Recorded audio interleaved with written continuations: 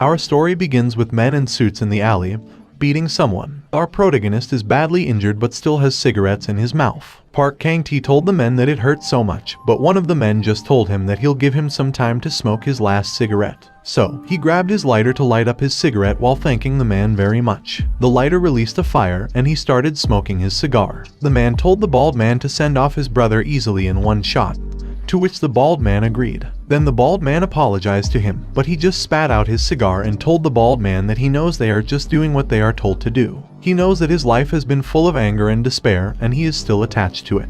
Boxing was everything to him, and he had everything like height, punching power, and star quality. In high school, he was even called a promising prospect in the boxing world.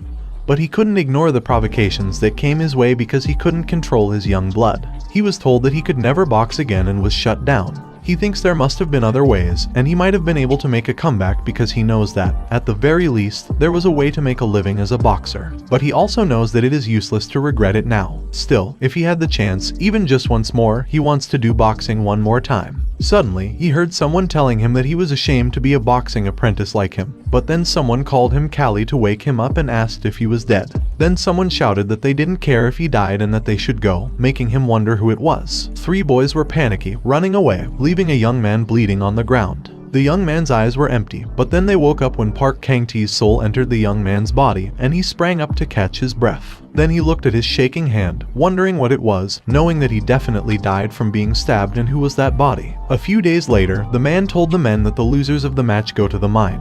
But if they won, they stay there in that August boxing apprentice school. The instructor named Nixar also told them that if they didn't want to go to the mine, they should train like they were going to die and listen carefully to the pairs he was assigning them to now. Then Nixar begins pairing Torres and Meros, Undat and Bizon, Kizo and Damien, Johnny and Caesar, and lastly, Slit and Callie. Then told them that the pairs called now would have a match in a week. The huge men laughingly replied to Nixar that it was clear, but the skinny men asked their captain if he was telling them to die. Park Kang-tae, who reincarnated as Callie, knows that Nixar called the inferiors against the superiors, and he can see Nixar's intention. The mine is a dangerous place where many people still die from accidents or lung disease in the 21st century, and the environment there is even worse. So he knows that he must avoid going to the mine at all costs. Suddenly, Nixar called his name, making him jump in shock, and told him to follow him because he had something to ask him to do separately. One of the superiors asked if Callie was getting special treatment again, and the other superior furiously replied that Callie is a jerk who can't even keep up with training. On the other hand, somewhere else, Nixar told him that he had submitted his name to the owner for discharge. He asked Nixar if it was true, but he was surprised that he was calm. Nixar told him that he was not a boxer and he had a small build, so the same goes for the mine. He'll die soon, making him think that with a body like his, he'll die in less than a year. Then Nixar told him that he'd recommend to the owner that he be sold to a different master, but he told Nixar that he'd go to the match in a week. Nixar asked him if he is really Callie because if it was usual, he would have already cried and cried, but he firmly told Nixar that he will definitely become a boxer. Then he confidently glared at Nixar, making Nixar smile, and told him that if that's the case, he wouldn't say anything more, but if he changed his mind, he could come to him anytime. Then he silently walked outside, thinking about Nixar, questioning if he is really Callie. But he knows that he is not because until recently, he was a gangster named Park Kang-tae who lived on Earth. He got a second chance as a boy named Callie, which is the opportunity to do boxing again. But he knows that his current body is frail with weak bones and insufficient stamina. His growth spurt is late, and his punches are weak. In addition, it seems that Callie has been subjected to a lot of bullying, and it must have been because of that frail body that it wasn't seen. This makes him wonder why he got a second chance with that body. Suddenly, someone called him from the side, and the superiors were glaring at him, making him realize that it was starting again. Then Slit punched his face and kicked him away while telling him that he has never liked a bastard like him. The fact that the instructor took him in as an exception is also a problem. Then Slit asked him what he was bragging about, his father being a champion, and told him that he should just die because he was just a weak, insignificant bastard. The other man who was looking at him thought he was pathetic, but then they noticed that he was still standing up, making them can't believe it because they know that Callie would have been beaten to a pulp if it was usual. While he was wondering how pathetic the owner of his body must have been, Slit teasingly told him that he only had to look at his face for a week, but he agreed and jokingly told Slit that it was because he was going to be dragged to the mine. This made Slit angry and he launched his fist to punch him again. He was stunned, realizing it was a massive fist, and with his current body, it was impossible to dodge it. He wondered how he could dodge it, but then he was surprised to see the fist slowly approaching him. Seeing it coming, he managed to dodge the punch in time, and he wondered if he had truly dodged it. The man who was observing them was also surprised and wondered what was happening. Slit became even more furious because he had avoided his attack and launched his fist once again. It was clear that he could see the trajectory of the fist, so he dodged the attack once more and skillfully avoided other attacks while getting closer to Slit, as he could also see when the guard was down. Then, he punched Slit's chest, making Slit stumble back, and the other superiors were shocked. But Slit grabbed his shirt and aimed for him, angrily calling him a weakling, then launched his fist toward his face, hitting him hard. After this, the superiors walked away with Slit telling him that nobody liked him being cocky. The man who had been watching them from the start observed for a while and then turned around to leave, leaving him alone on the ground, badly injured. However, he smiled and laughed heartily. He wondered why he hadn't noticed until now that something as important as body weight in boxing was eye-hand coordination and reflexes. The hand-eye coordination that can see every grain of sand that falls and follows its movement, and the reflexes that dodge all the punches. He knew he had a pretty useful corner and swore that he was not going to the mine because he would win and survive. 20 years ago, there was a rising revolt of the armored gladiators, and it was a challenging situation that even regular troops struggled to cope with. The kingdom, which had barely suppressed the rebellion, later abolished the slave gladiator system, and that's how fighters were born. He found out that in this world, the audience only took pleasure in fights where opponents were destroyed with fists. Moreover, his current body made it easy for him to get injured. A man told him that if he was already exhausted, he could run slowly, but he replied with a cough, insisting that he was fine. He knew that he had to do everything to survive because in that place, lacking strength meant certain death. Moments later, Nixar shouted to them that it was over and they should stop. This left him catching his breath in exhaustion, feeling frustrated, knowing that he could run better when he was drinking alcohol or smoking. On the other hand, Nixar, who observed him, wondered how the kid who always lagged behind was now in the middle of the pack. If Callie had been like this before, they wouldn't have let him go, making Nixar wonder what had happened to Callie. Then Nixar overheard one of the men asking his friend why Callie had run with all his might today after getting beaten up. The friend inquired back if he thought Callie was acting a bit strange after his head got hurt. Nixar asked them what they meant by Callie's head getting hurt, leaving the two men shocked. He inquired further if Callie got beaten by another group, and the men replied that they believed Callie got beaten harder than usual. They thought Callie was dead because he was bleeding from the head, nose, and more. Nixar wondered if it was changing Callie because he felt the specter of death.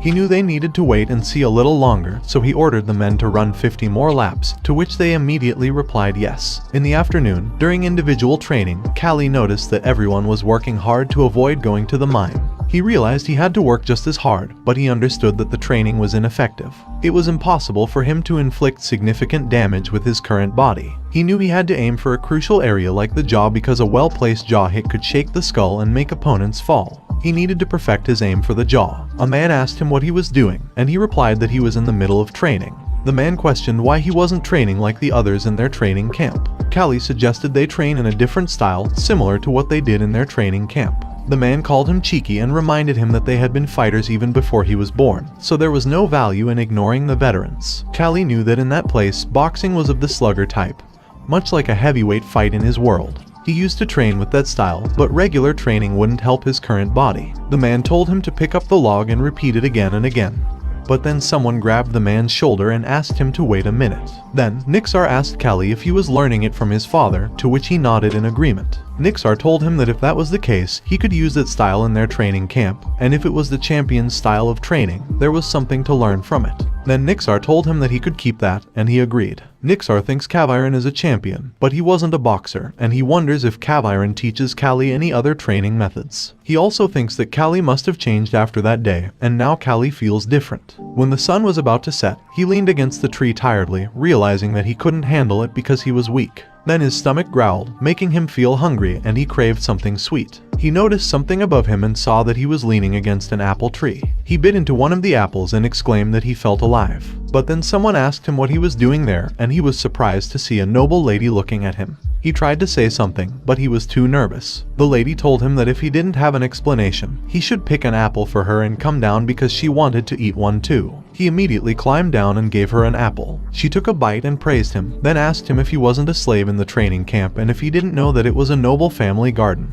She reminded him that if he got caught, he would be punished. Shatteringly, he replied that he really didn't know, knowing that if he got hurt, he couldn't compete. She smiled and introduced herself as Azalea Aegis, and her father was Baron Gadolf Aegis, who is his master. She ordered him to say his name, and he replied that he was Callie. She told him that she'd pretend she didn't see what he was doing today because he gave her that apple, but if he got caught again, she'd swing the whip herself. Then she ordered him to quickly leave that place before the others saw him, to which he thanked her and immediately ran away, thinking that it was a close call. Azalea watched him running away and noticed that he was small and looked weak for a boxing slave. Then she looked at the apple that Callie gave her and ate it while thinking about his name. The next day, Callie was busy training alone with his hands while the superiors were training using the log on the side. Slit noticed that Callie had changed and was attracting everyone's attention with his unconventional training. He also remembered that last day, Callie even hit him, and he knew that if it continued, it would be the end. This made him furiously throw the log he was carrying and ask one of the superiors if the instructor was supposed to come. The man replied that the master called them, so they left. Slit smiled upon hearing this, thinking that there was no harm in testing the opponents in advance. He told everyone that he had to show them who's the boss. Then, Slit was about to grab Callie from behind, thinking he'd start with Callie's annoying face and plan to smash Callie to the ground. However, Callie ducked in time to avoid it. He turned around to face Slit and launched his fist towards Slit's jaw, but he stopped in time and surprisingly apologized to Slit. He explained that he was so focused that he didn't notice him next to him. Worriedly, he asked Slit if he hit his face, and Slit replied no, saying he was fine. He told Slit that it was a relief and that he shouldn't get hurt before the match. Slit shook in fear. He told Slit that he'd go back to what he was doing but knew that Slit was a troublemaker. He remembered that when they were in the organization, he saw his share of guys like Slit. He swore that those who tried to act tough by making others look weak, he would crush them all. On the other hand, the man was busy training with a log, knowing that it wasn't a coincidence. Then the man walked towards Slit and asked Slit if he was worried because he looked pale. Slit shouted and asked the man what he was talking about. He told the man that he was lucky to have a wimp like Callie as his opponent, so nothing could be better than that. The man told Slit that it was true that Callie had changed because usually, Callie would whine and annoy them, and they would beat him up. But lately, he saw determination in Callie's eyes, indicating that he wouldn't lie like before. So, Slit better not be careless and let his guard down. This made Slit surprised, and he couldn't believe that even Torres was paying attention to Callie. Torres smiled upon seeing Slit's reaction and slammed Slit back, telling him that Callie was still Callie, so he shouldn't worry and should just send that trash to the mine. Slit confidently replied, of course, and said it was what he had to do. Meanwhile, in Gadolf's mansion, a man told Nixar that it seemed like the preparations for the match were going well. Nixar replied that they had even started living in the training facility. Gadolf asked Nixar if Torres was the promising one he mentioned and how Torres was. Nixar replied that Torres had a good balance of strength and agility. He was aggressive and skilled, and he had a good eye, which allowed him to overcome his weaknesses. Torres could even aim for the champion title. Gadolf told Nixar that he was looking forward to it and that there was something he wanted him to do, making Nixar ask Gadolf what it was. Gadolf explained that, as they knew, their training center's reputation had been declining, and they had been struggling financially. They had to send half of the slaves to the mines due to a lack of funds, so he wanted to invite commoners as spectators and raise some money. He believed that commoners must have missed watching the boxers fight and would surely enjoy it. Then he asked Nixar if he could show them a match worth watching. Nixar replied that he could, all while thinking that Gadolf was his master, but he considered Gadolf incompetent. Nixar knew that the reason the training center's reputation had fallen in the first place was due to Gadolf August Baron's greed. Gadolf had been running the training center for 15 years, and for the first 5 years, he was able to maintain it with the boxers he inherited from his ancestors. However, for the next 10 years, he forced them to fight too much, and they died out. August's territory was barren and had little farmland, so he had been relying on the training center's income to support his family, but now it was not enough either. Nixar thought about how things might have been different if Gadolf hadn't sent young boxers to the Kingdom Boxing Tournament 2 years ago. Then he remembered a man who had promised him that he would definitely win. But that man had died, making him frustrated. He thought that if Gadolf hadn't done it, the training center might have had a chance to rise again. Azalea told her father that she wanted to watch the match too and asked if he could prepare one more seat for her. Gadolf asked her what it was for and questioned whether she had not said she hated it because it was barbaric. She replied that sometimes she thought barbaric things were okay too. Nixar warned Azalea that it might be too stimulating for her, but she insisted that stimulating meant fun. Gadolf chuckled and told his daughter that she really wanted to see it badly. She was not usually interested in fights like these, but she wanted to see for herself how Callie fought. The day of the match arrived, and Callie entered the place, fixing his hand bandage, thinking that finally the time had come. A moment later, someone raised a hand in the air, and the people cheered loudly. Taurus thought it was easy, and the match ended. On the other hand, up top, Nixar and Gadolf were watching. Gadolf told Nixar that it was a great fight and instructed him to train Taurus well and make him a champion in just 1 year, to which Nixar agreed. Then the instructor shouted that the next and last fight would be between Slit and Callie. Azalea, who was watching the match, noticed that everyone was tall and muscular, but that kid named Callie was as skinny as a bone. She wondered if Callie thought he could become a fighter with that small body. Nixar told her that for a fighter, physique is an absolute factor because physical strength is directly related to power. However, there is still a way. Slit asked Callie why he didn't just surrender now, as if he fought Slit till the end. He wouldn't have good health anymore. But Callie told Slit that if his ability matched the way he talked, he'd already be a champion. He knows it's not that simple, and he can't find a place to hit Slit. He understands that the most significant challenge is the difference in physique. It won't do any good damage if he hits Slit's torso with his fist, so he needs to target Slit's jaw. To do that, he needs 2 things. Slit launched his fist to punch him, but he dodged it.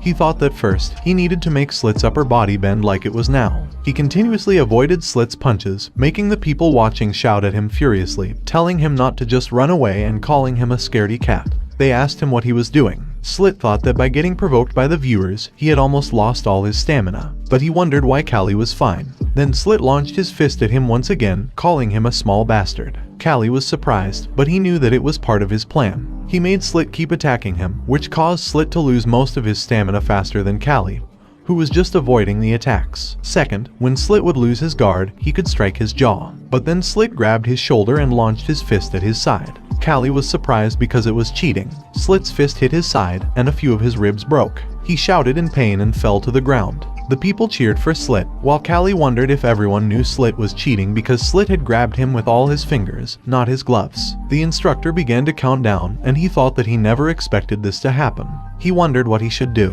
When the instructor counted down to 3, he pushed himself to stand up. Fortunately, he managed to get to his feet in time, although he wondered if his ribs were broken and how many were affected. However, he knew that wasn't the problem for now. The instructor asked him if he could still continue the fight, and he thought that he had already died once, so he would survive now. Slit told him that he'd regret standing up, but he just glared at Slit, knowing that his ribs were already broken, and he couldn't move freely. Then Slit launched his fist toward him again, making him think that it was the worst situation, and now that it had come to this, he would do whatever it took. He met Slit's fist using his head, causing Slit to shout in pain. Slit was surprised, and his hand was hurt too. He launched towards Slit, realizing that he needed to attack him. Slit, angrily, was about to attack him again, but he dodged it and saw that the chance was now his. He punched Slit's jaw with all his might, making Slit stagger back a little. But Slit just smiled at him and asked if he thought only one of his punches would kill him. Suddenly, Slit collapsed and fell to the ground. The instructor began to count him down, while the viewers were shocked and confused. When the countdown reached 0 and Slit didn't stand up, the instructor announced that the winner was Callie. The viewers were astonished and asked what was happening, but he was just glad that he was still alive. He swore that he wouldn't let his second chance at life go to waste. A week later, the slave traders arrived, and half of the apprentices were sent to the mine. The only exception among the inferior students was him. Now, there were only a little over 10 people left in the training ground, so the training center was quiet. Later, at August's mansion, Nixar told him that the shackles would be released when he returned to the training center. He looked around because it was his first time coming to August's mansion. Nixar asked him how his body was, and he replied that he was fine. Then he excused himself to ask Nixar why the lady had called him. Nixar replied that she seemed to be interested in him after the last match. A few minutes later, in Azalea's room, she greeted him and told him that they were meeting again. Then she ordered Nixar to stay outside for a while, and Nixar, confused, replied okay. After Nixar left, she told him to sit there, but he told her that he was fine. She told him not to refuse, as she didn't ask twice. He mentioned that he heard she had called him, and she responded by throwing some fruits at him, telling him that he was a bit impatient and should have some fruits. They began to talk, and he ate the fruit she had given, which made her look at him with a smile. Then she explained that she had called him because she had something to ask him. She inquired if he knew that slaves had no right to refuse. He replied yes, while thinking that Azalea was hard to read. She told him that he was amazing in the last match and did well with his thin arms. She also mentioned his one shot, but her father said it was luck and coincidence. She asked him if it wasn't, making him ponder that she was smart and quick because Slit's punch was a coincidence, but then he told her that he shook his head, which left her confused as to what he meant by shook. He explained that if they hit the chin accurately with their fist, the head would shake, and the person would lose temporary control of their body. But it only applied when the impact was strong enough. She asked if he aimed and attacked, to which he replied yes. She smiled and praised him, then told him that she looked forward to his future moves, so he should keep winning and become a professional boxer. She also mentioned that if he became a champion, he might become a free person. He looked at his hands and the shackles fall to the ground, and thinks about what it meant to be a free person. The afternoon training session arrived, and Torres was training seriously while thinking about freedom because it was his goal. He swore that he would definitely achieve freedom. When Torres was 14 years old, Nixar told him that he would become strong enough. Otherwise, Nixar wouldn't have brought him from being a farmhand. He also had a natural physique and fighting spirit, so he should work hard to become a champion and a free person. He threw the log on the ground while thinking that he used to dislike guys like Callie who did pathetic things every day without a goal. However, when Callie suddenly changed, beat Slit, and survived, he realized that they never know what will happen in the world. Then someone told him that lately Callie was acting up, and they should teach him a lesson. Because of cowardly Callie, Slit had to go to the mine. A man named Kijo, with the nickname Mantis, told Torres that they should go beat up Callie. Torres replied that he was done and didn't care anymore. This made Kijo ask if he really didn't care and say that it was boring. Torres thought that if Callie wanted to change himself, he wouldn't bother Callie because he was just annoyed by Callie's begging. On the other hand, Callie was busy in a corner of the training room alone. He noticed that his ribs were completely healed now. He had started exercising around the time he recovered and had gained some muscle too. Then someone called him and told him that he had come out of the training ground after a long time. He just thought to himself that he had been wondering when they'd show up. Kijo asked him if it was fun to win easily, and he sighingly replied that it would be troublesome if they got hurt. Kijo teasingly told him not to be too scared because he'd go easy on him. However, he corrected Kijo, saying it was troublesome if he got hurt. This made Kijo angry, and he launched his fist to attack him, but he jumped backward in time to avoid it. Kijo tried to punch him again, but he avoided it once more while launching a counter-attack, then hit Kijo's jaw. Kijo coughed out blood and slowly fell. He was thinking that Kijo must have thought he won by pure luck. Then he told them in his mind that they were overconfident. With tall height and overwhelming reach, it felt like facing someone with a spear. His long jabs and punches made it nearly impossible to approach. He knew that having a long reach was a significant advantage, but Kijo had a large movement and a bent swing that didn't allow him to take full advantage of the reach. It meant that Kijo was essentially a big punching bag. He understood that he shouldn't give Kijo any breaks and needed to maintain the pressure, so he continued to punch Kijo. However, two more men suddenly appeared behind him, ready to attack. This surprised him, but he managed to avoid their attacks, wondering if the three of them were coming at him. Kijo told him not to get cocky with the punch he had landed by chance. Frustrated, he asked Kijo if he was resorting to numbers because he was at a disadvantage. This enraged Kijo, who tried to punch him, but he skillfully avoided it. Unfortunately, another man knee him from behind, making him realize that they were willing to gang up on him to maintain their self-esteem. He fell to the ground and looked up at them, recalling that he hadn't been much different from them before. Torres stood up and said that he couldn't stand it anymore. He asked Kijo why he was making a fool of himself in a one-on-one fight and told him that if he wanted to gang up on someone, he should have done it from the start. Kijo asked Torres why he was on Callie's side, and Torres replied that he didn't take anyone's side. He was simply annoyed by the guy who had been beaten by Callie and was now acting up. Kijo shouted that he hadn't been beaten and had just let his guard down for a moment. Torres challenged Kijo to have a one-on-one fight again, with him as the referee. Kijo confidently accepted, and then he gave Kijo a menacing glare with his sharp eyes, which made Kijo jump in horror, wondering if that kid was Callie. Kijo attacked him, but he easily avoided it and pointed out that it was a slow punch, finding it strange that Kijo couldn't dodge it. He continued to punch Kijo's side, and Kijo raised his fist to attack him again, telling him to shut up. Once more, he easily avoided Kijo's punches and told Kijo that he was wasting movements as well. Then he launched his fist toward Kijo's face, saying that Kijo was only showing his weakness. He punched Kijo's jaw, making Kijo dizzy, and he collapsed to the ground face first. Torres noticed that Callie looked like an experienced boxer. He knew that Callie's father was a champion, so Callie must have some talent. Callie called Torres, but Torres told him that they had nothing to do with each other. Still, Callie asked Torres if he didn't hate him and why he helped him. Torres just turned around, asking him if he had to explain that to someone like him, and told him to just get lost now. After that incident, there were no more guys who picked on him blatantly, and they implicitly acknowledged that Callie was one of the boxing apprentices. Meanwhile, in the August Mansion guest reception room, Gadolf shouted at someone not to worry and just proceed with the match as usual. Then someone came out of the room with a smile, leaving Nixar surprised. Nixar walked inside, calling Gadolf, and reminded Gadolf that he had told him to refuse that match because they only had apprentice boxers on their side. But Gadolf angrily asked him if he could stand it and told him that Dorman hadn't brought any proper boxers, so they might win if they did well. Nixar told Gadolf that there were two ways to handle it: either prepare the best members and fight, or send out a sacrificial lamb for the next round. But Gadolf angrily ordered him to pick the best three and come because he wanted to see Baron Dorman lose his temper. Nixar wondered how much more Gadolf had to ruin the training center before he came to his senses. He realized that if aces like Torres became disabled, the training center would be in jeopardy. He also noted that they had 3 days left to train the aces and prepare for the upcoming match. Later, Nixar called Torres, Kijo, and Callie to inform them that he had decided to train them and put them in a match against Dorman's training camp in 3 days. He chose them because they were the ones whom he and the other instructors believed were the best. Torres asked Nixar if he thought the team he was assembling would win, and Nixar remained silent for a moment, thinking about Gadolf.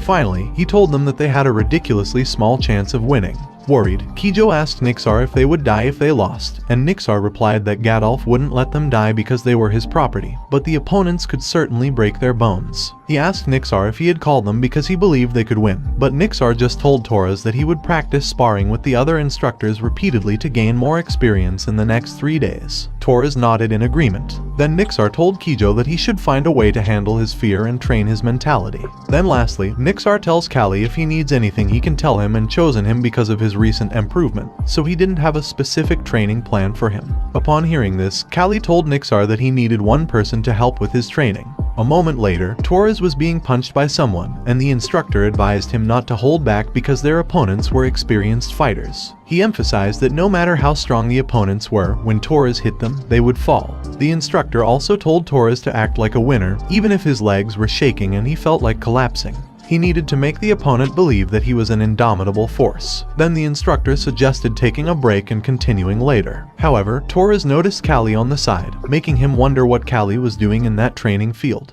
On the other hand, the laborer named Valkyra asked Callie if he was crazy and if he really meant to throw the stone. Callie simply told Valkyra to go ahead and do it, asking what he had just said. Valkyra replied that it was nothing and that he would throw the stone. Valkyra threw the stone at Callie, but Callie easily avoided it, causing the stone to hit the wall instead. Callie understood that it was a hit or miss situation, one of the key aspects of modern boxing. He knew that no matter how hard he trained in 3 days, there was no way he could gain muscles. Therefore, he planned to focus on training his footwork, weaving, and refining all of his reflexes, as they were his most critical weapons now. A moment later, he caught the stone that was being thrown at him while praising Valkyra for doing a good job. He told him that the training was over for the day, thinking that sharpening his body's reflexes was also a form of training for boxers. Then he arrived at their room and heard someone shouting that he would kill them all, with others trying to calm a man named Valky down. He was surprised by the situation and asked what was happening. Valky angrily told Dorman that he wouldn't forgive him. Callie asked Kijo what the hell was happening, but Kijo replied that he didn't know either. Callie urged Kijo to tell the truth because it was a serious situation. Kijo explained that fighters from Dorman's training camp had come by and mercilessly beaten them because they were angry about the match. However, there were no severe injuries, only bruises, so it was challenging for the instructors to handle. Kijo thinks they will be completely defeated.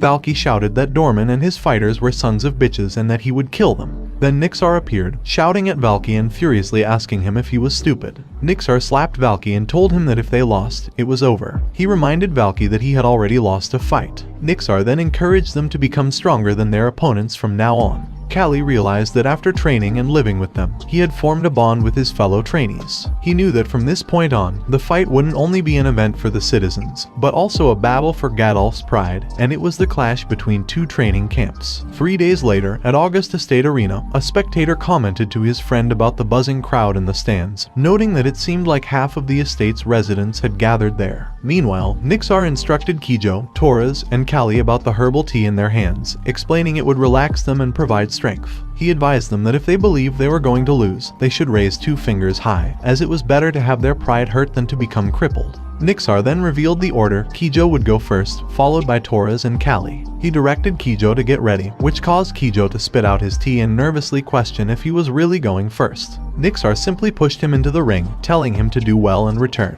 Callie called out to Kijo, noticing his nervousness, and asked him why he was so tense. He advised Kijo not to let the opponent get close to him. However, Kijo was angry and questioned Callie, stating that they needed to be close to hit their opponents. The host announced Kijo's entrance into the ring, and the crowd cheered for August. Some in the audience wondered about Kijo's height when he was an apprentice, which made Kijo anxious. The host then introduced Kijo's opponent, Bass, a warrior from the Dorman Training Center with 14 wins. Bass called Kijo a kid and remarked that having long limbs didn't necessarily make one strong, making Kijo nervously shake. Kijo's stiffness worried Torres, while Callie expressed concern for Kijo. On the other side, Joshua laughed heartily, commenting that Kijo was tall but still just a kid. Baron Joshua Dorman teased Gadolf, asking if he agreed. But Gadolf, while angered, believed that the match had yet to begin. The host announced the start of the match, and Bass immediately lunged at Kijo to attack. Bass threw a punch at Kijo, but Kijo managed to dodge it. He avoided another attack from Bass, who was smiling and eager to engage. However, the audience expressed their frustration, questioning if Kijo was a real man and whether they had come to see such a performance. Kijo, frustrated, cursed them in his thoughts, knowing that anyone could talk. Suddenly, Bass appeared right in front of Kijo, launching an attack and questioning how long Kijo intended to run away. Kijo instinctively covered his face with his hands, but Bass managed to land a punch on his chest, causing Kijo to shout in pain. Bass considered Kijo pathetic for falling for such a trick. He then followed up with a punch to Kijo's face, which made Callie, Torres, and Nixar worryingly stand up in response. Kijo fell to the ground hard, and Bass proudly raised his hands in victory. However, the audience expressed their disappointment, criticizing Kijo's performance and urging him to get up quickly or even contemplate giving up entirely. The referee began the countdown, and Kijo wondered how he could possibly win. Then he looks to his side and notices that Gadolf is glaring at him. Bass was confused when he sees Kijo gets up, and Kijo knew that if he gave up, without throwing a punch, it would likely mean being kicked out of the training center. Bass, teasingly, asked if Kijo still had the will to fight. But Kijo told him to shut up and reminded himself that he was a boxer too. He told himself to calm down and follow the instructor's advice. He recalled Nixar's words, in which Nixar questioned why he lost to Callie. Nixar noted that it wasn't a fight he should have lost, especially given his advantageous physical attributes. Nixar pointed out that Kijo had failed to use his height and long limbs effectively, likely losing his composure and becoming impatient, which allowed Callie to get too close. Nixar advised him to stay calm, not be afraid, prevent the opponent from getting too close, and intercept the attacking opponent. With this advice in mind, Kijo used his long arm to punch Bass in the face, causing Bass to stumble in shock. Callie, Torres, and Nixar cheered for Kijo. Even Kijo couldn't believe that he had landed a punch successfully, but he felt confident that his fist had struck Bass. Kijo continued to punch Bass, taking advantage of the situation, while the crowd loudly cheered for him. Callie observed that Kijo was now more flexible and faster, having reduced unnecessary muscle stress, making his attacks even more threatening. Kijo's agility and speed were evident, and his attack style was akin to that of a mantis. Bass was ready to retaliate, but Kijo's height presented a challenge, and it was hard for Bass to mount a defense. Bass knew that he had to hit Kijo harder than Kijo was hitting him to secure victory, but Kijo skillfully avoided Bass's attacks and smiled, knowing he had the upper hand. Kijo launched his fist into the open space on Bass's face, delivering a powerful blow that sent Bass falling to the ground and collapsing. The crowd erupted in cheers, leaving Kijo both surprised and overwhelmed. He immediately looked for Nixar in the audience, and upon seeing Nixar nodding and smiling, Kijo raised his hand with tears in his eyes and jubilantly shouted that he had won, prompting more cheers from the spectators. Gadolf teased Joshua about their apprentice's victory and asked if Joshua had seen it. Joshua responded with frustration, reminding Gadolf that they still had 2 fighters to compete. Gadolf instructed Valkyra to convey a message to Nixar, emphasizing the consequences of losing and mentioning sending the losers to the mine. Valkyra delivered Gadolf's message, leaving Nixar frustrated. Nixar then informed Callie and Torres about Gadolf's threat, assuring them that he would persuade Gadolf later and suggesting that if they felt in danger, they should surrender immediately. However, Torres confidently declared that there was no need for Nixar to persuade Gadolf, as he would win.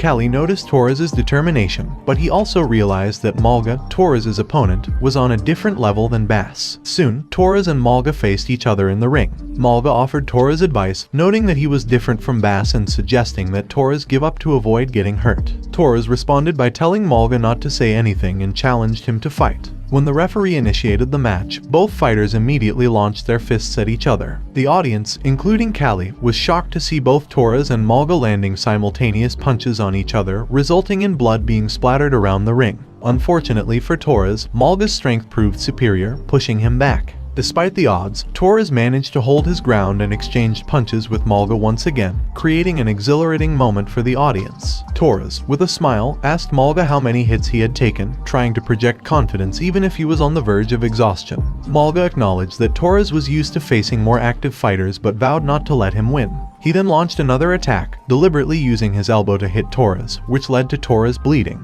Torres confronted Manga about the elbow strike, calling it cheating. Manga brushed it off as an accidental outcome that often occurred during matches. Despite this, Torres wiped the blood from his head and replied, "Okay," while secretly seething about how the situation had unfolded. Manga thinks 18 fighter collapsed into his hands, and although he failed to become an A-class fighter, he was still proud to be a veteran. But Torres was only an apprentice fighter, making him wonder why isn't Torres going down while Torres attacked him.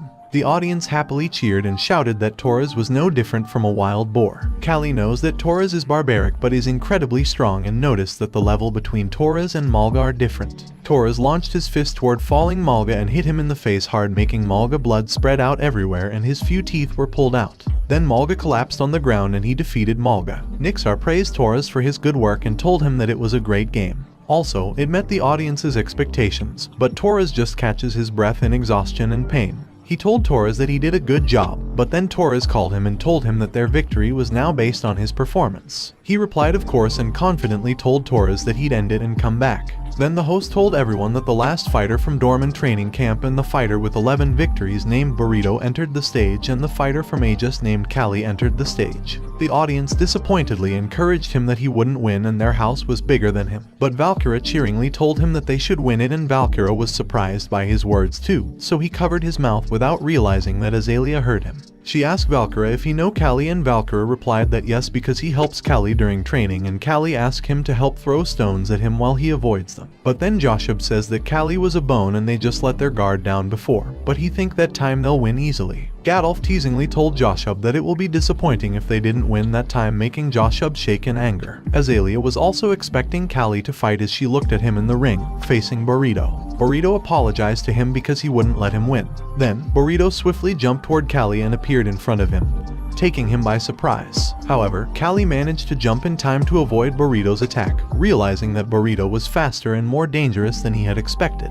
He quickly jumped to the side to gain a better position, but was surprised to find that Burrito was blocking his movements. Realizing that he was cornered, he launched his fist to attack, knowing that he needed to escape at any cost. He landed several punches on Burrito, but Burrito told him that his punches were weak.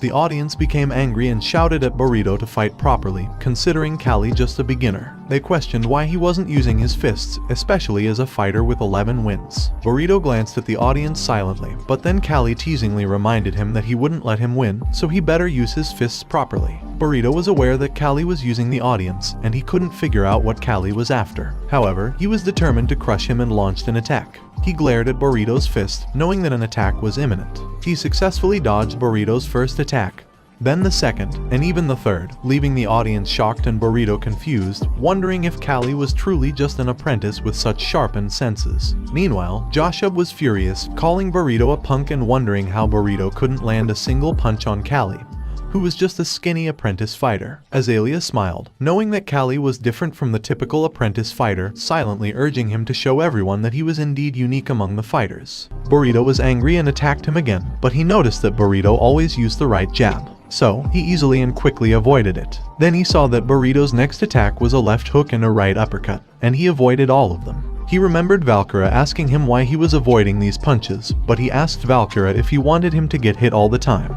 He told him to look at his body and explain that if he got hit by those punches, he'd break into pieces. Valkyra told him that it wasn't what he meant. He explained that in the end, if he didn't punch his opponent, he wouldn't win. He explained to Valkyra that he would avoid the punches while waiting for the perfect time. This made Valkyra confused, and he asked what he meant by the perfect time. He replied that it was about watching his opponent's movements and analyzing their patterns. He figured out that Burrito would first prepare his foot for a step, move his upper body for a punch, and then he analyzed his shoulder, chest, and waist before he was ready to attack. He didn't know if his fragile body could endure the hit, but he was confident that his experience and body sense could help him win. Then, he punched Burrito in the face, making Burrito's nose bleed. He followed it with a punch to Burrito's cheek, not giving Burrito a chance to recover. The audience, Nixar, and the masters couldn't believe that he had hit Burrito for the second time. Valkyra was also surprised, thinking about analyzing patterns because he saw that Callie had really done it. Burrito was on his knees, wondering how it could happen. He told Burrito in his head not to stand up because he couldn't use his right hand anymore, and that he should give up so they could move forward. However, Burrito furiously slammed his hand on the ground and stood up,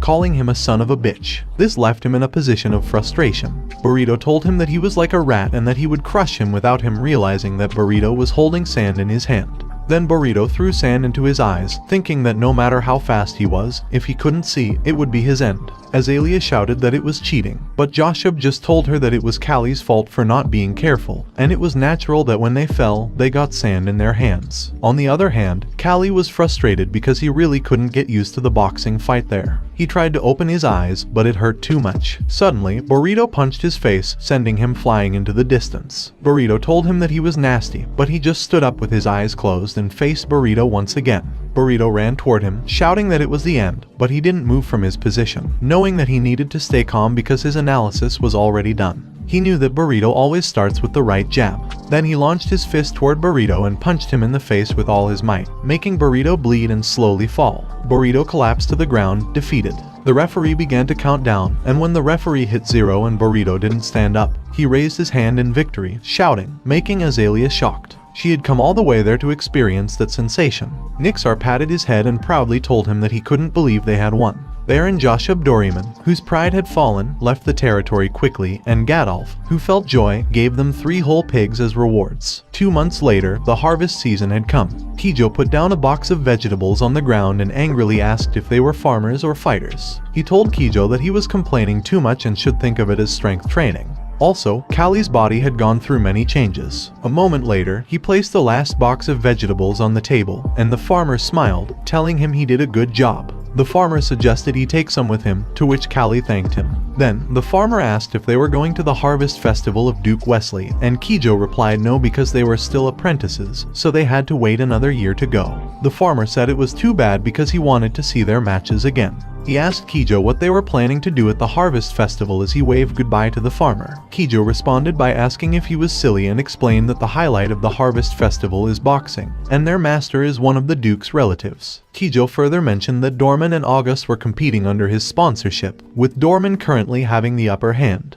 He pretended to remember, but Kijo teasingly asked him if he'd been hit on the head hard before. Callie then glanced back at the mansion, realizing it had been a year. Meanwhile, in August's mansion reception room, Nixar tried to persuade Gadolf to give him 1 more year. He told Gadolf that the last match was well prepared but that he was lucky. Gadolf, in response, mentioned that a letter had arrived from the Duke's house, and they must have heard about their last victory. The Duke wanted to see the 3 apprentices, and if they refused, it wouldn't be good for them. Nixar understood that Duke Wesley was one of the 5 dukes in the kingdom, and they couldn't possibly refuse. He replied, "I understand." Gadolf told him that they would depart for the Duke's house with an escort the day after tomorrow, so they should get ready. From now on, those 3 were official boxers, so he should mark them. A moment later, Callie felt that the mark on his shoulder was still sore, but as long as he could box, it didn't matter. Then, they continued on their journey. Suddenly, someone congratulated Callie for becoming an official boxer. Azalea told him that thanks to him, she could walk alongside the nobles. He asked her if she was talking about him, and she replied yes, for which he thanked her. She stared at him, making him confused, but then she told him that he had changed a lot and should show his training results at the harvest festival. Kijo asked him if their lady wasn't pretty and mentioned that her red hair and full lips showed her beauty from afar. Callie remembered her expressions and realized that she was indeed pretty. Torres told Kijo to watch his mouth unless he wanted to face their master's anger, but Kijo asked Torres what he was so worried about and suggested that Torres actually liked him. This made Torres angry, and he attacked Kijo from behind. Kijo told Torres he got the message, defeatedly. The knights told them to be quiet. The night arrived, and the captain of the knights told everyone that they should stop there to take a break and then leave. Kijo, irritated, asks why they are going around the mountain, and the bugs are sticking to him. He just asks Kijo back, who would have known that the bridge collapsed because of the rainstorm. Kijo asks them back, what if bandits show up? On the other hand, inside the carriage, Gadolf tells Azalia that the sun sets quickly in the mountains, so she should go to sleep first. Then Gadolf told the captain of the knights that they'd leave early tomorrow morning, and the knight replied that it was harvest season now, so the bandits were rampant. He should hurry, but Gadolf asked the captain of the knights if it wasn't because of those bandits that he pays them. While they were busy talking, he heard something and wondered if it was a rustling sound. Kijo shouted that something moved in the bushes, and he told Gadolf that they should leave now, making Gadolf ask them what it was and where they thought they were going. Suddenly, someone threw something at the captain of the knights, and a swarm of sharp arrows flew in their direction. Gadolf panicky shouted that it was an attack, and the knight immediately protected Gadolf. Nixar, who was hiding in the bush, told them to come there, but he noticed that the arrow shower stopped and saw that there were too many bandits approaching them. He told Nixar that they didn't have enough soldiers, so if he unlocked their chains, they'd fight with him, to which Torres and Kijo agreed too. Nixar got the key to their chains and freed them while telling them to only subdue the ones who approached them and protecting Gadolf and the lady is their priority. Suddenly, one of the bandits attacked Kijo with a sword while shouting that he found them. Fortunately, he blocked it in time with the chain on his wrist and punched the man in the face. He told them not to just stand there and they should go. Torres wrapped the chain around his arm while saying that Callie was a crazy bastard, and Kijo told Torres that Callie was definitely not an ordinary guy. On the other hand, he was running fast toward the carriage, knowing that he had to find Gadolf and Azalia. The knights grabbed Gadolf, who was trying to free himself from them, but the knight told him that they had to go quickly, making him realize that Gadolf is safe. But then Gadolf shouted that Azalia was still in the carriage, making him surprised and immediately run toward it. But he noticed that one of the bandits was already approaching it, so he shouted to the man to stop. The man just smiled at him and swung the sword at him. Fortunately, he blocked it using the chain on his arm,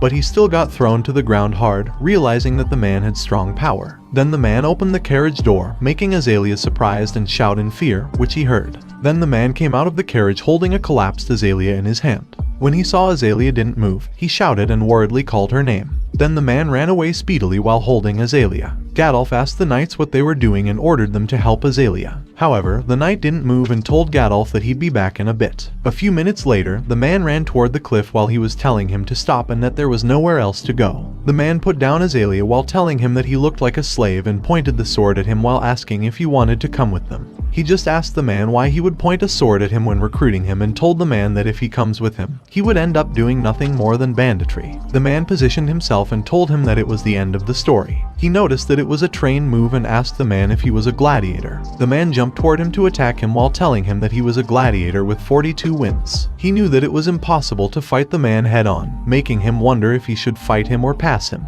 The man swung his blade at him, but he jumped back in time to avoid it. Then he speedily ran toward Azalia, making the man surprised.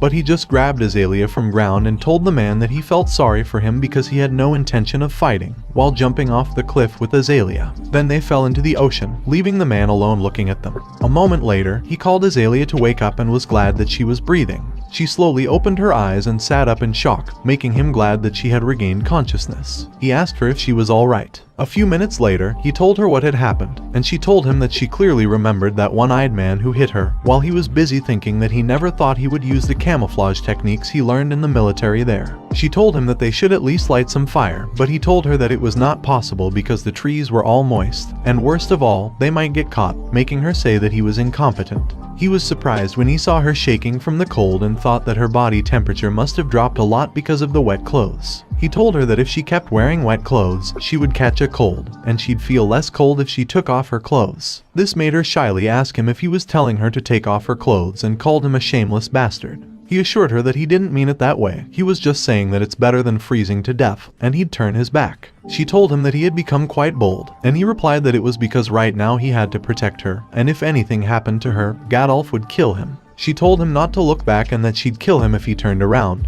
to which he agreed. The truth was his head was spinning as he heard her taking off her clothes. Then he asked her if she was feeling less cold, but she still shivered from the cold. She noticed that even though he was freezing, he could see his lips turning blue, and his body was shaking with cold. He told her there were two ways to warm up, either move their bodies to raise body temperature or stick their bodies together. She replied that it was okay and she was fine, but then she was surprised to see him doing push-up from the ground. He stood up and excused himself to her. Suddenly, he put his arm around her, which made her surprised, and she shyly asked him what he was doing.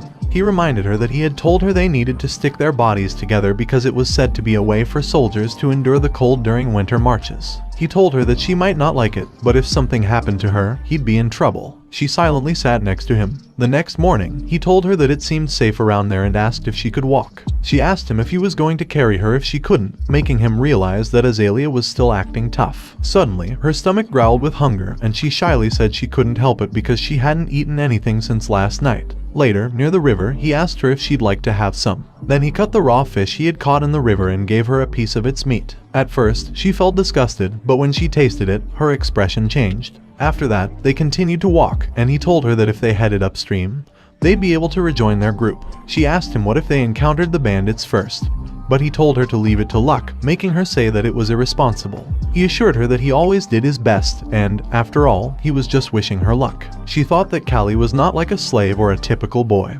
He was enigmatic and seemed to learn things in his unique way. She shyly told him that the more she knew him, the more mysterious he became. He asked if she said something, but she just told him to keep looking straight while walking. Meanwhile, a man was furious because he was trying to secure the ransom.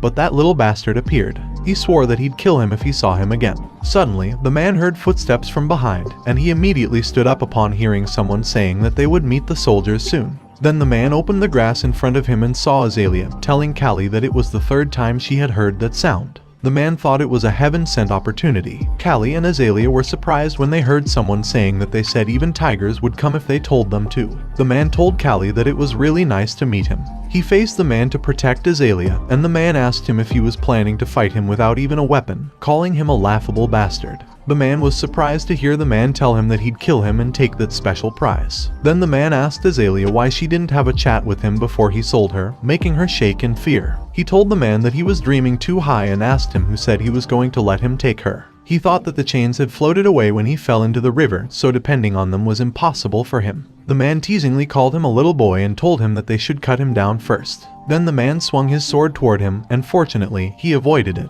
but it cut his hair and his clothes. The man told him that he was fast and teasingly asked him how long he could avoid it. Then the man continuously attacked him with the sword, and he continuously avoided the strikes. However, when the man turned his body around, he didn't dodge the man's kick because he didn't expect it, and he slammed onto the ground hard, making Azalea worriedly shout to him to watch out. He was surprised that the sword was near his face, but luckily he rolled to the side in time to avoid it, and he immediately stood up. He realized that the sword had high killing power and long range, but he already knew about the law of destruction. He knew that against a player with long arms, guns, and knives, if he wanted to win with his bare hands, he had no choice but to move forward. The man teasingly told him that he understood that he was sticking his neck out, but Azalea knew that the man was wrong. The man swung his sword at him, but he speedily jumped to the man's side to avoid the attack and found an open space. He then punched the man's side, making the man growl in pain. The man swung his blade toward him in anger while shouting that they should take it to the end. He jumped backward to avoid it, knowing that what he needed now was the courage to face the blade, and his nose was lightly cut by the sword.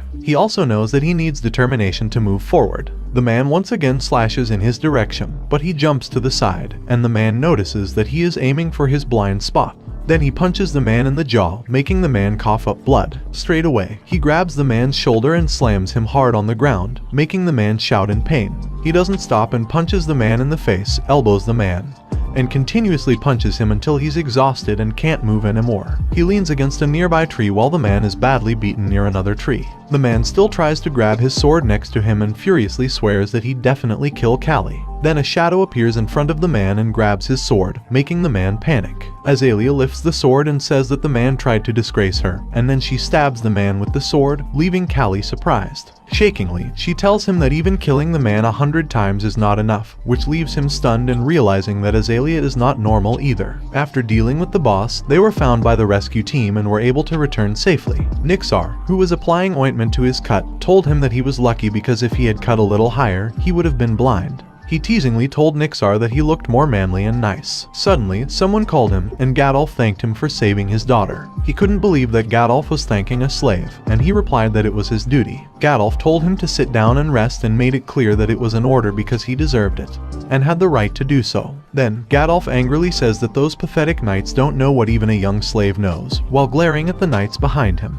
Gadolf then tells him that it's amazing that he fought and won against a gladiator. He asks if he has any secrets, and he replies that it helps to look weak because they always underestimate him. They rescued Azalea from the bandits and earned their loyalty. They were able to ride in a carriage, and finally, they arrived at the Wesley Duchy. Duke Wesley cheerfully told Gadolf that it had been a long time since they had seen each other and that they had traveled a long way. Gadolf thanked Wesley. Wesley noticed that Azalea was there too and told her that she had become a lady who looked just like her mother. She replied that she was honored that he remembered her while he stood behind her. Before that, she told him that one of the servants was sick in bed, so he'd have to serve instead. He was the best fit because the others had ugly faces and bulky bodies that couldn't be made into servants. A minute later, the nobles were sitting at a long table. Wesley asked Gadolf if it was true that August won all 3 matches in the last boxing match and told him that he heard they were all apprentices. Gadolf replied that it was embarrassing and those apprentices were now official boxers. Then the nobles began to chat with each other, making Azalea feel left out and sigh in boredom.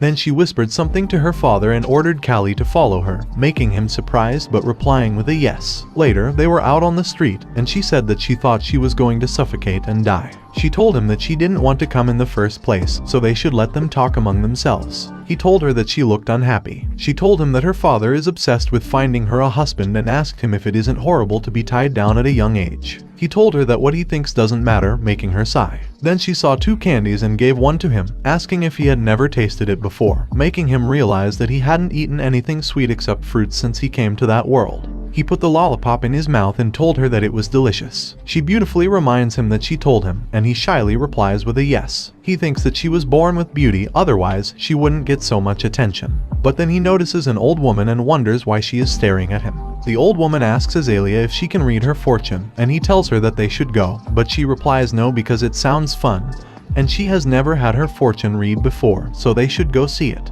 Then they follow the old woman, who is laughing and telling her that she'd give her a cheap price. Azalea looks around and excitedly says that it's the gypsy tent she had only heard of, while he is busy wondering what the old woman is up to. The old woman tells Azalea that her life is not sailing smoothly and there will be many twists and turns. She replies that it's good and it would be boring if her life were like everyone else's. Then she also tells the old woman to look at her marriage or love fortune, too, making Callie realize that whether it's there or on Earth, fortune telling can drive people crazy. The old woman tells her that her partner might be close by, but she won't be able to have the love that everyone blesses her with, making her blush and leaving Callie confused. Then the old woman offers to read that boy's fortune for her as a service. He initially replies no and says he's fine. She tells him not to be cold and that it's for free. Also, he has nothing to lose, so he sits down, and the old woman begins to read his fortune using the crystal ball. The old woman sighs and tells him that he has come from very far away, from a place that people there can't even imagine, making him surprised. He asks the old woman where he came from, but the old woman replies that she doesn't know it and she just says what she sees. Azalea asks the old woman what she sees, and she replies that she sees a metal that flies in the sky, a carriage that moves without a horse, and a human inside a box. He stands up in shock, wondering what the old woman is saying and if she sees a glimpse of his past. The old woman told him that there was an unusual energy hanging over him, and he seemed to have an angel by his side.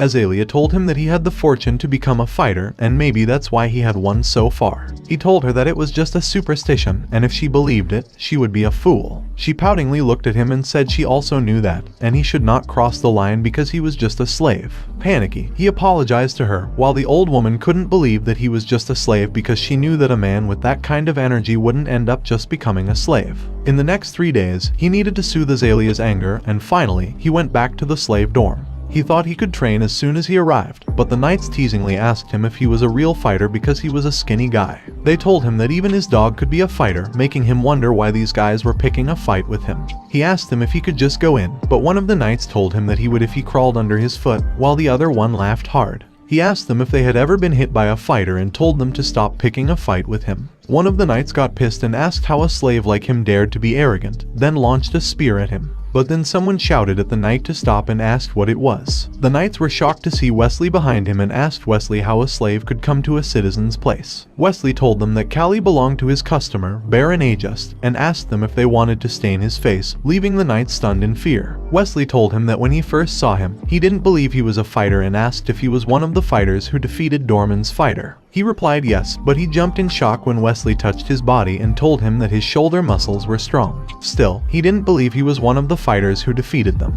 Then Wesley asked him what he was hiding, making him shock. But Wesley quickly smiled and apologized to him, saying he was just really excited to meet one of the fighters. Then he told him that he'd stop now before it got boring. Wesley walked away, telling him that he would see him at the match, leaving him wondering what the hell it was. Later, in the accommodation for the slaves and fighters, he was training.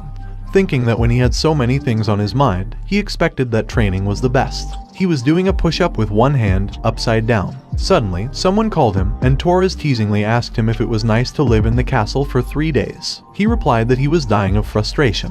Nixar told them that the place they were standing was a big one, bigger than their previous training area. It's not only Dorman's slave fighters training camp, but also stray fighters, so if they were lucky, they might not play, and they might be left because the round is full. Torres asked Nixar if they were on the lucky side, and Nixar replied that for now, they were, but they were 100 years early to deal with the other fighters gathered there. Torres asked Nixar if he was telling him to stay still in the training camp when he was ready to win everything now. Nixar looked at Torres for seconds and sighed in frustration. Suddenly, Nixar kicked Torres in the stomach and angrily asked Torres if it was funny when they were probably going to end up dead before their debut. Then he told Torres not to joke around and explained the fact that there are many boxers who have won dozens of times in a row, which means dozens of boxers were buried underneath. So, if it's not because of the match, he'll kill them with his hands. Torres stood up and told Nixar that he'll keep it in mind and apologize to him. Nixar told them that no matter how good a fighter was, they lose focus sometimes during the match, which is why he was worried about Kijo. But Kijo shouted that he was okay. Suddenly, they heard someone shout that it was an ogre and Dorman's ogre had come, making Nixar shocked and immediately turn around to look at it. Then they saw a huge guy in the center of the other men, and Nixar said that Joshub had sharpened his sword, and he couldn't believe that Joshub brought that ogre. Kijo fearfully asked what the hell it was and if it was a human. Nixar replied that people compared him to be at the same level as a monster. Callie wondered if the huge guy is a person, and doesn't that guy really look like an ogre from a fantasy world while looking at Dorman's ogre, a fierce fighter who has won 76 times in a year. Kijo counted the 76 wins in 1 year, and Nixar told Kijo that the ogre must have fought 3 to 4 times a day.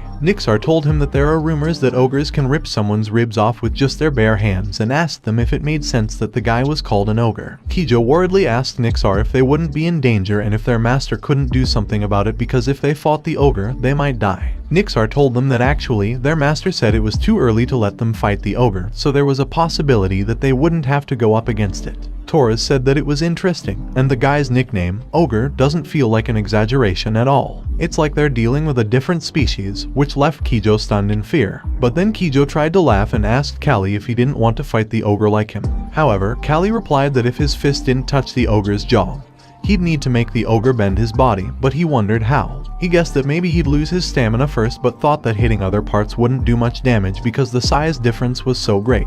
Honestly, he couldn't think of a way to fight the ogre. Kijo wondered if they were crazy and if they really wanted to fight that monster. He also noticed that Callie sometimes felt different and had some barbaric side, making him think that Callie was different from an ordinary human. Later, the nobles gathered in front of the task board, and someone told them that it was the match schedule, so they should check if it was written correctly. Joshub told Gadolf that it would be tough and they would meet again this time. Joshub teasingly told Gadolf that everyone would give up in front of the ogre, but Gadolf just laughed and told Joshub to see the match later. Nixar praised Gadolf and told him that if he fell for Joshub's provocation, he would only lose his fighters. Gadolf replied that he also knew it and wondered who was crazy enough to fight a monster like the ogre, knowing the reason why Dorman Ogre is so famous. Joshub teasingly told Gadolf that he was trying to give respect to the 3 fighters last time, and they would see. Nixar asked Gadolf what Joshub meant and if he wanted the 3 of them to die. Gadolf replied that he heard Joshub made his 3 fighters fight the ogre, so Joshub must be serious this time.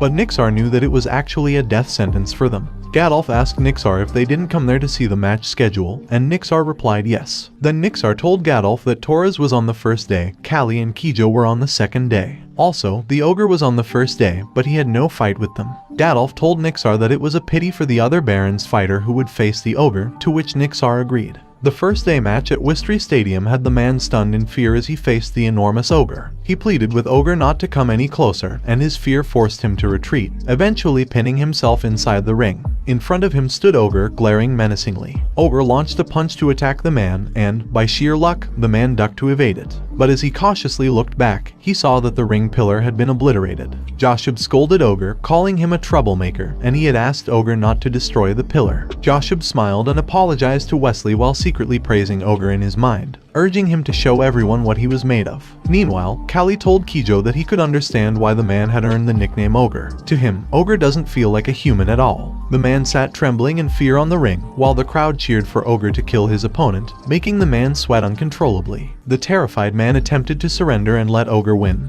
but Ogre ignored his plea. Instead, Ogre launched his fist towards the man, causing the man to scream in fear. Upon impact, blood splattered everywhere, further inciting the cheers of the spectators. Callie had witnessed many deaths in fights prior to coming to this place, but he had never seen anything as gruesome as this. Ogre's bare hands turned the fight into a brutal spectacle, like a battle between a human and a beast. Fortunately, Ogre didn't possess any refined fighting skills. At this point, Kijo called his name and inquired if he was still trying to figure out how to fight Ogre. Callie replied negatively, realizing that they might not even get the chance to fight Ogre. Kijo urged them to stop entertaining such thoughts, emphasizing that fighting someone like Ogre would result in certain defeat. Torres agreed and pointed out that Ogre was not merely looking to win the fight but to kill his opponents. Aegis wild boars, Torres never gives up. He knocks down his opponent after giving his best on the last match that day. He knows that the next day he will fight there. But then someone asks him if he likes boys, and he replied that he certainly does not. Then, Azalea asks if she was calling just to ask that simple question. She replied that usually, boys can't talk when they see her face.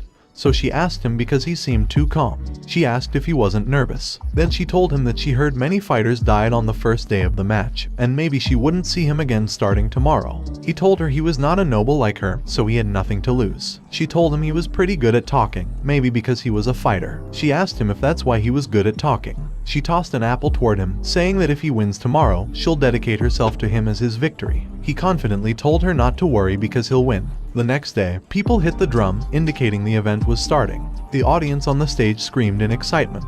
He was glad that it was finally starting, while Nixar noticed that his body had changed so much. His back and shoulder muscles were getting bigger than before. Then the host began to introduce the veteran fighter with 21 wins in Vataman training camp, the Iron Wall, Caesar. The host told everyone that Caesar's opponent looked like a dwarf, but the rookie had already won one fight against an experienced fighter, Callie, the next fighter from Aegis training camp. The audience angrily asked if they thought they came all the way there to see a terrible fight, and if Callie was eating properly because he looked like someone from a poor family. On the other hand, Azalea wished for Callie to win the fight, but suddenly, someone behind her told her that the result was too obvious. A nobleman told her that fighter Caesar was gaining recognition these days, and maybe Caesar would become the champion in the future. She knew she had nothing to do there, which is why she hated coming there. But she smilingly told the man that she thought the boy from their side would win. Still, the man confidently told her that physics is absolute in boxing. He didn't know if he ever told her, but in the past, he also had to fight someone.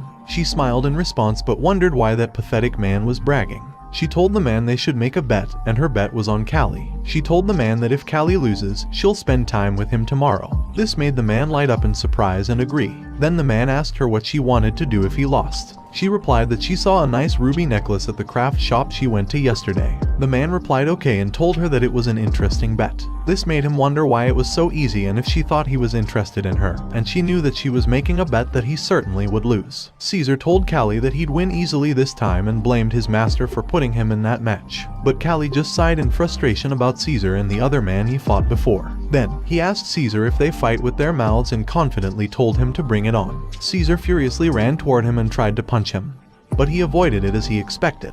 He knew that Caesar had iron-like muscles and thick skin, so he wouldn't go down easily if he hit his jaw. Caesar punched him with his other hand, but he ducked in time and jumped backward to create a space between them. Caesar told him that he must be good at dodging, and then Caesar inhaled, thinking that he'd make sure Callie couldn't dodge anymore. He was surprised when Caesar speedily and continuously attacked him using his two fists. The man told Azalea that it ended like that, and their bet was done. But then the other noble guy shouted in surprise, and the audience was shocked too to see Callie speedily avoiding Caesar's fast attack. The man was shocked and wondered what the hell was happening. Caesar thought it was impossible, and the nobleman was surprised to hear people asking if Callie was the fighter who knocked down Dorman's fighter, and said that they heard Callie won with his eyes closed. The man asked if it was true, but Azalea just looked at Callie, smiling and humming. On the other hand, Callie was busy fighting while wondering if he could knock Caesar down in one shot, if he had to stack up the damage and break Caesar's muscles, and if his stamina would last until then. Then he noticed Caesar's back and liver. Caesar tiredly called him a brat, but he kept silent, knowing he couldn't miss that chance. Then he jumped towards Caesar and punched him in the liver. He was surprised to feel it, and he knew it went in.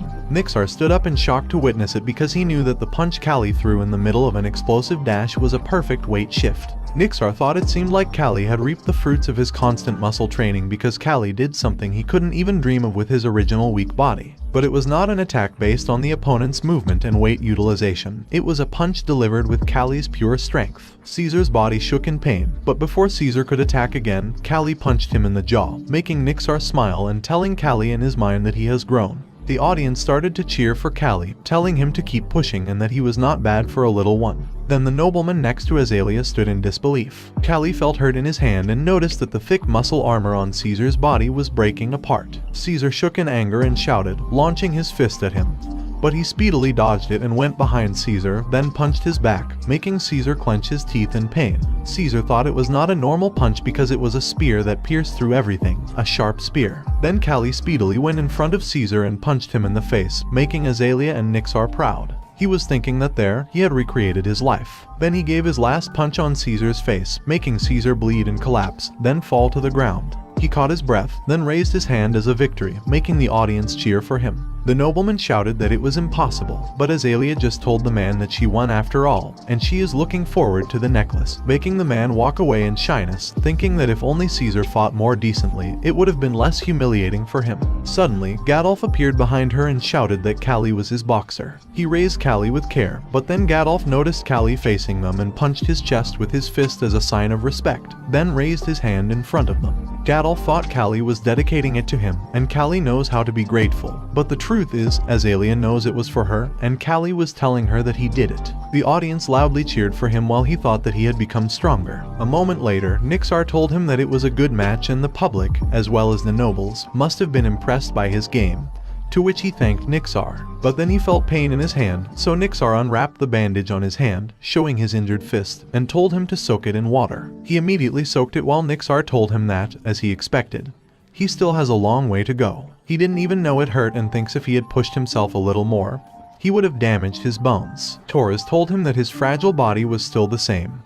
But he did well, and he thought he only used his head. Then Kijo shatteringly told him that he won and he was going to win too. Torres told Kijo to stop shaking because he was shaking his chair too. Nixar told Kijo to breathe deeply and asked him if he wanted to go out and not be able to punch. Kijo replied that the crowd's noise was ringing in his ears, and he was out of breath and suffocated, making him go crazy. He noticed that Kijo looked like he was having a panic attack, but he was not surprised to see it on someone as fragile as Kijo. He told Kijo not to think too deeply and just back off and hit with his long arms like he did in the last match. Kijo asked him if it was possible, but a moment later, Kijo proudly shouted that he won and he damn well won too. Torres said it was annoying, but he just laughed while they both looked at celebrating Kijo on the stage. Kijo thanked him because he did what he said and won, to which he agreed. Kijo shouted that he was so strong and he must be the best.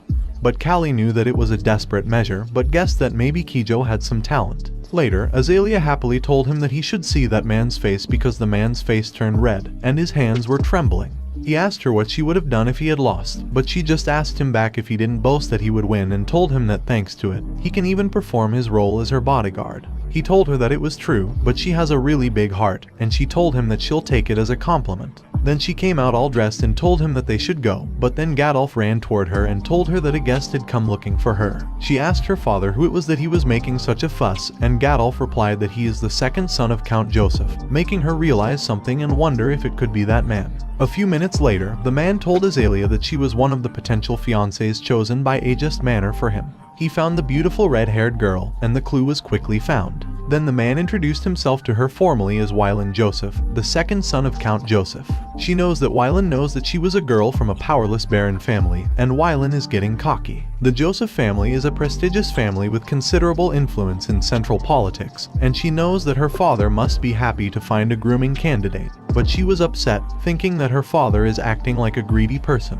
Then Wylan gives the ruby necklace he promised to her and tells her that, as she said, the craftsmanship is good, and it suits her red hair well. She takes it feeling embarrassed, but she still thanks Wylan and tells him that he is an honorable person who keeps his promise. Then she told him that she'll be going now, but Wylan told her that although he lost the bet, he wanted to ask her if she would give him the honor of walking with him if she didn't mind. She wanted to run away before Wylan said it, but her father noticed her being silent. So Gadolf grabbed her hand and told her that she looked like she was too embarrassed to speak. Then he told Wylan that they'll prepare right away, to which Wylan agreed and told him to take their time. Inside the mansion, Gadolf shouted and asked Azalea what she was talking about, but she just told her father that she has no intention of spending time with that person. Gadolf told her to wait for a minute and asked her if she wouldn't spend some time with Wylan just once for her father's sake. Gadolf also told her that she might find some good aspects of Wylan, and he wanted her to live in a better place than August's territory. She looked at her father and told him that just once, but she wouldn't see Wylan again if he came back. Then Gadolf talks to Azalea's maids, making Callie, who witnessed everything, think Gadolf is a pathetic gentleman. He knows that Gadolf runs a training center without knowing much about boxing and only cares about immediate benefits. Also, Gadolf had sold off the apprentices who were the assets of his estate but somehow didn't go bankrupt. Suddenly, someone told him that, sure enough, that boy boxer was from there, and Wylan told him that no wonder Azalea was so confident when she bet, making him surprised. But then Wylan told him that he felt dirty looking at him and asked if they too conspired to rip him off. Then, he called him a slave bastard with a filthy face and slightly slapped his face, telling him that he better know that he was lucky that time and he'll fall to the ground of the arena soon. Then Wylan walks past him and asks Azalea if they should go, making him peek back in anger. A moment later, Azalea and Wylan were by the lake, chatting, while Callie was lying on the side, wondering if it was okay to leave Azalea alone with the creepy, split-personality kid. Then he looked at the sky and noticed that the weather was nice. Slowly, he fell asleep and dreamt of someone shouting for him to sit down while being hit by someone. Then he hit back the man, and the man fell to the stage while he was thinking of just hitting and beating them, knowing that there was no one who could stand after taking his fist. But it was just his arrogant thoughts. He lived by resorting to violence, hoping for some compensation for his broken fist, and if he could go back, he would never do it again. Suddenly, he woke up and sat up in shock, wondering if it was a dream. He knew that he got a second chance, but if he had gone back to the past, he wouldn't have lived so arrogantly and dirtily. Suddenly, a maid ran toward him in panic and told him that something was wrong. On the other hand, Azalea asked Wylan what he was doing, and he replied that she was spoiled, then asked her if she knew how much that ruby necklace was worth. Then he shouted at her, telling her that if she got it, she had to pay with her body. She angrily told him not to make her laugh because it was an item they bet on and called Wylan a brat. Then she kicked Wylan in his private area, making Wylan clench his teeth in anger and pain. Then he slapped Azalea in the face. Callie, who saw it, was surprised and quickly ran toward them in anger, calling Wylan a nasty name. But Wylan's men stopped him and told him that he couldn't let him get to their lord, calling him a half-baked rookie boxer. But he seriously told them to let him pass now and he'll let them be. Still, one of the men told him that martial arts that only use fists are useless in real combat, and the other man teased him to come at them. Suddenly, he quickly punched the man in front in the face, then he grabbed the man's finger and snapped it, making the man scream in pain, and the others were shocked in horror. One of the three men ran away, shouting that he'd call the guard, and told his comrade to hold Callie back, making the two men surprised. He angrily told them next, making them shake in fear. On the other hand, Azalea shouted at Wylan to let her go and asked him if he wasn't ashamed of doing it. But Wylan just told her not to dare talk back to him and that she should just stay still. She tried to free herself, making Wylan tell her not to resist. But suddenly, Callie appeared and kicked Wylan in the face, sending him flying and crashing to the ground hard. Wylan asked him how he got there but received an angry glare and a question from Callie about what he was doing. Wylan angrily replied that he was trying to get compensation for the ruby necklace. Callie angrily asked him what he meant by compensation and remembered his past self. Wylan angrily asked him what his problem was and called him a derogatory name. But Callie just punched Wylan's face, grabbed his hair, and punched him again. Then he furiously slammed Wylan's face into the river, lifted him up, and asked if he was sober. Later, the news that the second son of the Joseph family was hit by a slave quickly spread among the nobles who had gathered for the harvest festival.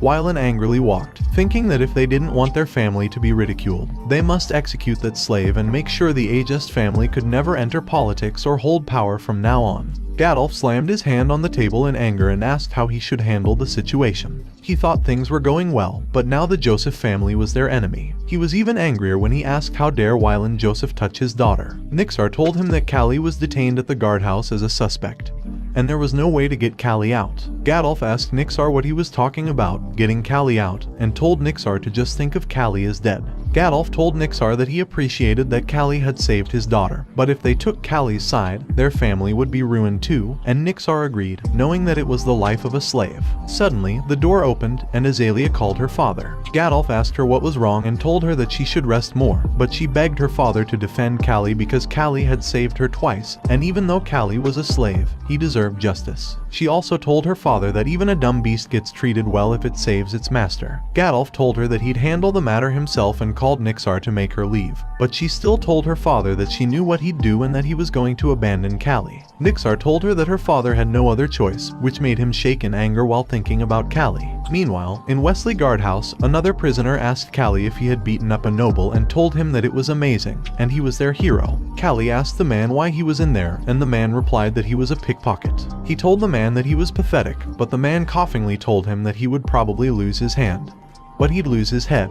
The guard told the man to be quiet, but the man just laughed. Callie was frustrated, thinking that he had given up the chance to box again, but he knew that if he hadn't saved Azalea, he would have regretted it for the rest of his life. Later, in court, the judge called him the slave of the Aegis family to ask if he admitted to assaulting Wylan Joseph and told him that the victim, Wylan Joseph, and 4 other witnesses were testifying against his crime.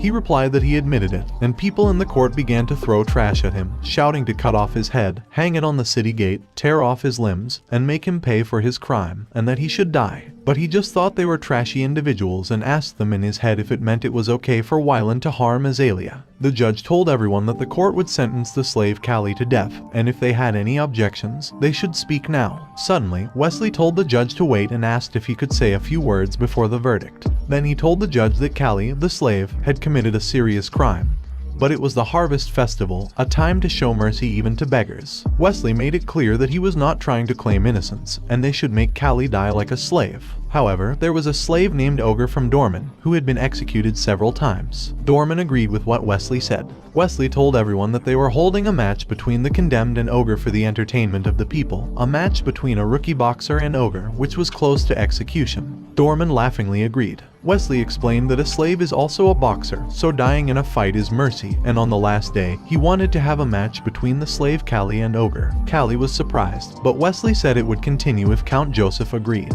Joseph was silent for a moment and told Wesley to do as he pleased. Wesley realized that neither he nor Joseph wanted to satisfy each other's grievances, but he thought it was the best compromise. Wesley also thought the movements of that young boxer were artistic, and if it weren't for that problem, he would have bought Callie even if he had to pay money. The judge told everyone that on the last day of the Harvest Festival, he would replace the execution with a match between Dorman's Ogre and Callie. Then the nobles began to walk away, but someone told him that he was dead now and called him a slave bastard. Then Joseph spit on his face, making him surprised, and Wylan walked away, laughing. He wiped the saliva from his face, thinking that if there is a god who brought him there, that god must want to see him pushed to the cliff and climbing up endlessly. So he planned to struggle as much as he could, survive until the end, and reach the peak with his 2 fists. A moment later, the guard explained to him that he was in the waiting room and asked him if he got like that while protecting the lady, then told him that was some loyalty and he'd cheer for him. The guard closed the room door, leaving him in the dark alone. But then he heard the guard telling someone that visiting was impossible. However, the man told the guard that just a moment would do, leaving the guard confused. Then Kijo, who was Tiri, Torres, and Nixar walked inside.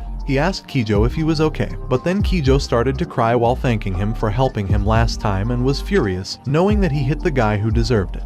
Torres told him that at first, he hated him for being a whiner, but he realized he was a good guy and shouldn't die. Nixar gave him a bowl of food, telling him that he had to eat it to have the strength to fight, and he could see for himself that Ogre was more than a monster. He also mentioned that the only good thing is that Ogre can't use skills. Then Nixar turned to him and wished him good luck. When they left, he laughed, thinking that he had people who would be sad if he died, which was enough for him. But then a lady walked into the room, and when he saw who it was, he was surprised. He asked Azalea what she was doing there, and she replied that she was not the kind of person who ignores her benefactor. He told her that before she worried about him, she should take care of her modesty first because she got kidnapped by bandits and caught by some jerk. She told him that if he was so worried, then he could protect her from now on. Then she reached for his neck, got closer to him, and kissed him on the lips, making him surprised. He asked her what she was doing, but she shouted that she didn't know. Then her tears dropped on the ground while telling him to promise her like he did last time and just promise her that he'll win. He told her that she makes it hard for him to die, even if he wanted to, and that he'll stay by her side until she grows up more. Meanwhile, Dorman told Ogre that it was time to fight, and it was an execution, so there was no rope, and he could go wild and kill Callie as cruelly as possible.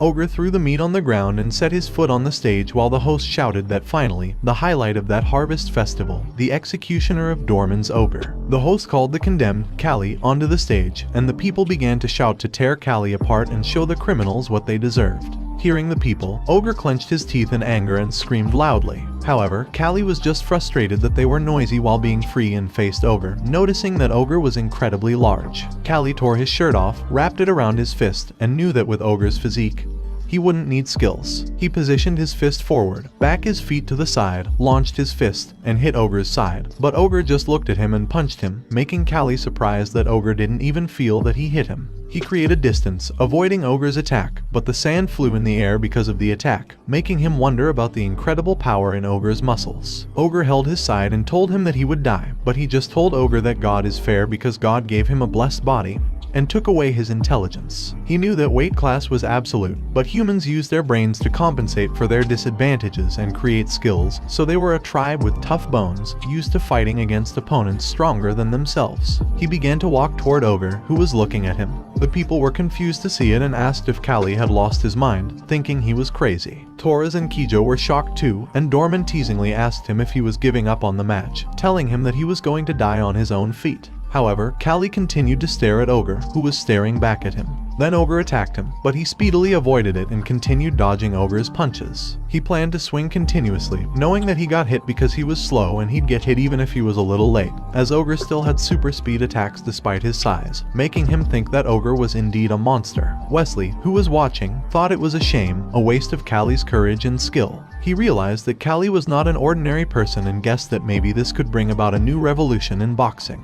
He saw that rather than Callie delivering a final blow, Callie continued to accumulate damage. Ogre tried to punch him, but he continued avoiding it at a speed that made Ogre furiously call him a little rat while attacking. Callie told Ogre in his mind to go wild and get excited because he knew that it became easier to avoid. Then he punched Ogre's side once again, making the other people cheer for him and the others stunned in surprise. Wesley understood that this was the next level in boxing right now and considered it a revolution in the sport. Ogre launched his huge fist, telling him to just run away, but Callie saw that Ogre's side was open again. So he speedily launched toward it, avoiding Ogre's attack, and powerfully punched Ogre's side with his fist, making Ogre scream in pain and step back, shaking. Callie was thinking that even though currently Bikwana skill striking with the blade of a tightly clenched fist is not in boxing, and although it has strong destructive power, it has the disadvantage of being easy to predict its trajectory. However, if his opponent is stupid, it will work best. Dorman shouted that it couldn't be happening and that no one could defeat his ogre. Kijo and Torres stood up in shock on the side. But Torres thought that Callie was always like this, twisting everyone's hope, a guy who creates variables like eating. Torres elbowed Kijo, telling him to cheer up because Callie might win at that rate. Callie's great ogre strategy was not to use snapping blows to the brain and neck like usual. The bigger the body, the bigger the effect, and the muscles accumulated more quickly. Lack of oxygen in the blood is a common symptom of its effect. However, it was Callie's misjudgment. He was shocked that the crazy monster ogre was still moving. He knew he aimed to exhaust Ogre, but he was exhausted instead.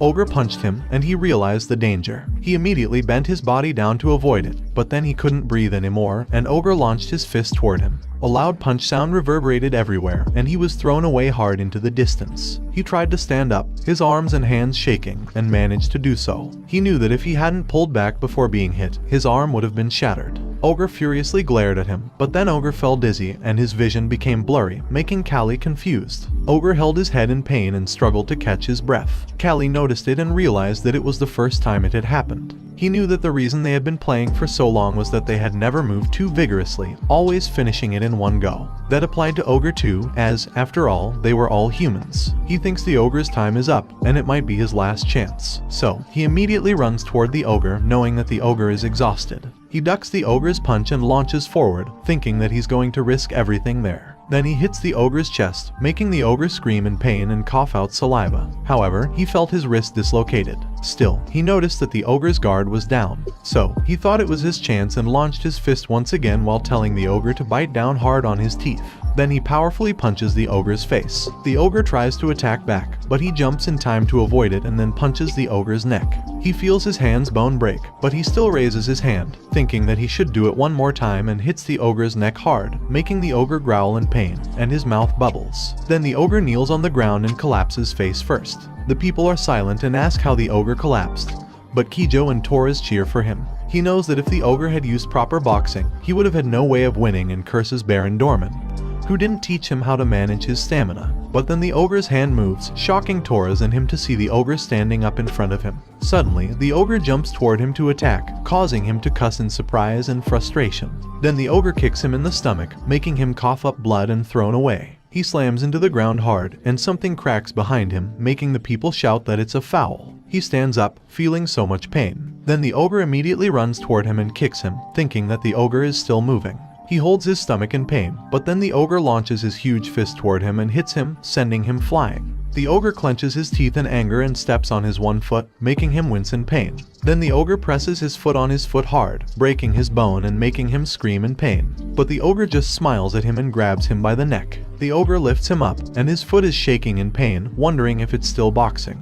He slowly couldn't breathe, but then the ogre hugged him with his two arms and squeezed him, making him scream in pain. He called the ogre a son of a jerk and told him to see what he'd do. He then grabbed the ogre's hair and bit his ear, making the ogre let him go in pain and hold his ear. He fell to the ground, but he just shakily spit out the ogre's ear and stood up, while the people shouted that Callie ripped off the ogre's ear and that Callie is so barbaric. He teasingly told the ogre that his blood is not green like other orcs, and it was still red, while holding sand in his hand. The ogre glared at him in anger and jumped forward to attack him while shouting at him that he would kill him. He slammed his body into the corner of the stage and threw sand into the ogre's eyes when he was near him. The ogre closed his eyes in pain, and he admitted that the ogre was strong. He punched the ogre's knee, making the ogre kneel on the ground. But he still tried to punch him, to which he blocked with his arm. He thought that even though his bones were creaking and his stomach got twisted, he didn't feel hurt. He grabbed the ogre's hair and launched his knee toward the ogre's face, then hit the ogre hard, making the ogre's nose bleed and break a few teeth.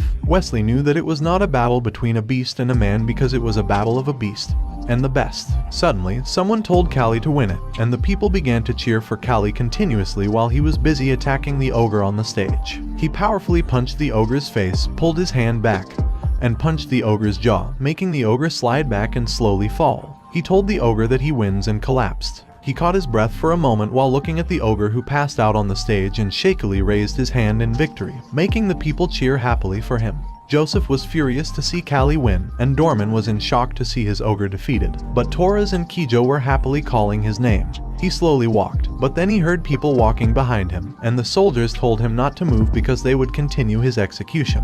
He noticed that it was the soldiers from Joseph, making him laugh and think that it was the end for him. But then a stone flew toward the stage and hit one of the soldiers. The people started booing and furiously asked the soldiers what they were doing. The people shouted to leave Callie alone, give Callie mercy, and they were cowards. The soldiers sadly bowed their heads and fearfully told everyone that they also wanted to do it, making Joseph angry and asking his soldiers what they were doing. Wesley told Joseph to let Callie live because the Harvest Festival is a festival to win public sentiment, and now the public is giving Callie sympathy. If he kills Callie, that Harvest Festival will be meaningless. Wesley also told Joseph that he thinks he will understand his decision, making Joseph pissed, thinking that he can't cause political trouble with the Duke of Wesley. Joseph ordered his son Wyland to stand up because they should go, while thinking that he can't forgive Aegis for making his family a laughing stock. So, he swore he'd destroy them so they can't rise back. Wyland furiously glared at Callie in anger. The host shouted that Callie won versus the ogre. Later, the doctor told Callie that it was a miracle he was still alive and that he fought with his body, so he could only say he had strong willpower. Nixar told Callie that he must survive, but the doctor told Nixar that he needed to pay more for the hospital treatment, making Nixar curse Gadolf and think that even if Gadolf's afraid of Joseph, he shouldn't refuse to pay for the medical bills. Suddenly, someone told Nixar to pay for it, and then Azalea took off her earring and showed it to the doctor while asking if it was enough. The doctor looked at the crystal earring and told them that he'll do his best, making Nixar think that the doctor is terrible. Suddenly, Callie coughed out blood and weakly asked Azalea how it went. She replied that the death sentence was rejected and the people didn't want him to die. Also, it was a victory that he earned himself, and she was glad he survived. He sighed, thinking that at least he was alive. A week later, he was lying on a cart full of wheat. Suddenly, Kijo teasingly asked who he was and told him that he was the hero of that harvest festival called Ogre Slayer, Kali. He was surprised to hear it and asked Kijo who came up with such a cheesy nickname. Kijo replied that it was what everyone was calling him. And Torres told him that he was lucky to be carried around. Then Torres teasingly told him that he was jealous, but he just told them to shut up because he almost died. He was told that the bones of his arm and fist would heal well, and the ligament was stretched, but it was expected. The problem is his shin bone that the ogre smashed into pieces. He looks at Gadolf, thinking that Nixar and Azalea persuaded them not to kick him out, but then Gadolf turns around angrily to leave, making him realize that he won't get any good treatment. The way to Wesley was rough, but the way back was smooth. Callie and his companions arrived at the August estate and relaxed. 3 months passed, and winter came. Gadolf furiously slammed his hand on the wall and angrily shouted that he had waited for 3 months. Then he told Nixar to say something and asked Callie why he still liked it while he was dragging one of his feet. Gadolf shouted, asking if Callie's leg would fully recover and that he heard the bone was misaligned. Nixar knew that Callie's bone overlapped with the growth period. Moreover, the bone was already shattered, so Callie won't be able to avoid being a cripple. Gadolf ordered Callie to tell him himself if it is true, and he replied that it is true that his leg won't heal properly, making Gadolf shocked and furiously shout that it is over and ask what is the point of being famous as an ogre slayer when he can't even use it. Also, it was winter and the snow was only falling on their estate, so they were running out of firewood and grain. Then Gadolf told Callie that it was all his fault because he provoked the Joseph family, so it happened, and he should have died at the hands of the ogre, making Callie silent. Nixar knew he had to stop Gadolf from killing or expelling Callie, so he told Gadolf that being a boxer might be difficult, but with Callie's skills, he could still contribute as an instructor. However, he told Nixar that he wouldn't be an instructor. Later, Kijo asked him if he was crazy and if he was really rejecting the instructor's position. He told Kijo to shut up because it was his choice.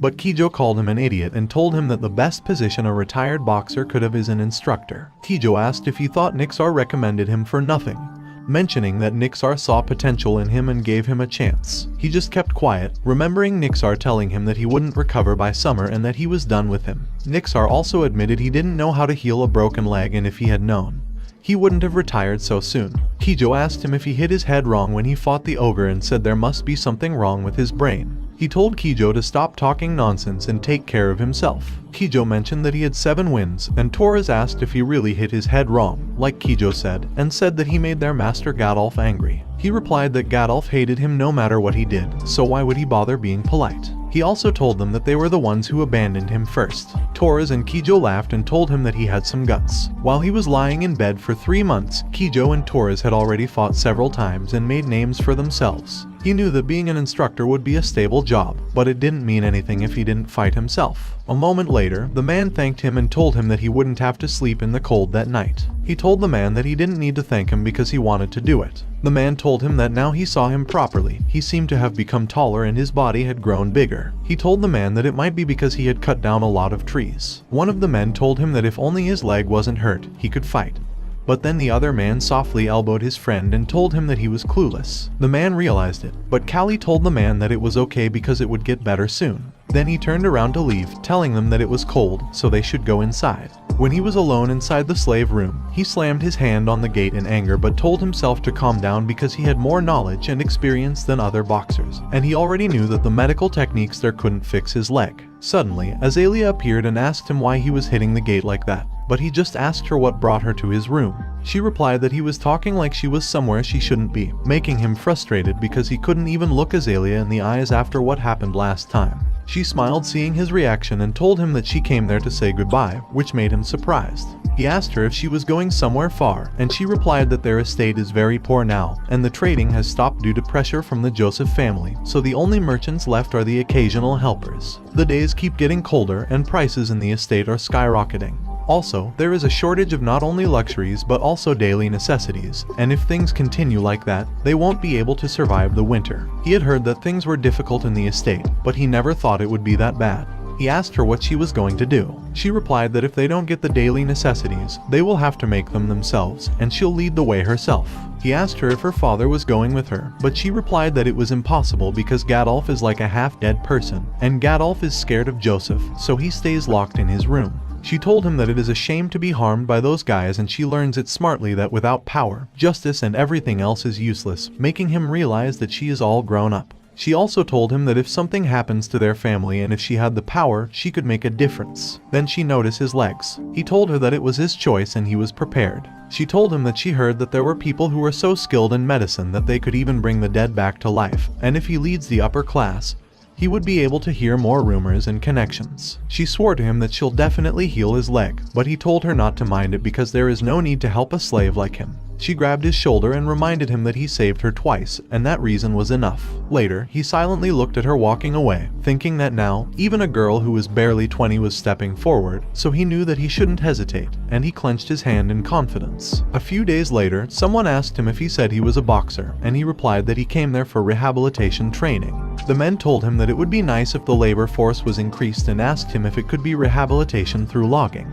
He knew that it was virtually impossible to box with the condition of his legs right now because he couldn't use the reaction of kicking his legs, but he had to do it. Otherwise, there was no point in running all the way there. He was confused when his hit didn't even move the tree he was hitting, making the man laugh and tell him that it was not how he used an axe, and he should give it to him. Then the man swung the axe with force and hit the tree, making a loud sound and breaking the tree. He was amazed to see it, and the man told him that strength is not the key because strength is only used for a moment, helping him understand. Minutes later, logs were organized on the ground, and he was busy cutting the logs into small pieces. He noticed that it was very irritating for his back and waist. Suddenly, a man panicked, telling them that they should go down, with one of the men asking what he was talking about when there was still time to go down. A minute later, the man told the others that he saw a bear's footprints and thought it must have come down in search of prey. The man also told them that, looking at the size of the footprints, it looked like a young bear that lost its mother, but still, they should better be careful and just finish what they were doing and leave. The man's friend asked the man who that boy over there with an injured leg was, while pointing at Callie, and told the man that he was seeing Callie for the first time there. The man replied that Callie was a boxer slave at the training center, and he must have heard about Callie, the guy who fought the ogre at the harvest festival. The man happily approached Callie while telling him that he is the ogre slayer, and his son went to see that game, making Callie surprised. The man told the other that Callie is that ogre slayer, so he can catch the bear. But the man told his friend that if they encountered a bear, they should run away while Callie was in the center, shaking, and begging them in his mind to stop with that weird nickname they gave him. Later, in Callie's room, he asked someone if they wanted him to teach them some techniques and what was wrong with the famous wild boar from Aegis. Torres replied that he was ashamed, but he admitted that his technique was really good, so he shouldn't rest now. Torres grabbed the cup of water on the table, but his hand slipped and it fell on the floor, making him ask Torres what happened. Torres replied that sometimes his body doesn't listen to what he wants it to do, and it's like suddenly he can't see well or stumbles, which surprises him. Then he throws a stone at Torres while telling him to catch it. Torres tried to catch it but missed, making him wonder if it was retinal detachment, punch drunk, or if he got the effect after getting hit so hard continuously. He knows that Torres is the type that can hit a lot, but Torres also gets hit a lot. He tells Torres that if he gets hit hard on the head anymore, he'll be crippled. And Torres tells him that was the reason why he came to him and entreats him to teach him some of his techniques. Then he bent down and positioned himself, making Torres ask him what it was. He replied that it was a defensive position, and he could increase his defense by sticking his arms and body together because right now, he had a dull sense of distance. So it was a better option than trying to dodge every attack. Torres copied his position and told him that in that position, it would be hard to attack because of the narrow view. He explained to Torres that straight attacks are easy to defend against in that posture, but as for attacks from the side, he still needs to move his head and body. He also tells Torres that when his opponents attack him, he should move his upper body to accelerate, and the important thing is not to just hit but to block and hit. Then he silently thinks for a moment and tells Torres that right now, it seems like his brain or his eyes are having a problem, so he suggests to him to take a break. Torres tells him not to make him laugh and asks him if he knows how tight his schedule was. Torres also tells him that some other guys are trying to mess with them and asks him if he wants them to fail just because he is sick right now. He tried to explain his words, but he just asked Torres what Nixar is trying to do, if Nixar is trying to stop Gadolf from going wild, and why Nixar has such a busy schedule. Torres asks him back if he hasn't heard what Nixar said about the busy schedule, and tells him that he is the only one in the right mind now, but it seems he is going to lose his mind soon. He tells Torres that if it was so, let alone that Pigsty Training Center, the estate may be ruined too. He knows that currently, the management of the estate is at its worst. and Gadolf's reputation is actually not that good, so the dissatisfaction of the citizens increases. One of the men in the snow tells his friend that the winter is really cold, and he heard Mr. and Mrs. Doran ran away last night. The man's friend replied that the Dorans are engineers, so they can go anywhere, but not them, they can only stay and get buried there. The man asked his friend where the guy with leg injuries went, and the man's friend replied that Callie completed his quota earlier, so he went to train nearby. The man couldn't believe that Callie fulfilled his quota already and told his friend that Callie was faster than him. The man's friend told the man that Callie wouldn't have gone that far, so they should call him after they were done. On the other hand, somewhere nearby, he was exhaling and punching the tree hard with his bare fist. Then he punched it again with his other fist, and he continued punching it while thinking that it was an ignorant way. But it was effective, and it was called Wolf's Claw. He knows that when the bones receive impact, the calcium content increases, and so does the bone density. In other words, if it receives enough impact to recover and is trained to the extreme, the bones will become harder and the skeleton will become like a weapon, which was the final result he wanted. He thinks he should become stronger than before because he trained his back and his waist, and that he must become stronger. A moment later, someone called him and told him that they should go now. He grabbed his coat from the tree and replied that he'd be there. Suddenly, he heard someone shouting in panic, so he immediately ran toward them, and he saw a man on the ground pointing at something in fear. He looked up and was surprised to see a dead wolf on the ground. One of the men shouted that it was dead, and the man shyly told them that he was surprised for no reason. The man's friend told them that it was so pitiful because it seems like it got hurt by the wild bear, and it looks like it was trying to protect its baby before it died. The man agreed, saying that it was so unfortunate for them, and it must be hard for the little wolves now because the weather is like this, and it's even hard for humans to get food in that situation. One of the little wolves barked at him and whimperingly leaned on his feet. The man asked him if he wanted to look after that guy because it seemed to like him and told him to take it before it changes its mind. He told it that it was desperate too, and they should try to take it.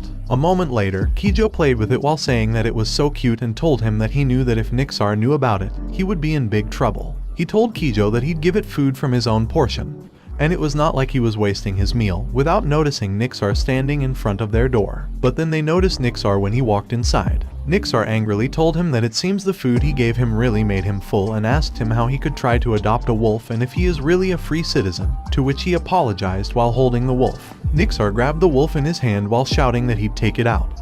But then Nixar saw the sad face of the wolf, and Nixar froze on his words when he saw it, making Kijo and Callie look at each other. Then he grabbed the wolf in Nixar's hand while saying that he'll throw it.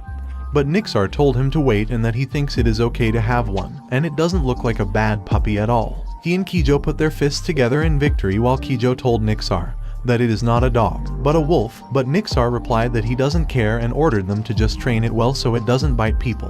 Nixar also told them to go to bed and told him that he has to help build the mansion tomorrow. He asked Nixar if he said before that he was going to destroy the mansion and told Nixar that it was amazing. Nixar replied that once they decided it, they really go all out about it, but the problem is that they always go the wrong way. Then Nixar remembered Gadolf drinking wine while laughing and shouting that they will succeed. Gadolf, who was spending his days drunk, had a good idea one day. He thought of inviting nobles and merchants to a boxing match, which had become increasingly popular after the Manhwa festival, in order to build relationships. Gadolf had several boxers, including the rising star Toras and the reputation of the academy that had produced Ogre Slayer. So, if people could watch a free match, there would be no one who would refuse. Nixar told Gadolf that he would like to invite the Catalan gang boxing team as the opponent. However, if he considers the construction of the mansion as well, it seems that the cost will not be small. Gadolf asked him why they don't just go around to each house and collect an emergency fund or silverware, making him surprised and telling Gadolf that the villagers will be very resistant.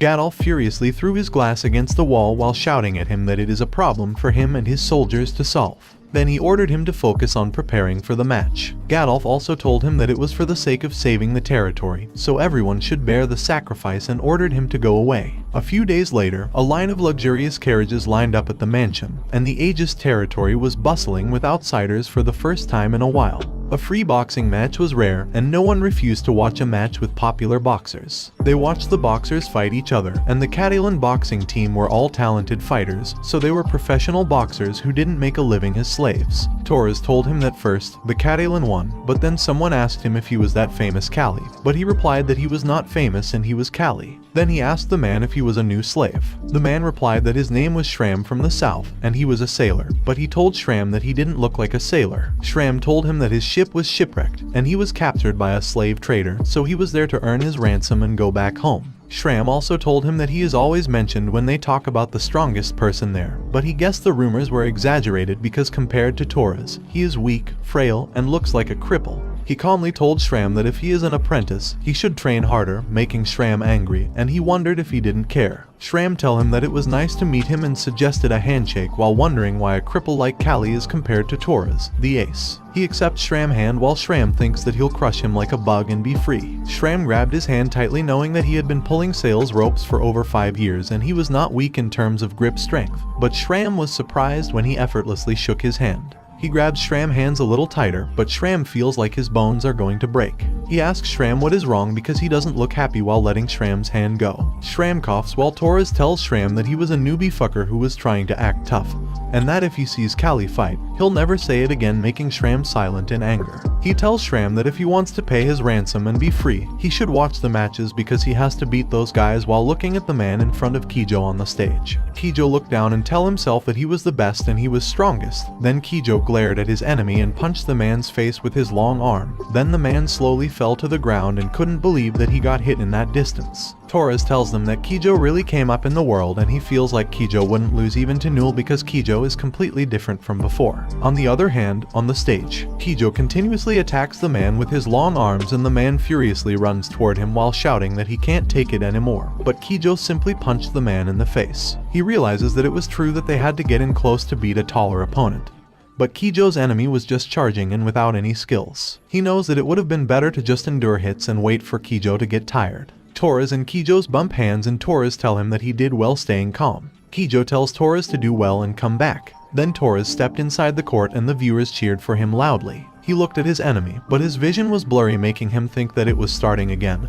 And he knew that if it kept up, his boxing career would be over. But he was not sure if he can use the techniques Callie taught him in a real fight, so he decided to just try to win with his usual style. The man blocked his attack while teasingly acting amazed to him. Then the man punched Torres back in the face while the man noticed that Torres just kept coming even though he was getting hit, and Torres is worthy of being called the boar of Aegis. But the man swore that he was going to catch Torres today. Torres tried to punch the man, but the man dodged in the side to avoid it, making Torres and Callie understand what the man is doing. Then the man punched Torres in his side, making Torres fall to the ground hard. One of the noble's men shouted that it was the recent trending Wistery style, and the other noble replied that he had never seen it in person before. Callie was surprised because he knows what the style man used. He was sure that the man had seen and used his technique back then. It was commonly known as the Wisley style, and Duke Wisley devised it and tried letting his boxers use it after the Harvest Festival. It was not just the traditional boxers that only showed strength, but now it has changed into showcasing technique. Most people think it was created by Duke Wisley, but people who follow the pugilist fight may know that the technique was invented by Callie. Torres stood up in frustration and attacked the man once again, while Callie thought that anyone who sees it will feel the same thing. The man dodged all his attacks while teasingly asking him if he ever heard about the Wisley technique and telling him that it seems he doesn't know about it. Torres furiously glared at the man. Then he bent down, making the man confused, and positioned himself in the defensive position that Callie taught him. He told the man that he knew the Wisley technique and found it interesting when he looked at it. He ran forward to the man in his current position, planning to try it. The man tried to punch him, and he got hit slightly in his shoulder when he dodged it. Then the man once again tried to punch him, but he completely dodged it, making the man shout in frustration while launching another attack. He blocked it with his arms and composed himself to stay on his ground. The man knew that it was his first time seeing it. Moreover, no matter how hard he hit Torres, he wouldn't move, and he saw that Torres's exposed area was only his side or abdomen. But if he went closer, it wouldn't be good for him. Suddenly, Torres appeared under him, launching an attack. The man dodged it, knowing that he should avoid it, and noticed that Torres's fist was strangely slow. But then he was surprised when he saw Torres glaring at him. Torres moved one of his feet to the side and launched his fist. The man covered himself, knowing that Torres was using his core strength, so he should block it. Torres hit the man guard, completely breaking it. He launched his other fist, making the man realize that it was just a trick. Then Torres hit the man in the chin hard, making the man slam on the ground, bleeding. The nobles happily cheered for him and shouted that Torres still won with great force. Callie knows that the man's Wisley style is pretty similar, and he was so surprised. However, he thinks they still don't consider footwork as part of fighting, and the man's legs barely move. On the other hand, Torres was able to change his strength, and even though he only taught Torres about the guard posture, Torres really has a good boxing sense. After that pugilist fight ended successfully, Gadolf showed a bright smile, and it was because all the nobles in the VIP seats returned to support Gadolf again. The woman nobles told Gadolf that she enjoyed it and hopes she'll participate again. Then the nobleman told Gadolf that it was a good match, making Gadolf happily tell them that he and the state will also become as lively as before. However, there is still no contact with the guests who left earlier, and it is only then that Gadolf realizes that they are just doing lip service and they don't have any intention to help Gadolf, making him fume in anger and shout that those bastards are just coming there to watch a free pugilist match when he even fixed the mansion for them. Gadolf cursed in anger and shoutingly ordered his maid to bring him alcohol. A few weeks later, the man inside the house wonders what will happen to that territory in the future. Gadolf is not only a tyrant, but he is also lacking at managing the territory. Also, he still couldn't believe Gadolf made the knight do the housework like fixing the mansion, and they say that Gadolf also failed to make any connection with other nobles. Then someone called the man his captain, and Callie told the man that he will be back from his training with the wolf next to him. The man asked him if it is a religious day and why he doesn't take a break. He replied that he is just doing it because he likes it. The man asked him if isn't that animal the wolf from that day and what is its name. He replied that it's called Rovo. The man told him that rather than a wolf, it looks like a fat dog, and he should come back there when he is done training, then they can go back together, to which he replied okay. A moment later, he arrived at the forest, and something behind the tree was glaring at them. A moment later, he was continuously punching the tree while thinking that Torres and Kijo had become considerably strong. Also, those boxers there were also improving fast, making him wonder if he would really be able to box again, and if he should have accepted the offer to become an instructor. But then he felt something near them, making him stop, and Rovo felt it too. Rovo began to bark at something in the bush, and he told Rovo to be quiet because he knew what was coming. Then he exhaled and stepped his leg forward while thinking that although it was still a little uncomfortable, he gradually got used to putting his weight on one leg. Then he punched the tree with all his might, making the hole in the tree deeper, but then he felt pain in his hand, and Rovo's ears stood up, hearing something approaching. Rovo barked at him to gain his attention, but he was busy thinking that even if he tried not to burden himself as much as possible, it got a bit overwhelming. Then he told Rovo that he knew something was strange and noticed that it wasn't even windy, but the bushes were shaking.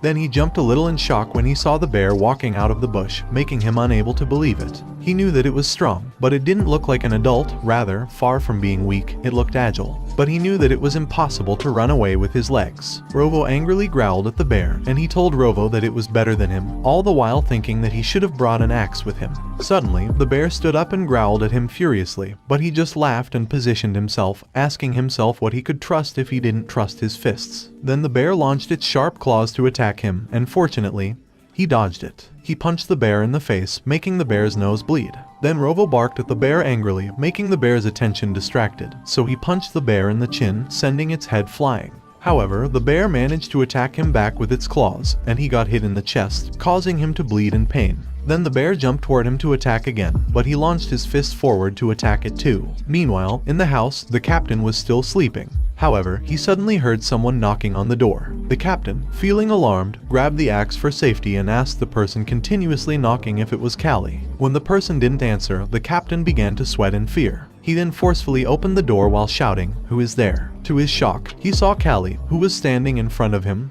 covered in injuries. The captain asked him why he had opened the door so late and expressed his worry. In response, Callie just smiled and replied that they should have bear stew for dinner that night. When Callie entered the house, the captain was shocked to see a dead bear behind him. News of Callie catching the bear quickly spread around. Objectively, it wasn't even a fully grown adult bear, but it wasn't thin and weak either. Catching a bear with bare hands seemed ridiculous to some people, and they thought it was a lie and an exaggeration. However, the loggers believed it without a doubt because, by the end of winter, they had seen trees clearly broken by human fists. As the harsh winter passed, the estate became full of life for the first time in a while. Someone shouted to the estate that Lady Azalea was coming, so they should open the gate. Carriages filled with a lot of products entered the gate with Azalea, and the citizens were amazed to see a lot of salt and wool inside the carriages. Azalea dismounted her horse and asked the knight where her father was. The knight replied that Gadolf was probably in the mansion. Azalea expressed her disappointment, mentioning that it had been a while since she had come back and that it was rude of her father not to come to meet her.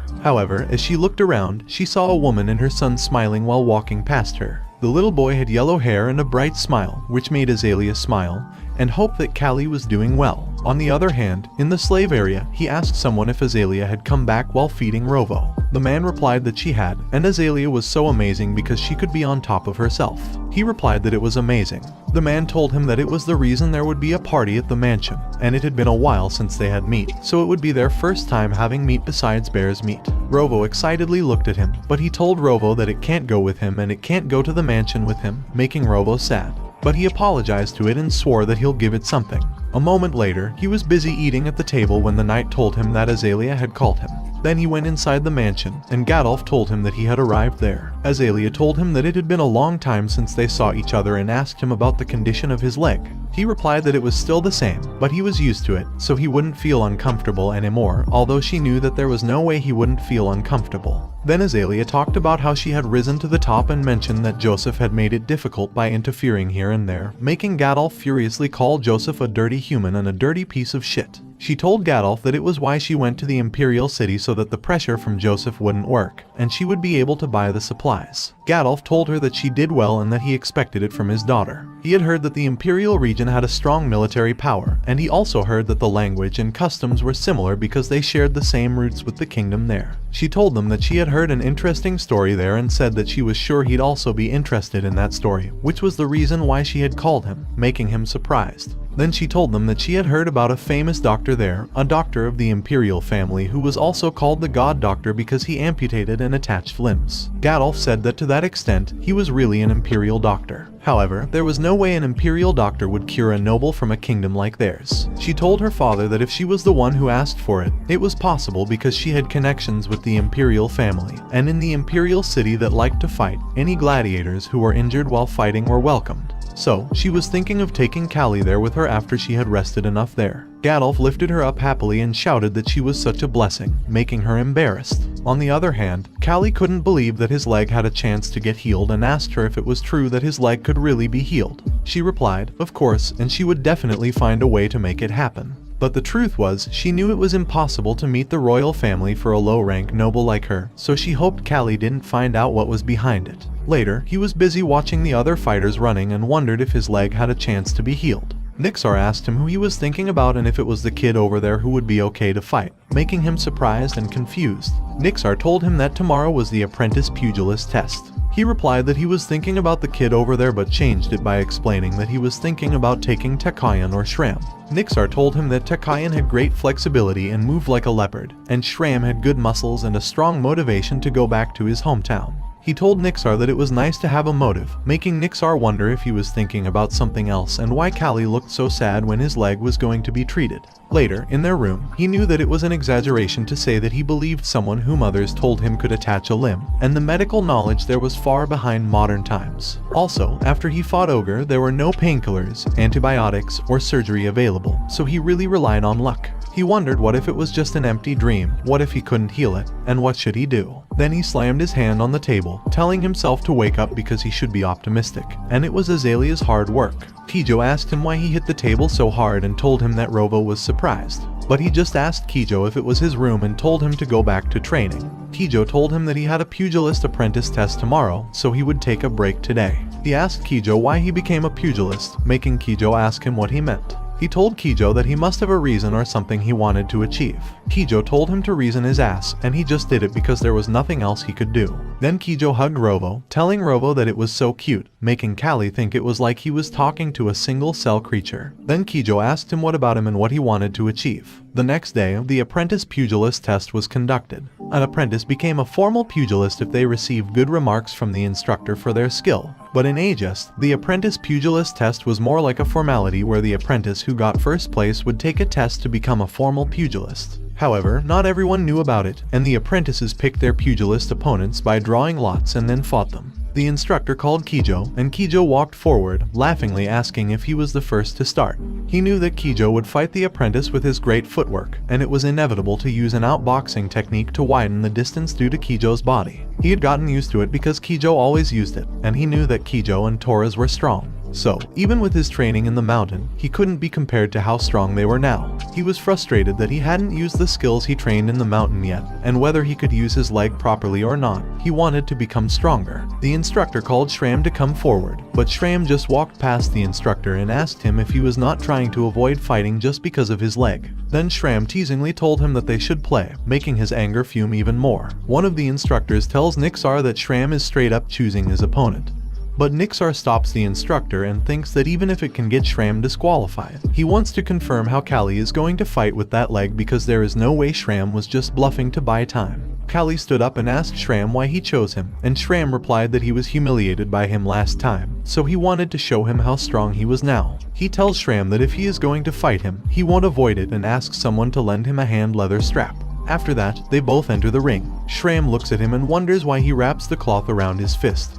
But he just calls Shram and asks him if he trains his abdomen a lot. Shram heard that, unlike Callie's nickname of Ogre Slayer, Callie fights not only with a strong fist but also with technique and brain. But now that one of Callie's legs is broken, it was like a fight with half of Callie's ability. While kicking the sand to block his vision, he still saw that Shram's attack was coming to the left, so he blocked it, making Shram shocked. Then he punched Shram in the side, making Shram cough out his saliva in pain.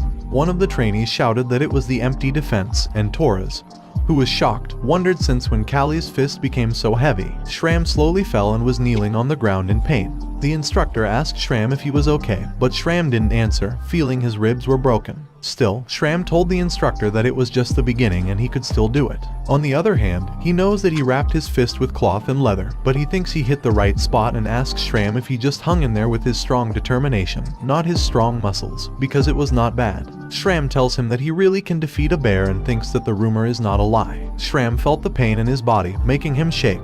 But he knew that he couldn't lose against someone who couldn't even use his leg properly. Shram knows that he got hit on the side, but his leg got affected by it too. He teasingly asks Shram, who can't use the leg properly, making Shram curse himself in anger and think that it was not what he heard about Callie. One of the trainees called Shram and asked him why he was just stuck in his place and what he was doing with his legs. Shram replied that he knew what he should do. Then Shram jumped around him while shouting that he was not like Callie and that he could still move around. Suddenly, he felt his leg hurt when he moved it and saw that Shram would attack him. He got hit by Shram's fist in the face because he couldn't move, and Shram probably planned to keep pushing him like that. But Shram was surprised to see that he was glaring at him and speedily punched him back in the face. It made a loud noise, and Shram was thrown hard to the ground because of the force. Then Shram collapsed on the ground and was defeated. Later, Shram felt his face throb while something told him that he had just chosen the wrong opponent, and that no matter how bad Callie's leg was, Callie was still the Ogre Slayer. He shouted to Nixar that all the trainers there deceived him, and no one said that Callie was still that strong.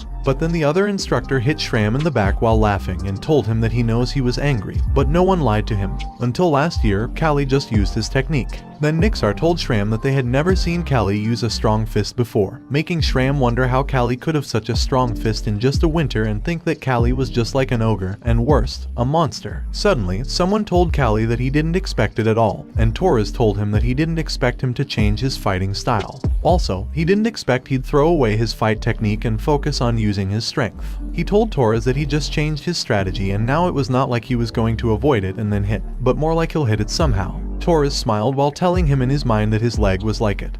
But now he was showing something new, making him think that it seemed like his blood was boiling, and he really wanted to fight with him right now and see who was the stronger one between them. Then Torres told him that it wasn't a bluff that he'd make a comeback even with that leg, but still, there must be someone who doesn't believe it.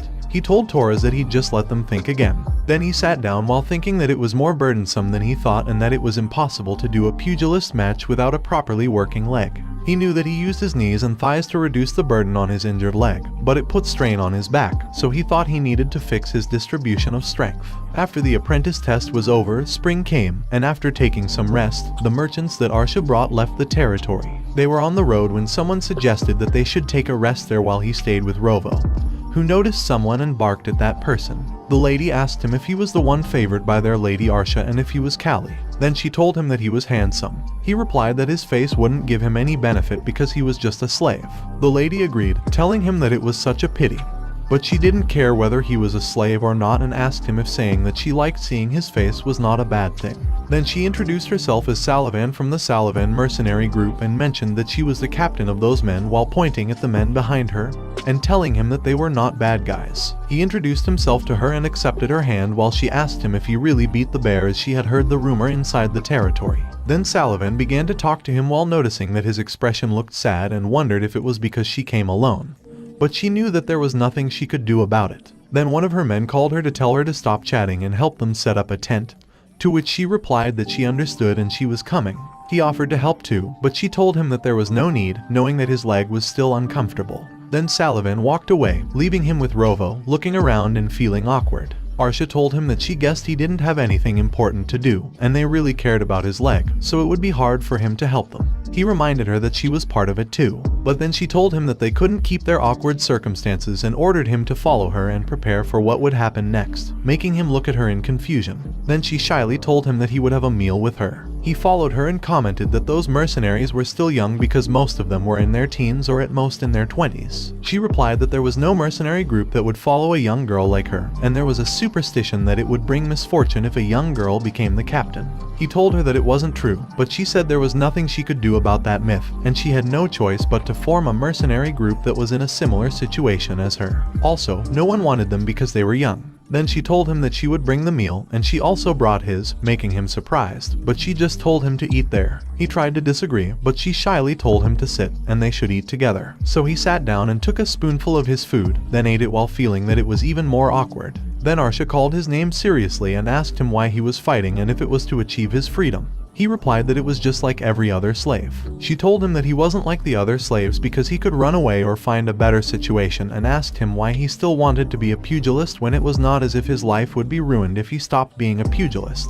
He asked her back why she was suddenly bringing up that topic, but she asked him again if he could choose between his leg and freedom, which one would he choose? He replied that he didn't like the word if, so she told him that if that was the case, she'd suggest something to him. If he gave up on the treatment of his leg, she'd make him a free man because she'd persuade his father. He told her that she was right, but he didn't need freedom, he just wanted to prove that he was the strongest by winning every match over and over again. Also, he'd rather have losers lying in front of him, and it was worth more to him than gold, silver, or treasure, so he'd choose his leg. She let go of his hand and told him that she was tired, so she'd leave first. Then she lay on her bed and clenched her heart in pain, thinking that Callie was a stupid guy. But she decided not to care and thought that in the future, when Callie meets someone he loves, he'll realize the value of his life. However, it'll be too late because he wasted it fighting, and when crucial times come, he won't be able to fight anymore. Sullivan asked him why his face looked so stiff, and he awkwardly replied that it was nothing. She asked him if it was because of his leg and told him to just hang in there a bit longer because he'll be in the free city of Corin soon.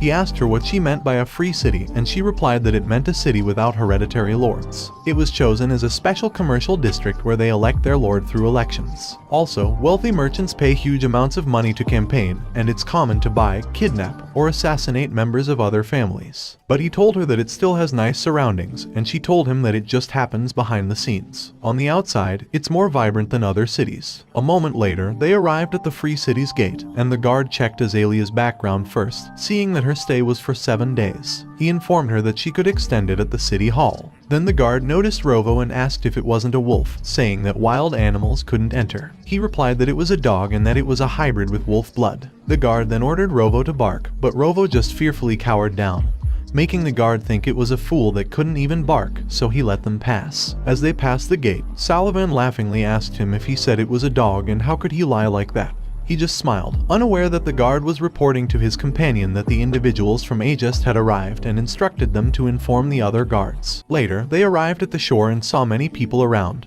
while Azalea was busy looking at something. Sullivan said that the smell of the sea is perfect and it is such a nice place to visit, but he was just sitting, thinking that he wanted to eat sashimi and shojo. Suddenly, a flyer flew onto his face and he grabbed it, wondering what it was. Sullivan told him that it was about the Korean pugilist tournament and asked if it's time. He asked him what a pugilist tournament is, and she replied that usually, pugilists get paid for their matches. However, tournaments are events where participants pay an entry fee to compete, and if they win, they can receive a large amount of money, making him understand it. Then Sullivan told him that it was embarrassing, but she really loved watching pugilist matches, so she'd go with him. Suddenly, they heard Azalea shoutingly asking someone what they are doing and saw knights pointing their weapons at them. The chief greeted Azalea and introduced himself as Leonardo, the chief of Corps and Guards. Then he told her that there had been a report of weapons smuggling against her, so he'd appreciate it if she'd follow him for a moment. She replied that they won't do it and that it was a false accusation. Also, she already went through the inspection and passed normally. Leonardo touched his sword while telling Azalea that if she wanted to end it quietly, she should just follow him, making Callie and Sullivan glare at Leonardo in anger. Later, in the guard receptionist room, Leonardo told Azalea that honestly, the report is a lie, and it seems she has disrupted the beauty of the Joseph family. He explained to Azalea that he received a letter instructing him to detain the ageist merchant party for any reason, and although it's not mandatory, it's quite intriguing. She asked him why did he arrange a private arrangement like it with her and what does he want, making him tell her that it was nice they can communicate well. A moment later, the knights are shocked to hear 10,000 guilds and ask if they think getting 10,000 guilds is easy while Leonardo is hummingly walking away. The knights tell Azalea that even if they sell everything there, it's impossible for them to get 10,000 guilds, and they also have a tight schedule to travel around the empire, to which she replies that she also knows it. She knows that even with the cash she has and the loan that she can receive, she can only get 5,000 guilds, so she needs 5,000 guilds more. On the other hand, Callie knows that wherein Joseph is really trying to stop him and that Punk's father, Count Joseph, is also trying to target that merchant group. Sullivan asks if it is the end of that merchant group and thinks that maybe she needs to find someone that can hire her, but he calls her, making her panicky, asks him if he heard her and apologizes. Then, she explained that the kind of problem can't be solved only with her knife skills. He tells her that he was not asking her about it and he wanted to ask about the tournament earlier. Then he asked her if there was any special qualification to participate. She replied that it just needed 100 guilds and he needed to pass the test given by the active pugilist. Then he asked how much the prize was and she replied 8,000 guilds. But Azalea told him that there was no way, making everyone in the room silent. The knights told Azalea that if Callie wins, they will need to secure just 2,000 guilds, and Callie won over the ogre in the past, so it will be easy. But she furiously asks the knights if they are out of their minds and if they want her to send someone with that leg. Sullivan thinks that was it, and the noble and his slave is not a romance novel story. The knight tells Azalea that it is the only way, and if they are detained like that, the Joseph family will come. Suddenly, Callie punched the table hard, breaking it in half. Then he tells Azalea that he promised his master that he would make a comeback from that summer, and that the tournament will be his stage to prove it. She silently thought for a few seconds, exhaled while releasing her grip, and told Callie that she understood, but since she was allowing it, he should make sure to win that tournament, to which he tells her that it was a promise. Later, in admission, the man asked him if he said Coley, and he replied that it was Callie. But the man just told him that Coley or Callie, he had received his application, so he could leave now while thinking that he already handles his share of weird guys. But he was confused how come someone with that kind of leg wants to join the tournament. Sullivan pointed at someone and asked him if he saw that bald guy over there, then told him that the bald guy is the judge for the pugilist. Then he saw the bald guy shouting to others that they were jerks and asking if they could only do that much. Then teasingly told the others to just go back to their mother and drink her milk or just go buy some milk. Callie tells Sullivan that the bald guy's appearance and his behavior really do match. Also, his head is so shiny, but Sullivan just inhaled deeply and calls the man a bald bastard, telling the man that he really looks like a baby that needs to drink more milk. Callie panicky asks Sullivan what she is thinking by doing it, but when he looks at her, she vanishes. Suddenly, the bald guy calls him an asshole to get his attention and furiously orders him to come on the stage. The people were shocked to see him walking and couldn't believe that his leg was broken. The bald guy told him that it is the place only for the contestants to participate, so he should just get lost. He showed his ticket and told the bald guy that he was also a contestant. The bald guy couldn't believe it and furiously said that now even the guy who can barely walk wants to join a pugilist match. Then he told him to come on, and he'll teach him a lesson. He walked inside the stage and snapped his neck while Sullivan watched from above, wondering if Callie is really the famous ogre slayer and if he is really that Callie. Then she apologized to Callie because she just ran away, but she was sure he'd be okay if he was the ogre slayer. She sat down comfortably thinking that Callie just needed to win. Suddenly, they heard a loud noise, and they all stood up in shock when they saw the bald guy down in just a minute. The bald guy couldn't believe that Callie beat him with a leg like that.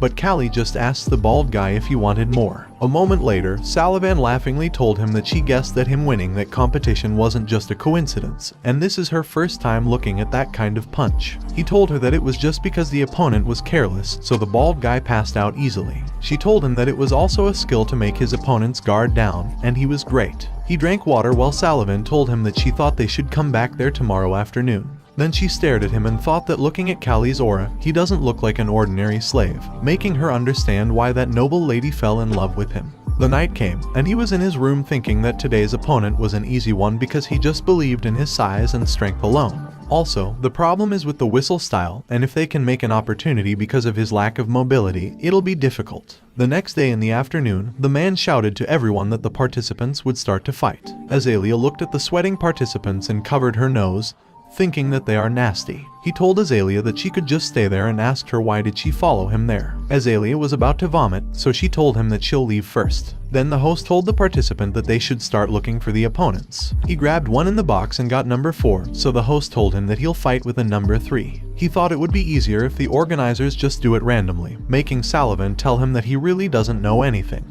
Then she explained to him that it was different from the usual matches he used to because he'd play every day except for the finale and semifinal, and he had to win 5 consecutive matches. Then she asked him what if he met a strong opponent from the beginning, and he replied that it would be a disadvantage because of the accumulation of injuries and fatigue. She asked him if now he understood why they drew like that and explained to him that they did it so that no one could manipulate it, and there was also quite a lot of money moving behind the scenes. Also, the prizes are big, making him understand that it was like a gambling match. A moment later, the host called numbers 1 and 2 to come to the ring, and the fighters gazed at each other, making Sullivan amazed because she noticed that the fighters' gaze was not a joke. Then the host called numbers 3 and 4, and the man walked up the stage with the number 3 paper, and before he walked up the stage, Sullivan told him that his opponent looked like a pugilist enthusiast. The host called the number 3 player Spirn and him to stand facing each other, to which they did. Spirn smilingly greeted him and told him that they should have a good game. He accepted Spirn's hand while the people booed and shouted that there was a nerd and a disabled today, so they'd have 2 easy opponents. Sullivan told him that maybe Spirn is from a wealthy family and Spirn just wanted to try his fighting skills, so he became a participant there, making him realize that it was why she just called Spirn a pugilist match enthusiast, and noticed that Spirn's hands didn't seem rough. Sullivan told him that Spirn looks like an easy opponent, so he should just beat him up because nobles are so annoying, to which he replied that he knew it. Later, Sullivan asked the men if they believed in a woman like her, and the men asked her back why she was suddenly taking out a bag full of money and if she wanted to divide their salary now because it is a good thing. She asked her men if they also knew that it was their half-year salary, and one of the men replied that they knew because they left the calculation to her because they believe in her, to which she nods in agreement. Then she tells them that she'll use all the money to bet on Callie's side in that tournament, making everyone shocked and asking her if she is crazy. She replies that she is not crazy and asks them why. One of the men asks her back if she really will bet on that guy who has such a leg, and she asks them if they ever lost money after listening to her. The man replied no, and no one had died in 2 years, so he laughingly asked them why they just believed her now, and they replied that it was because they knew when she would get hit and miss. She tells them that it was just her instinct that told her to do it, and now it's the perfect time to do it, making her men look at each other in silence. One of the men raised his hand and told her that he agreed.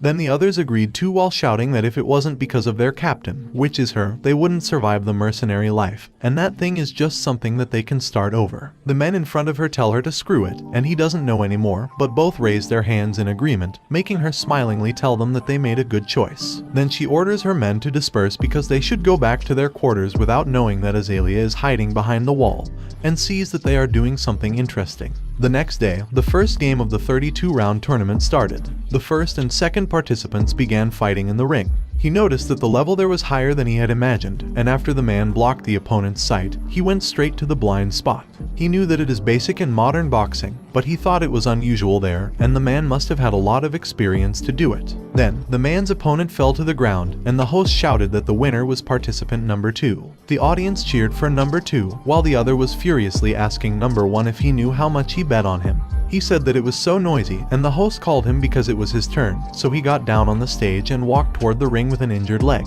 The audience murmured that he was limping and asked how he could win with that kind of body and if he would even survive or not. He walked inside the ring, and Spirn told him not to listen to other people's reactions and that he wouldn't look down on him even if he didn't have a good leg. He thought, like what Sullivan said, if Spirn really is noble, maybe he'll face a problem later if he punches him too hard, so he decided to win by moderation by hitting Spirn's chin not that hard. Spirn told him that he'd go first and speedily appeared in front of him, then punched him hard in the face, making his nose bleed. Then, Spirn continuously punched him. He covered himself with his hand, knowing that he needed to defend himself first. Spirn twisted his feet, then punched him in the side. He bled out while thinking that he wouldn't let Spirn win. and he wouldn't let him do as he pleased. Then he punched Spyron back, making Spyron jump away and smilingly tell him that now his fist looks so scary. Spyron speedily jumped to his left and right, making him ask Spyron if it was Whistly style. Spyron asked him if he knew about it and told him that he went to Duke Whistly to learn it. He smiled, knowing that it was his style at first, so he knew it really well. Then, he thought that Spyron had been taking advantage of his opponent's carelessness, so he decided to get serious now. He then punched Spyron with his left hand, but Spyron dodges it, which opened his side, so Spyron saw it and punched him in the side. But Spyron was surprised to feel his side hard as a rock. He remembered that he had seen Tora's when he fought earlier, but now he was sure that Whistly style didn't have perfect footwork. The strength when their foot hits the ground doesn't transmit to their fist perfectly, and a fist without strength is a big problem because their muscles can't deliver more impact to the opponent. He was about to punch Spyron, but Spyron jumped back while shouting to him that his kind of attack wouldn't work on him. He decided to corner Spyron, but then he felt his leg hurt. Still, he decided to go even though his leg was hurting so much. Then he jumped, deciding to finish Spyron in one go. Spyron was shocked to see him in front of him, but he just punched Spyron in the side, making Spyron cough his saliva out and feel his leg hurting. Spyron swung his hurting leg backward and glared at him while thinking that he should have trained his abdomen more. But then, he stepped on Spyron's other foot and launched his fist towards Spyron's chin, who was calling him a son of a bitch. Then a loud bam sound could be heard when he hit Spyron's chin. He walked off the stage while the man looked at him and wondered how he could win against someone who uses a Whistly style, thinking that he was sure it was quite good. A moment later, someone called him Kali to ask how dare he do that.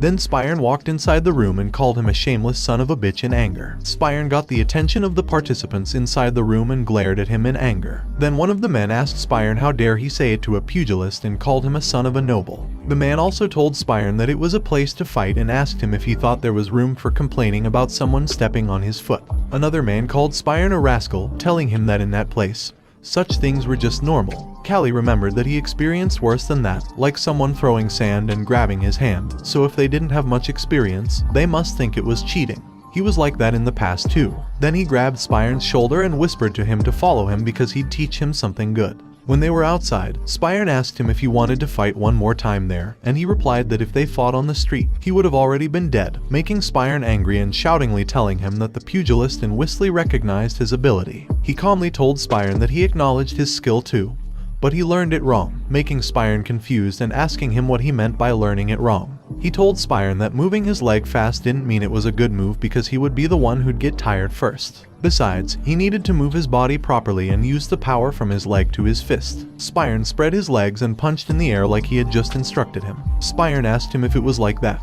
He nodded and told Spyron to learn it over and over. He explained to Spyron that it was hard to make a strong hit with only the strength of his upper body. Suddenly, Spyron softly grabbed his fist and happily called him Kali to tell him that he was such a good fellow. He told Spyron that his name was Kali, making Spyron confused, but he clarified that his name was Kali, not Kali. Spyron waved goodbye to him while telling him that whether he was Kali or Kali, he should just keep fighting because he beat him, so he should be the winner. Then Spyron walked away thinking about Kali's name and wondered where he heard that name. 2 days later, Sullivan told him that he looked like he'd have easy opponents until the 8th round, while Azalea looked at him worriedly in silence. He replied that it was really not easy and it was a relief that everyone was exhausted from their previous games. Azalea grabbed her shoulder tightly while thinking that he got hurt again. Suddenly, they heard some audience walking outside angrily, saying that if it wasn't for that lame kid, he would win, and he was such a bad luck kid. Sullivan told him not to mind their words because they were just upset they lost their money, and he replied that he didn't care at all.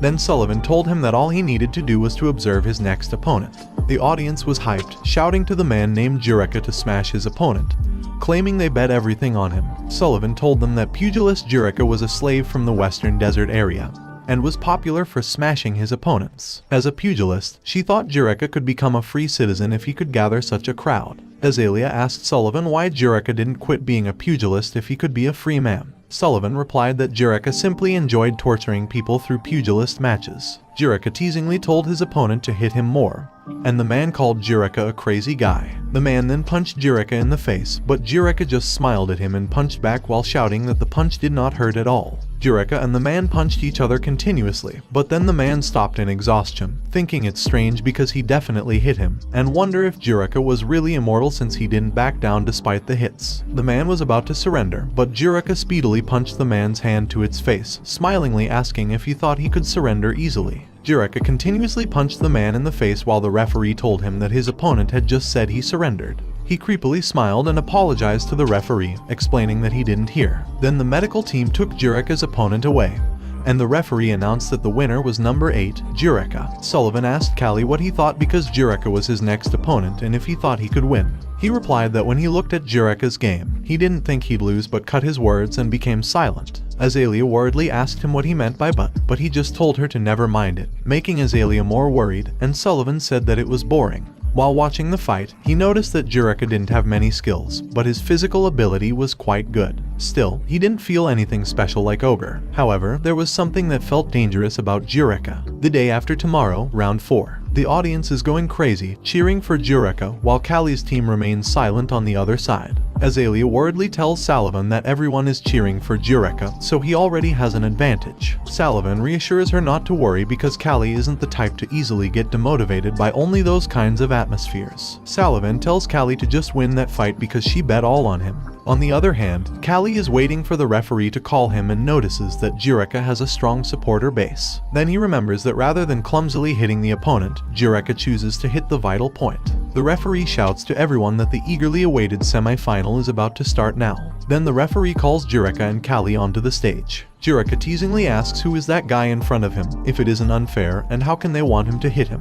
Then Jiraiya laughs so hard that he is holding his stomach, and he smiles, speedily punching Callie. Fortunately, Callie avoids it in time. Jiraiya tells him that he is pretty good, and Callie clenches his fist in anger, knowing that Jiraiya started even when the referee did not declare it. The referee warns Jiraiya and tells him that if he does it again, it would be a foul, to which Jiraiya sweetly replies yes. However, Jiraiya thinks it's just some bullshit because if the audience doesn't notice it, it will be fine. Then the referee starts their fight, and Callie knew that an aggressive person like Jiraiya would attack first, which was correct because Jiraiya launched his fist forward toward him, trying to punch him. But Callie dodges it in time and punches Jiraiya in the stomach. He pierces his fist harder into Jiraiya's stomach, thinking it's the end. Then Jiraiya falls on the ground, coughing blood out. The audience angrily asks if this is how pugilists fight and tells Jiraiya that they can't believe he lost to a lame guy like Callie. However, Callie knows that it was his strongest punch, and he thinks Jiraiya won't get up. The referee asks the shaking Jiraiya on the ground if he is dead, but then Jiraiya opens his eyes wider and angrily asks the referee back who he thinks is dead, leaving Callie shocked. Jiraiya smilingly tells him that it was great because it made him feel uncomfortable for a short time and asks him why he looked like he was trembling. He couldn't believe that Jiraiya stood up when he was sure Jiraiya wouldn't get up after his punch. He tells Jiraiya that he should avoid his attack this time or he'll die, but Jiraiya just laughingly tells him that it was bullshit and his punch feels like a tickle to him. Then Jiraiya begins to move left and right in front of him, making him realize that Jiraiya still moves here and there like he did earlier. If he hit Jiraiya again in the abdomen, it would make him go down because he was shocked before adding up. However, he doesn't want to kill people with his fist, so he decides to do it moderately. He launches his fist, but his punch doesn't hit Jiraiya, and he immediately covers his face when he sees Jiraiya launching his fist toward him. He gets hit in the shoulder, and he is surprised to see another attack from Jiraiya. Fortunately, he dodges it in time. Jiraiya tells him that it was a pity and that if he got hit this time, he'd be done for. He realizes that it was the reason why Jiraiya's previous opponent was hopeless, and Jiraiya was stronger than he thought. Then he calls Jiraiya, telling him that now he has abandoned the thought of not killing people with his fist, so he'll kill him properly. Jiraiya teasingly responds that he is scary, but that's what he would do to him and launches another punch at him. He puts some of his strength into his feet even though it hurts, bends down to avoid Jiraiya's punch, and positions himself. Then he swings forward his fist and punches Jiraiya's side with all his might, breaking few of Jiraiya's ribs. Jiraiya clenches his teeth in pain but then teasingly laughs at him. Jiraiya tells him that it is such funny nonsense and punches him in the face, making him surprised because he is sure that he has broken Jiraiya's bone. Jiraiya once again punches him in the face while shouting for him to just die. He covers his face with his arm and realizes that Jiraiya is not only strong because he has a strong supporter base. He knows that he needs to block them while Jiraiya continuously punches him. Then Jiraiya punches him with a strong punch while shouting to him that he is invincible. He is thrown because of it, but he manages to stop himself from being pushed and counters a punch in Jiraiya's stomach. Jiraiya coughs blood due to his attack, but Jiraiya spits it out in his face, which blinds him. Then Jiraiya launches his fist forward and punches him in the chin, making him thrown down on the ground hard. The audience excitedly cheers for Jureka, telling him to crush Callie, while Azalea bites her nails in worry, which Salavan notices. Salavan tells her that she looks really worried and explains to her that Callie is not an easy guy. But the truth is that Salavan was screaming at Callie to win that fight because her money depends on him. On the other hand, Callie is lying on the ground and notices that as he expected. Jureka finishes by attacking his opponent's chin like last time. But fortunately, he tilts his head and avoids it. He peeks at Jureka and thinks that Jureka looks like he doesn't feel any pain, while Jureka laughingly shouts that he is blessed and has an immortal body. Then Jureka tells him that he is different from him because he only has a crippled body. He slowly stands up and tells Jureka that it is not a blessing. He also tells Jureka that his body is already broken here and there, so it is too late to realize it. But Jureka just asks him if he didn't hear him and repeats to him that he was blessed with an immortal body. He firmly tells Jureka that there is no immortal body and he'll prove it by killing him. He knows that he abandoned all the strategies he planned and decided to just crush Jureka with all his might. Then he positions his damaged leg and swings his fist forward while telling himself to hold a little longer. Jureka teasingly tells him that it won't work, but he just punches him. Jureka was shocked to see that one of his hands is broken, which makes him realize that Callie got his hand, and it was so fast that even the audience didn't notice it. Then Jureka punches him again, but he bends down in time and positions his hurting leg while telling himself to hold on just one more. Then he swings his fist again with all his might and hits Jureka's side once again. His fist pierces Jureka's side, which 100% breaks his ribs again and makes Jureka spit out blood. He tiredly catches his breath and puts his hurting leg behind him. Jureka smiles seeing it and asks him if his leg is his weakness. Then Jureka walks closer to him while the audience shouts for Jureka that he is the best and he should show them his spirit. But he just waits for Jureka to come closer to him. Then Jureka stamps his feet in front of him when he gets closer and laughingly stares at him. The referee notices Jureka's weird expression, but he just raises his hand softly and pushes Jureka. Then Jureka slams down on the ground easily while still smiling. 7 years ago, in the western desert, Jureka, who was 15 years old, was working in a cave. Suddenly, a huge stone fell in his direction, and someone yelled a warning. However, he wasn't fast enough to avoid it and got crushed. In a panic, someone shouted that there was someone there, and Jureka was crushed by the stone. 3 days later, Jureka opened his eyes, feeling as though he had received a blessing from God. He possessed greater power than anyone else and his body felt no pain. Jureka crushed the slave who had tormented him and left the western desert. Arriving in Korin, he believed he was the strongest, invincible, and blessed by God. However, upon meeting Callie, he saw a crack inside his body and found himself on the ground. Despite his severe injuries, he still believed he was immortal. The referee checked Jureka's pulse and announced that Jureka couldn't continue the match, declaring Callie the winner. Callie raised his hand while his feet were trembling and the audience, who had believed in him,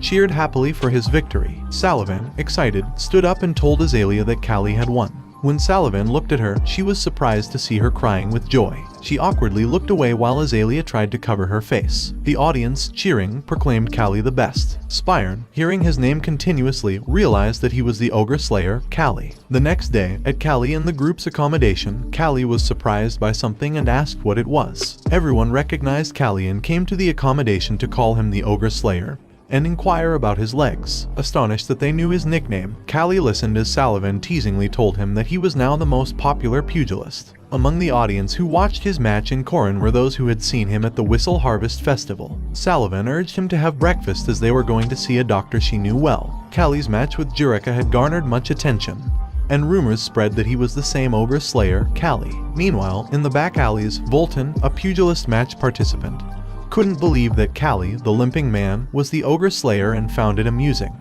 He questioned how a lame man like Callie could defeat an ogre. Another man reminded him of how Callie had crushed Jureka. Realizing he couldn't dismiss Callie, the man asked how he could win against someone who had defeated Jureka. In anger, he pointed his sharp knife at the man's neck, calling him a son of a bitch, and demanded to know if the man was underestimating him, making the man fearfully apologize. He calmed down and ordered his men to gather some quick-handed guys, because if he was aiming to win, they had to make a perfect plan. Then Volton tells his men that they should just cut off the leg, which the old man also tells Callie. He was shocked upon hearing the old man's solution, but the old man just explained to him that the protruding bones kept digging into his flesh, and it was a knee, so he could just wrap it.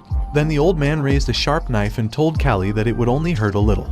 He, panicky, asks Sullivan why that old man keeps telling him to cut his leg, and he angrily tells the old man that he has to go to a pugilist match tomorrow. The old man, picking his nose, figured out that he was the one who beat and killed people, but he was trying to ignore his suggestion. Sullivan asks the old man if he knows who Callie is and if he has heard of Callie the Ogre Slayer because he was a rising pugilist those days, but Callie just shyly tells Sullivan to stop. He tells the old man that he'll get treatment somewhere else, so he should just give him the medicine to endure it for a little longer. The old man wrapped his leg while telling him that it would be easier to just cut it off, and gave him the medicine, but reminded him that it's quite strong, so he should just take it once a day. Then Sullivan said her goodbyes to the old man to leave, but the old man called her and told her that he didn't say to just cut Callie's leg off for no reason. Then the old man explained to her that he knew well about many surgical procedures for several people, like the one who got stabbed and the ones who got attacked with an arrow. Then the old man asks her who she thinks can treat that Callie's leg, but she just asks the old man back if he knows about the Empire's god. The old man replied that if she said the god, he often heard about it, and that person's name was Jonom. But then the old man asked her what was it making her ask him back if he had dementia. The next day, at the finale of the pugilist tournament, he was waiting, feeling his legs much better. The first guard told the second guard that it was easy to guard since there was only one person in the room. The second guard responded that they didn't need to worry about the pugilists fighting each other. Then, the guards walked away, deciding to eat. Suddenly, he heard a bark behind him, and when he looked back, he saw Rovo with Sullivan. He patted Rovo and told him that it had been a long time since they last saw each other. Sullivan commented that she still couldn't believe Rovo was a real wolf and asked him how Rovo became so sweet around him. Suddenly, people walked toward the room. He was shocked when men shouted that he was the real Ogre Slayer, and the man friend tells his friend that he told him he would be there. One of the men told him that he was his fan and that his last match was great. Then, another man asked if they could shake hands, insisting it was just a handshake. Rovo looked at the men and growled furiously at them. Sullivan, noticing Rovo's reaction, understood the danger and immediately pushed Callie away in time, but got slashed in the hand instead. She kicked the man in the side, making him slam onto the floor, and the man on the floor ordered the other men to attack. The man lunged at him with a dagger, and he realized there was no time to think as he needed to avoid the dagger. Suddenly, Rovo jumped at the man, and the man turned to Rovo in surprise, who slashed Rovo multiple times in panic. However, Rovo managed to stand still and growled at the men, which made them quickly run away in fear. He worriedly asked Sullivan if she was okay, and she replied that she was fine because it only hurt her finger. Then, she speculated that it must have been Volton's doing and that Volton must have planned it. She also admitted that it was her fault and that she really didn't expect it to happen. Then, they heard Rovo fall to the floor, making them panic and call Rovo's name. She reassured him that it was okay and that Rovo was just slightly wounded. She then told him to focus on his match because she had bet all her money on him, including the others' money and the savings she had set aside for her retirement. He adjusted the bandages on his hand and told Sullivan that he understood and would be back soon. Moments later, in the ring, people cheered as the match is about to begin. Volton was surprised to see him unwounded and wondered why he wasn't injured. He noticed Volton's expression, which led him to conclude that the attack had indeed been Volton's doing. The referee started their match, and they both took their positions. Volton stared at him, noticing that he was shorter than he had thought and that his leg was not in good condition, making Volton ponder whether to attack him there. Then, Volton launched a punch, thinking his defense was weak, and hit him. Excited that his attack was working, Volton thought he could clearly attack him more. Volton launched another punch at his side, but he simply blocked it with his arm and furiously called out Volton's name, making Volton shake in fear. Nevertheless, Volton launched his fist to attack again, but he blocked it again with his arm.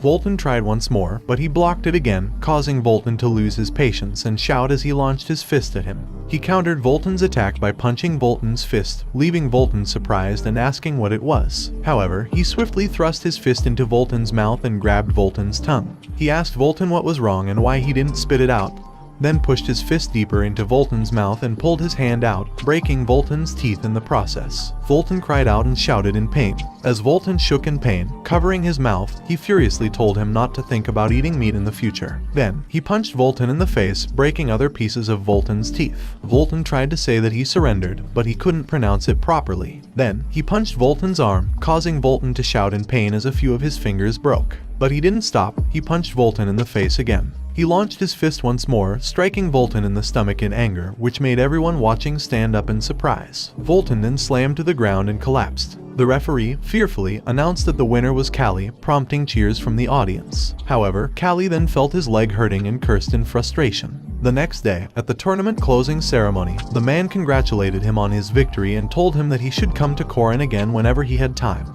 promising good treatment, to which he agreed. On the other hand, the man handed Azalea the prize money while remarking on Callie's strength. She accepted the prize money, looking at it sadly. Later, back at their accommodation, the knights praised him, saying he did great, it was really amazing, and they had become rich thanks to him, adding that he deserved the treatment. Then, one of the knights, tearfully and proudly, told him that when he was knocked down by Jireka, he wondered if he should return to the Aegis territory and do hard labor with an axe, making him laugh awkwardly. Suddenly, the door opened, and Leonardo told Azalea that it had been a long time since they last saw each other. The knights, Callie, and Salavan glared at Leonardo in anger, but Azalea simply agreed with Leonardo that it had been a long time and that she had been waiting for this moment.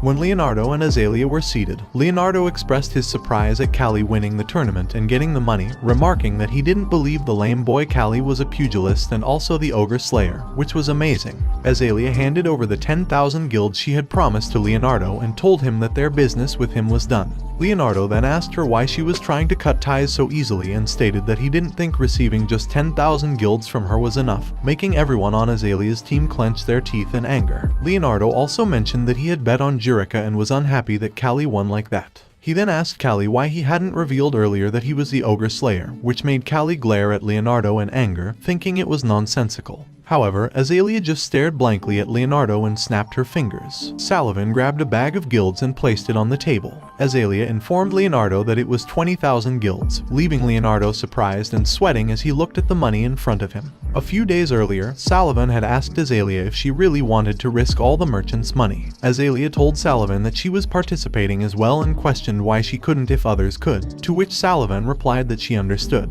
Salavan then inquired if Azalea hadn't opposed the idea earlier, and if she wasn't afraid that Callie would lose because of his leg. Azalea dismissed these concerns, asserting that she knew Callie wouldn't lose. Salavan, stunned by this confidence, asked why Azalea had opposed the idea if she believed in Callie. Azalea responded that she believed Callie would win, even if it meant breaking the rest of his leg. Salavan was shocked to realize that Azalea had followed them into gambling and had even gambled her own money, which made her seem quite formidable. Then, Azalea turned to Leonardo, asking what was wrong and if the amount was still not enough. Joseph, sweating profusely, replied that it was a substantial amount. Then, Joseph grabbed 3 guilds and told her he would just take that much, prompting her to ask why he was taking only 3 guilds. Joseph laughed and ordered one of his knights to let him in. The door opened, and someone informed Callie that they were meeting again. Callie was surprised to see that it was Spirn. Spirn asked him if he had been taking care of himself. Then, Spirn told Joseph that he would let it slide this time and asked Joseph how the chief guard of Korin could do that. Spirn then seriously told Joseph that the day the news reached his uncle's ears, he knew what would happen, making Joseph exhale in silence. Salavan told Spirn that, as she expected, he was a noble, which led Spirn to ask if he was too neat to become a pugilist. Spirn then expressed his curiosity about why someone who had injured his leg while fighting an ogre slayer came to fight there. He also mentioned that he uses an alias like Callie. Spirn introduced himself with his real name, Lorvin Corina, and revealed that his uncle is the current dean of Korin. Azalea's knights couldn't believe that Spirn said he was Corina, one of the 3 families that founded Korin. Then, Joseph awkwardly told Spirn that he would be leaving now and waved goodbye to Callie, telling him that next time he would bet on him. A moment later, after Azalea explained everything and why they were there, Spirn found it ridiculous and told her that he would ask a higher position member of his family to help Aegis. However, the Joseph family might sell their goods to them as overpriced or underpriced, but it was not his area to interfere. Azalea told Spirn that his willingness to help was enough for her, and she thanked him. On the other hand, Callie was outside the room, thinking that if they could get help from Korin's higher-ups, Count Joseph couldn't do anything to them. Suddenly, Spirn came out of the room, calling him, surprising Callie. Callie awkwardly and respectfully asked Spirn why he was calling him, but Spirn just told him that he could speak comfortably with him. Spirn then told him that he had seen all his matches and realized that a true pugilist is indeed different. Callie, laughingly, told Spirn that he wouldn't hit him anymore. However, Spirn then told him that he was actually going to buy him from Azalea, but she refused, making Callie ask Spirn in horror if that was his taste. Spirn explained that he would buy him and then free him right away because he thought it was such a waste that he was not a free person. Callie told Spirn that he didn't think his status was really bad and he knew it was dangerous, like walking on a blade every time, but it was an important life for him. Spirn asked him if he thought fighting was more important to him than freedom, and he replied that it was better to die rather than not be able to fight. The number of people guarding the Aegis merchants was more than twice the size of the first time, thanks to the care of Corin. They gained significant profits since entering the imperial territory, and soon they arrived in Macedon, the capital of the empire. However, Azalea was saddened by this. Hours later, they arrived in Macedon, the capital of the empire. Salavan looked around and noted that the roads were all paved, then observed that Macedon resembled ancient Rome. Suddenly, he heard someone shouting orders to clear the way because the empire's troops were coming.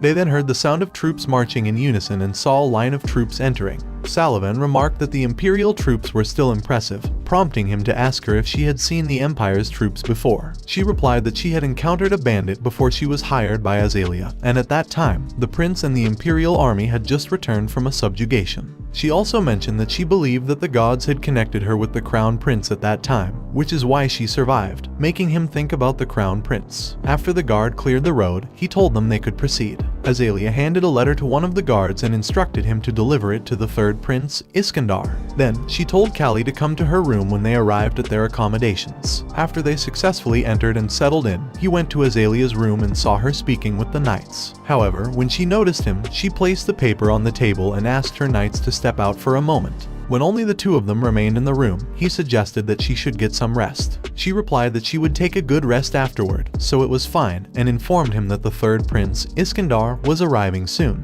Callie asked her what she meant when she said she was acquainted with Iskandar, but she only asked him back if he wanted to fix his leg, and he confirmed that it was the reason why he had come all the way there. She told him that if that was the case, from now on, whatever Iskandar does, whatever he says, and whatever he does to her, he should just stay still. He realized he was so distracted by the treatment that he had forgotten the price. He stood up and, in a loud voice, asked Azalea what she meant by it. Thinking it impossible to receive treatment for free, especially for a mere slave fighter like himself, he called out to her insistently. Suddenly, someone knocked on the door. As she stood up, telling him she guessed Prince Iskandar was already there, he grabbed her shoulder, telling her to wait. However, she seriously asked him why he was acting rudely. In turn, he questioned the point of coming all the way there if he was being disrespectful to her. She slapped his hand away, responding that all he needed to do was live and fight, so he should just do as he pleases, leaving him stunned in shock. Then, Azalea gracefully greeted Prince Iskandar. Iskandar told her he had rushed over after hearing she was there, for even though their last meeting had been long ago, he had never forgotten her.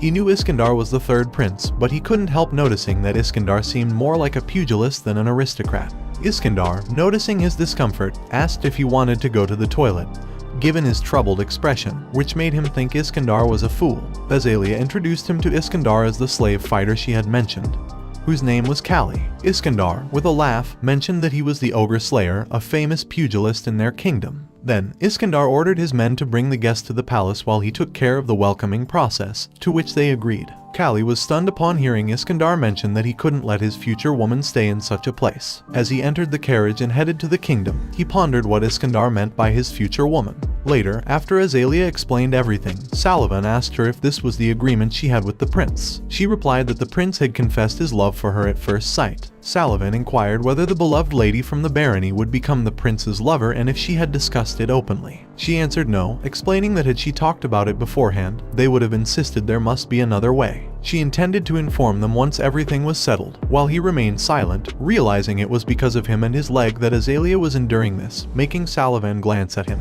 Meanwhile, in the kingdom, a man asks Iskandar if he intends to make the lady from the barony his lover. Iskandar replies that he will discuss any political matters arising from this decision with his brothers later. Iskandar also mentions that it was love at first sight with Azalea, praising her beauty and her success as a merchant. However, he expresses his dislike for Callie, whom he had just met, noting something peculiar about Callie's eyes. Iskandar then reaffirms his commitment to a promise, asking the man where the god doctor currently is. The man replies that the god doctor went to the western workshop with the first prince. Later, as the food was ready and the nobles gathered in the hall, He entered. Sullivan commented that, having washed up and changed his clothes, he looked different.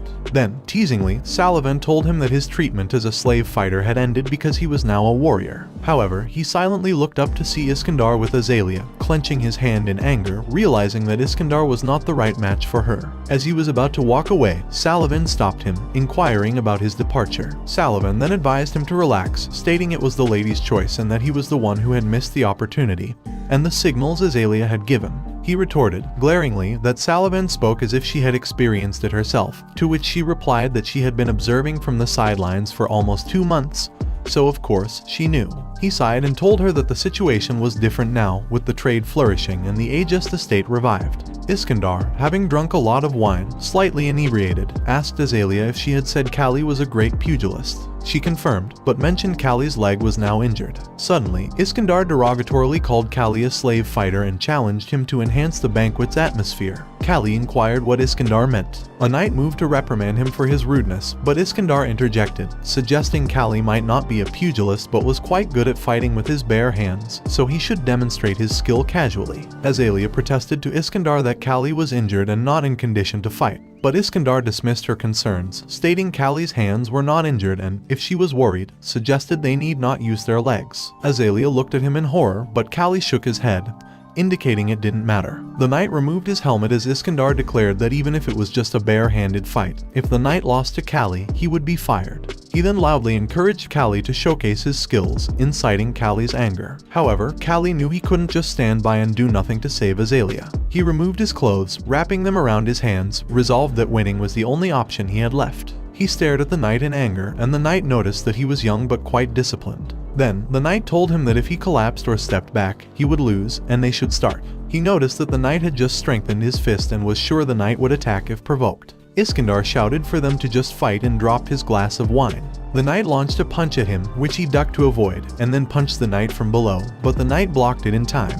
The knight couldn't believe his power was so strong at such a close distance. He continuously punched the knight, but the knight struck him in the chest, causing pain that he endured and launched his fist again. When the knight hit his head, he struck the man's side. The knight clenched his teeth in pain and kneeled on the ground while holding his side. The nobles were amazed that he won and expected such from a pugilist, while he was busy thinking that all he had to do was prove his strength. The knight was confused to see Iskandar's silence because he knew that Iskandar would normally celebrate. Iskandar thought it was boring because he still didn't get the feeling that Kali was the ogre slayer. Then, Iskandar looked at Azalea next to him and saw her sigh in relief, thinking there must be something. Then, he brightly told everyone that it was all for today's entertainment and thanked them for participating.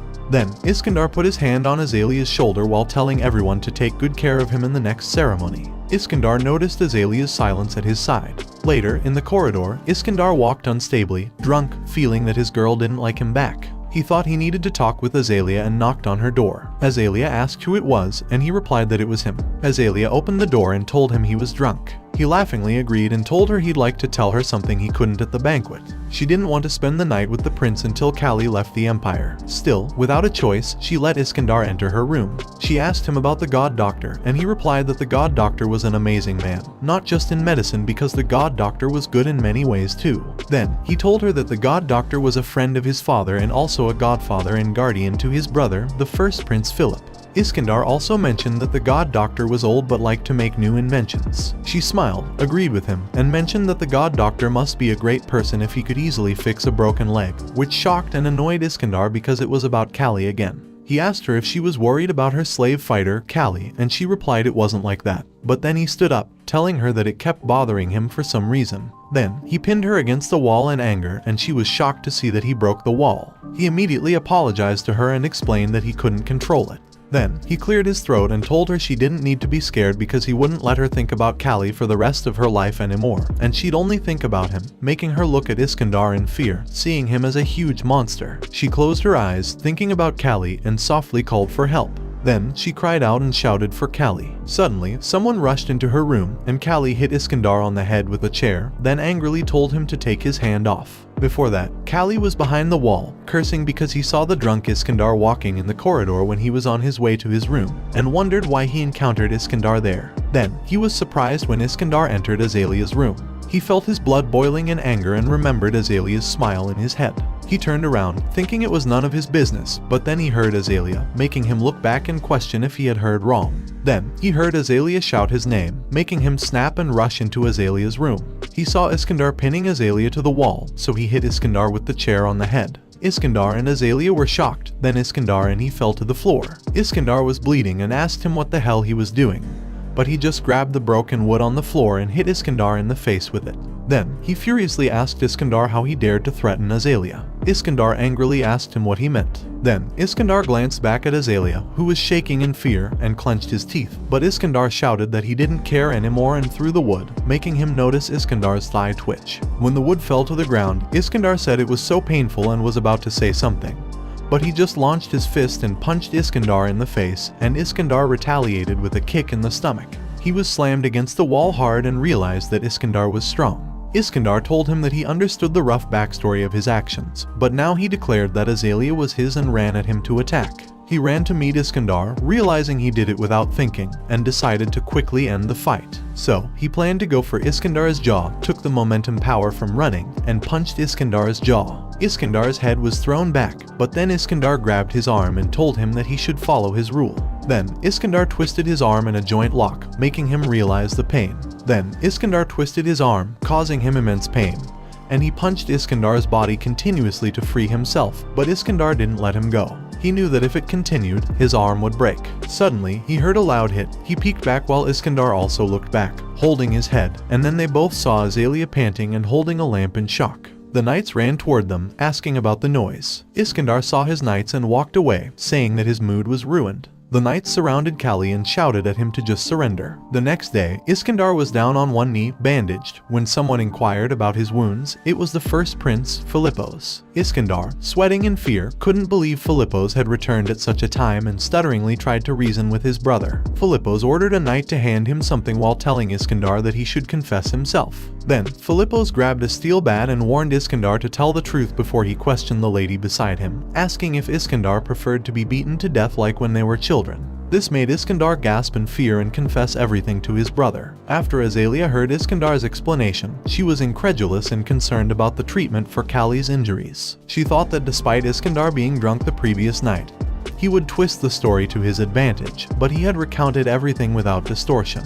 However, it was still a grave offense for a slave like Kali to have attacked a prince. Her hands shook, knowing that the death penalty was inevitable. Philippos angrily called Iskandar an idiot, causing him to flinch in fear. Then, Philippos raised his bat, shouting that he should teach Iskandar a lesson, and hit him repeatedly. Iskandar tried to plead with his brother to wait, but Philippos shouted at him to shut up, declaring he never had a drunkard for a younger brother, leaving her in disbelief. Philippos questioned Iskandar's judgment in entering a girl's room while drunk, wondering if he thought the girl wouldn't be scared or if he assumed she would be okay with it, all while continuing to beat him. Philippos then kicked Iskandar in the leg, questioning his intelligence. Philippos announced that he, Philippos VII, would conduct a brief trial on behalf of His Majesty the Emperor, who was on an expedition to the northern region, and ordered them to bring Kali, the imprisoned pugilist, before him.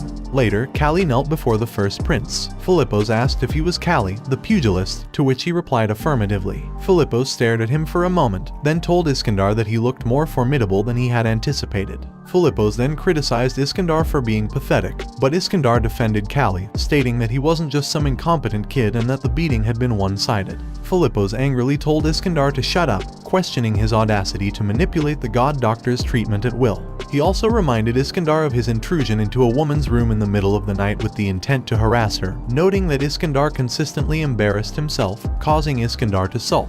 Philippos removed his hand armor, addressing Azalea as ageist, and informed her that he had come from a distant kingdom and had made a covenant with Iskandar that disregarded her wishes. He approached her, stating that in doing so, she had committed a grave crime. He then slapped her hard, causing Kali to seethe with anger. She admitted that it was all her mistake, but Philippos told her that the crime of harassing the imperial family and Iskandar was severe. However, he noted that considering she was a woman who should have been aware of men's nature, the consequences she faced were already lenient. Philippos then ordered the knights to lift Kali and questioned how he could fight Iskandar with his injured leg, calling him a brave punk. Philippos approached closer, explaining that although the situation was rushed, Iskandar had a rightful claim. He stated that even if Azalea refused Iskandar, it was their issue to resolve. Therefore, in this case, Kali was a criminal who assaulted an innocent Iskandar. If Kali intended to act like a warrior until the end, he must also take the responsibilities. Azalea, crying, called out his name, but Philippos simply placed the sword near Callie's neck, asking if he had any last words. Callie swallowed his fear but replied that he had no regrets. Philippos stared at him, then swung his sword down to the rope, freeing him.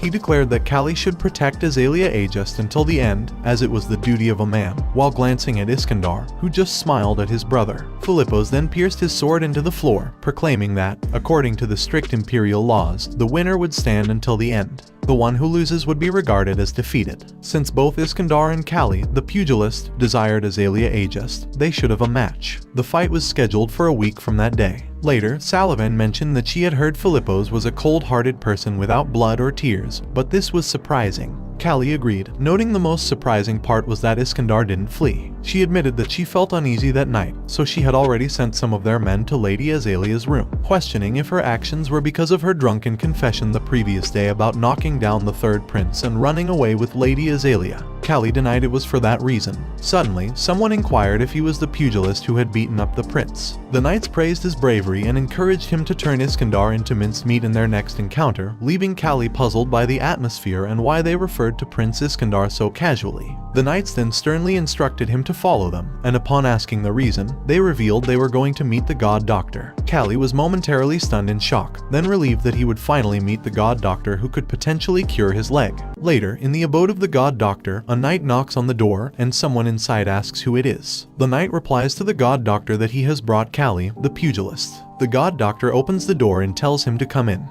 He mentions that Callie is the troublemaker Philippos was talking about and asks if he enjoyed his fight with Iskandar. The god doctor then examines his leg and tells him that the bone fragments were scattered around his leg and the attached bones were misaligned, pressing on nerves and muscles. The god doctor presses his leg, causing him pain, and asks how he survived when it must hurt even to walk. The god doctor asks him when he got hurt. Callie replies that he got hurt in last year's fall. The god doctor pauses for a moment, making Callie worry whether his leg can be treated. He asks the god doctor if it's too late for his leg to be treated with his expertise. The god doctor replies, of course not, and surprisingly, he thinks he can handle it. He also mentions thinking of giving him a temporary prescription because he'll fight Iskandar in a few days and admits that everyone calls him the god doctor, but he actually doesn't like it. So if it's okay with Callie, he can call him by his name. The god doctor then introduces himself as John American. Callie is stunned in horror to hear this and wonders what the god doctor meant by American. He falls to the floor in shock and stares at John in horror. Stuttering, Callie asks John if he is American, but John just orders the knights to leave, which they do. When they are alone, John reveals that he searched for a long time and nobody like him appeared. But finally meeting Callie, he thinks it must be fate. Callie asks John if he is from Earth, and John replies that his real name is John Bradley Clark and that he arrived there more than 40 years ago. John and Callie talked without realizing how much time had passed. John was a US Army captain who died in the Korean War in 1950. He was an elite military officer who specialized in surgery. After assisting the Emperor with his excellent knowledge and skill, John became known as a godly doctor. He realized his arrival from Earth was 60 years later than he thought. John explains that he'll have to compare Callie's case with other cases, making Callie ask what he means by other cases. John explains that there are people in the history books who he assumed to be like them, and after they lose consciousness and wake up, they become like different people and stand out in certain fields. John then asks him if he was right in mentioning that he had regrets about boxing when he died and tells him that, in his case, it was about medicine. He theorized that what probably led them there was an intense longing that goes beyond the fear of death. However, John mentions that it wasn't the time to talk about it and orders him to roll up his pants. John then heated a scalpel in the fire, shocking Callie, who asked if he was going to perform surgery right then. John replied no and explained that he was just going to remove a piece of bone from between the gastrocnemius muscle, which is fundamentally involved in walking and posture. He positioned his scalpel on Callie's leg and mentioned that only with that kind of treatment could the pain be reduced. John then began to remove the gastrocnemius and assured him that it would be over in no time, while Callie endured the pain, wondering if John still lacked effective anesthesia. He then shouted in pain, and John apologized, explaining that, being older, he makes mistakes. A moment later, John successfully removed the piece of bone, noting that it had been stuck quite deep. John then prepared the needle and thread. Soon after, the wound was stitched, and the irritation from the foreign object had also disappeared. Callie knew that with only that much pain, he could endure it. John told him that as a doctor, he would prefer Callie avoid the fight. but he was in a position to support Filippo's, so Callie should understand. He then gave him an ointment mixed with herbs. Callie accepted the ointment and told John there was no need to worry about the fight. He then came out of the room smiling, which one of the knights noticed and asked John if he knew that slave fighter. John replied that Callie was a friend from the same hometown as him. Days later, while he was walking in the corridor, someone called him and Filippo's asked if he had time because he needed to tell him something. He noticed that Filippo's tone was polite, but he felt like he couldn't refuse. Filippo's mentioned that since many were watching, he felt compelled to follow. Filippo's also mentioned that he had heard the god doctor called him often lately, and Callie replied that it was just because of the treatment. Filippo's told him that if it weren't for the god doctor, he might not have been born and probably would have died in his mother's womb. Filippo's also said that the god doctor was his benefactor, godfather, and teacher, and they had been together for more than 30 years, but he didn't know much about him, his knowledge, and his inventions from unknown origins. While it was not important in front of his father, he was curious about it. He had heard that Callie was from the same hometown as the god doctor. However, he had never seen the god doctor leave the empire in the last 20 years, and moreover, Callie was only 20 years old in that kingdom. Filippo's then seriously asked Callie who he was and what he was. He then remembered that a few days ago, John had asked him why Filippo's didn't kill him, but he replied that he also didn't understand for now, and everything the prince had said was true, and he had also made Iskandar bleed.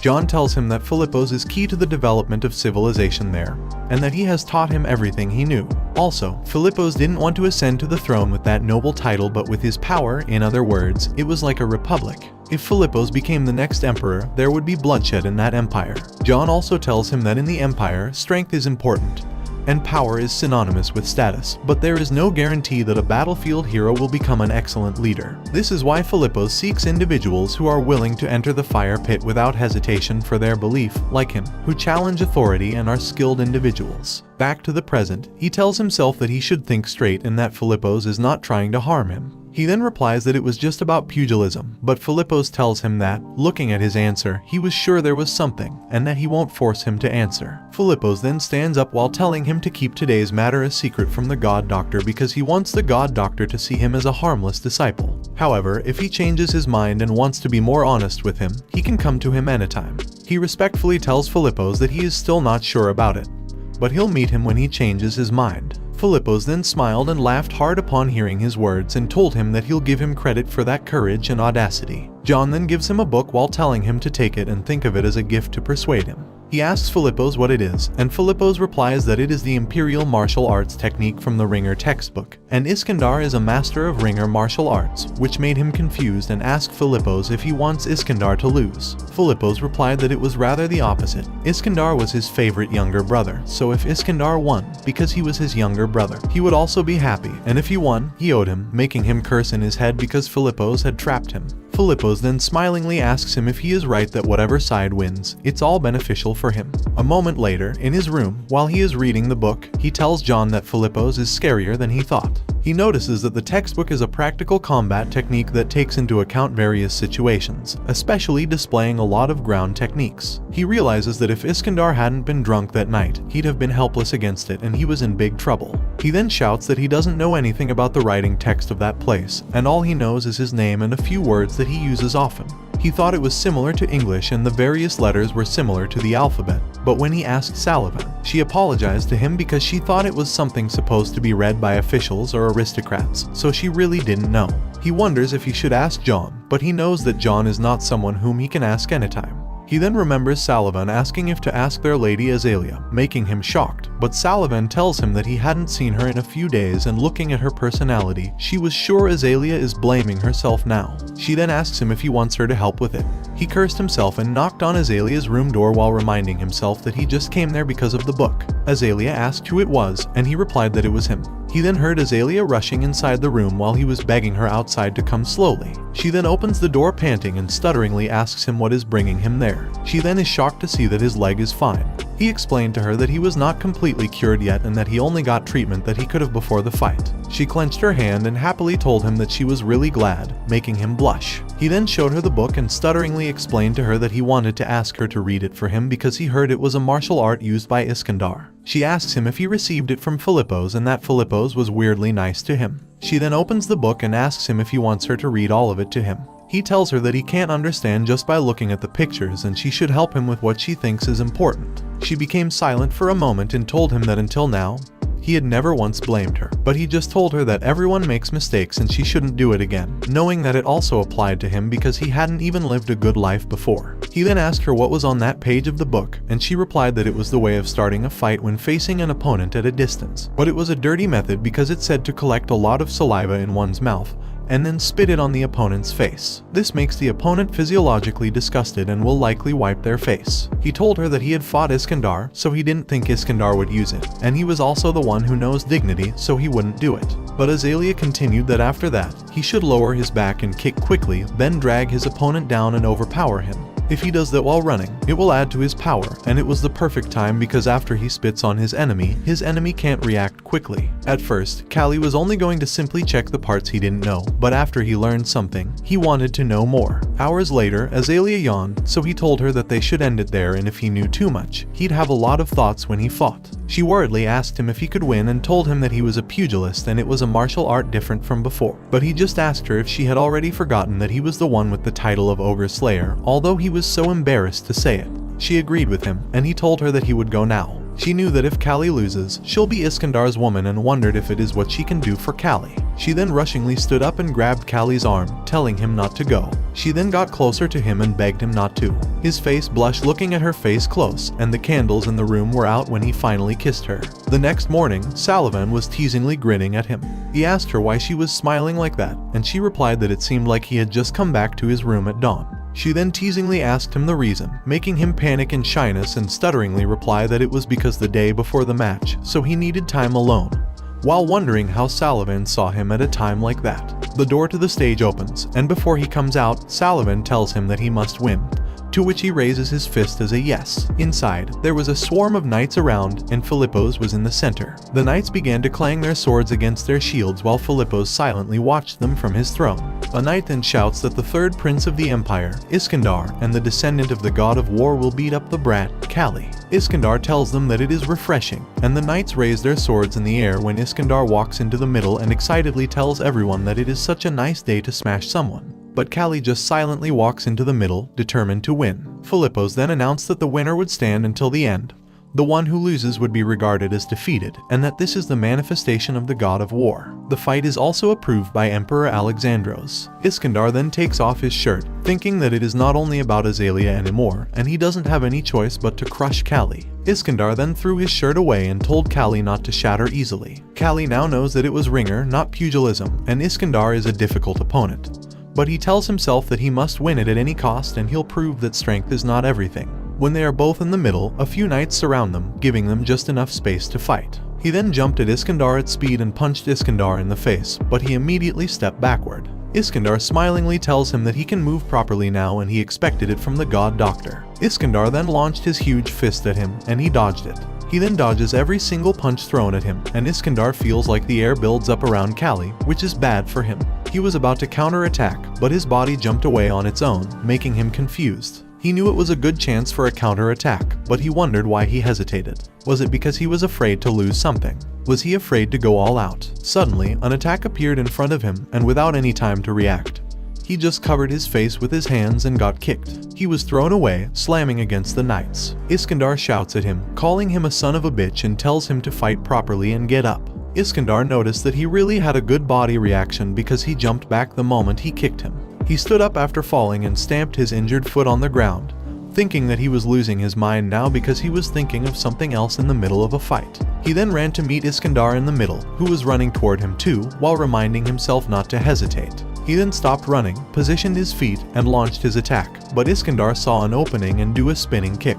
However, he saw his attack and stop himself from moving forward and slid his body down slightly to avoid Iskandar's kick. He then forwarded his feet and punched Iskandar in the side. Iskandar coughed out blood, wondering if it was a human's fist. Iskandar tried to grab him in anger, but he managed to push Iskandar's hand away, knowing that if he got caught, it would be the end. No matter how hard he punched Iskandar, if he gave Iskandar time to recover, it would be his end. So, he punched Iskandar's side, face, and continuously punched Iskandar, planning not to let Iskandar recover. Philippos, who was watching, thought that pugilism was an incomplete fight technique that wouldn't perfectly work, but he guessed that it would be hard to win even using ringer. Philippos stares at Iskandar and tells him that he should do everything to win. Philippos then asks Iskandar if isn't that right. Princes in that empire undergo rigorous training akin to torture and are raised to become warriors. Although they are born with royal blood, if they are physically or mentally weak, they are not recognized as princes. Members of the imperial family, including the emperor, must always stand at the forefront, and for the soldiers of that empire, the royal family is the object of loyalty and the comrades who shed blood together. Iskandar is a born warrior, and when he meets a strong opponent,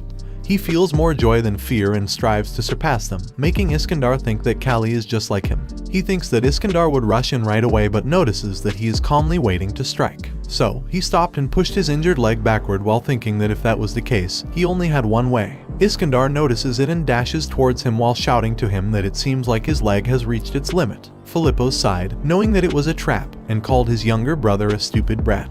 Iskandar was close to grabbing him, and he waited for Iskandar, knowing that if the timing went wrong, he'd get beaten.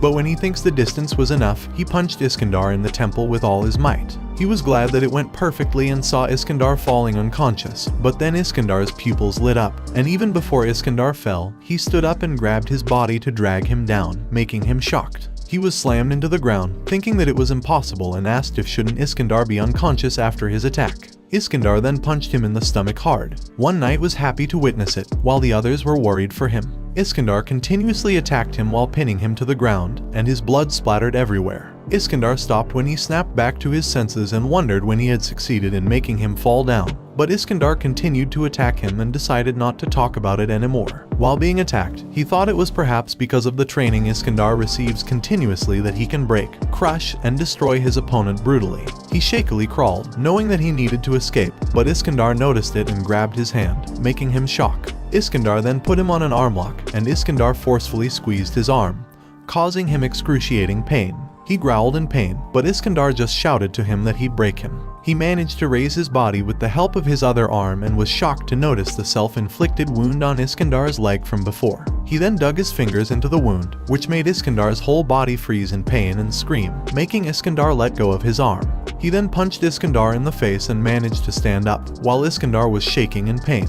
He looked at his arm, wondering if his ligament got stretched, and saw Iskandar standing up. He noticed that Iskandar's leg was shaking in pain, so he asked Iskandar if he now understood what he felt, but Iskandar just smilingly called him a persistent son of a bitch. Philippos was sure that Iskandar was very much enjoying it and thought that to make someone from the royal family go all out, Kali had to be as good as his guts were. Suddenly, Azalea ran forward to the stage and was panting from running. She sat down next to Philippos, and he told her that she was late, which she apologized for, but she was shocked when she saw Kali injured and still fighting, making her clench her fists in worry but cheered for Kali. Philippos tells her that he heard that Kali is a slave of her family, which she agrees to, but Philippos tells her that if it is money, he'll give her whatever she wants to sell Kali to him, making him stare at Philippos in surprise. Philippos tells her that he believes he can handle Kali better than she can and that Kali is too powerful to be confined by her limitations. This makes her shake with anger, and she tells Philippos she hopes he's joking. She admits that she knows Kali is too good for her and asks if he's aware that her relationship with Kali is not just that of master and slave.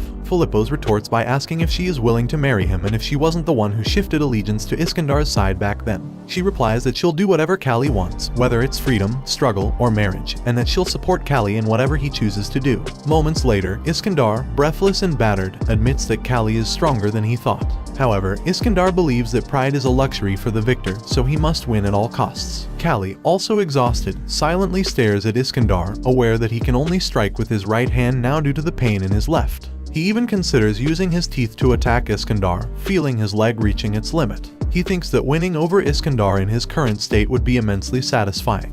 Iskandar then launches an attack, thinking he must reach the pinnacle to reclaim his pride. Kali dodges Iskandar's assault and avoids his subsequent strikes, reflecting on how he has lived as Park Kangti for almost 30 years and is determined to channel all his years as Kali into this fight because his life as Kali matters. He bends down to avoid Iskandar's grip, and when Iskandar tries to knee him, Kali blocks it with his own knee, shocking Iskandar. Kali then lands a left fist on Iskandar's side. Despite the pain, Iskandar lifts his fist and aims for Kali's face, but Kali swiftly avoids it and launches his right fist. Iskandar is taken aback, but Kali remains focused, knowing that hitting Iskandar's jaw could end the fight. He succeeds in landing the blow, but is stunned when Iskandar merely shouts in pain. Kali calls Iskandar a crazy bastard for blocking the attack with his head.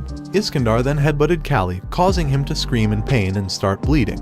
Iskandar grabbed one of Kali's feet, shouting that he was the descendant of the god of war and the great man of their empire. With all his might, Iskandar swung Kali and threw him, declaring himself Iskandar, the third prince. Kali slammed into the ground near the stage and couldn't move, cursing because of Iskandar's powerful throw. He then heard footsteps approaching and saw Azalea through blurry eyes. Her sad face made him beg her not to look at him like that, almost crying. Azalea wiped her tears, bent down, and told Kali to bring her victory, as always. Encouraged by her words, he smiled, sat up, walked past the knights, and stopped in front of Iskandar. For a moment, they stared at each other in silence. Iskandar then asked Kali if he knew why he didn't fall. Kali replied that it was because his head was just for decoration and asked Iskandar if he had only been hit on his head today. Iskandar corrected him, saying it was because he was the descendant of the god of war, and that's why he wouldn't lose, having holy blood in his body. Kali calmly responded that today would be his victory because the goddess of fortune had just arrived. Iskandar, realizing he was referring to Azalea, became jealous and gathered a lot of saliva in his mouth, rushing to attack. Kali remembered Azalea explaining to him that when facing a distant opponent, they should collect saliva and spit it on the opponent's face, causing physiological disgust and making them wipe their face. Realizing his mistake, Kali understood that Iskandar would do anything to win because victory was his pride.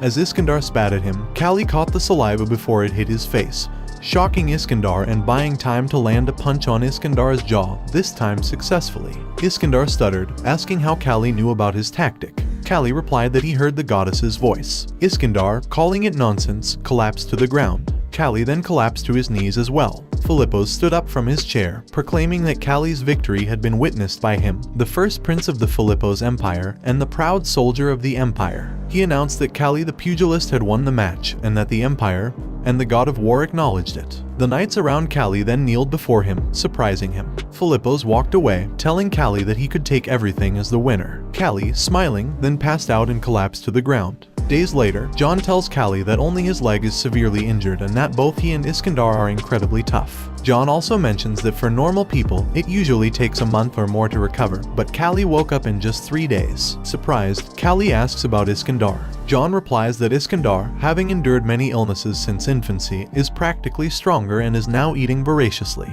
Laughing, John asks why Kali is concerned about Iskandar when his own injury is more severe. Kali then asks John how long it will take for his leg to heal. John, knowing that Kali's muscles are strong and elastic, acknowledges this as the secret to his incredible strength and recovery speed. However, because his current injury is quite severe, even with rehabilitation, it will likely take a year. Kali responds that it's too long.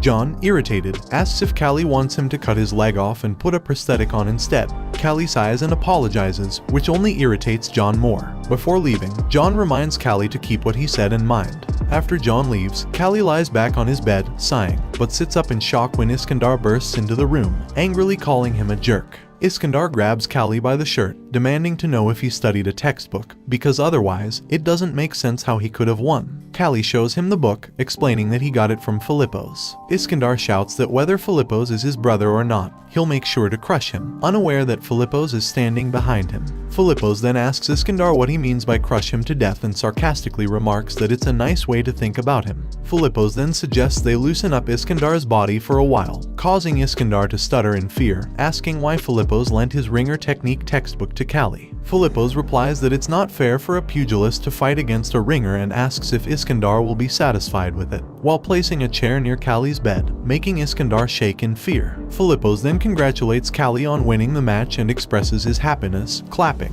He asks Kali if he heard correctly that the treatment for his leg will take at least a year. Kali replies that he is considering other ways to cure it sooner, wondering what Philippos is up to this time. Philippos acknowledges that it's a great idea to think of another way but points out a problem: Kali's status and nationality. Foreigners like him and Azalea are not allowed to stay in the Empire for more than 3 months. Although this law is not usually enforced strictly due to mutual respect for territories, it is different inside the palace due to security issues. Unless Kali is a diplomatic envoy, it is definitely illegal for a foreigner to stay for an extended period. Iskandar asks Philippos if there aren't many foreign guests in the imperial palace and what they should do about them, making Philippos stare at him furiously. Iskandar quickly shuts his mouth, shaking in fear behind Philippos. Callie then asks Philippos if he's saying there's no other way for him to get treatment there. Philippos replies that there is a way, but he must be a free man. Shocked, Callie asks what he means by that. Philippos explains that foreigners who become experts in their fields and hold important positions can stay for extended periods. With Callie's skill, it would be possible to appoint him as a martial arts instructor at Philippos' discretion.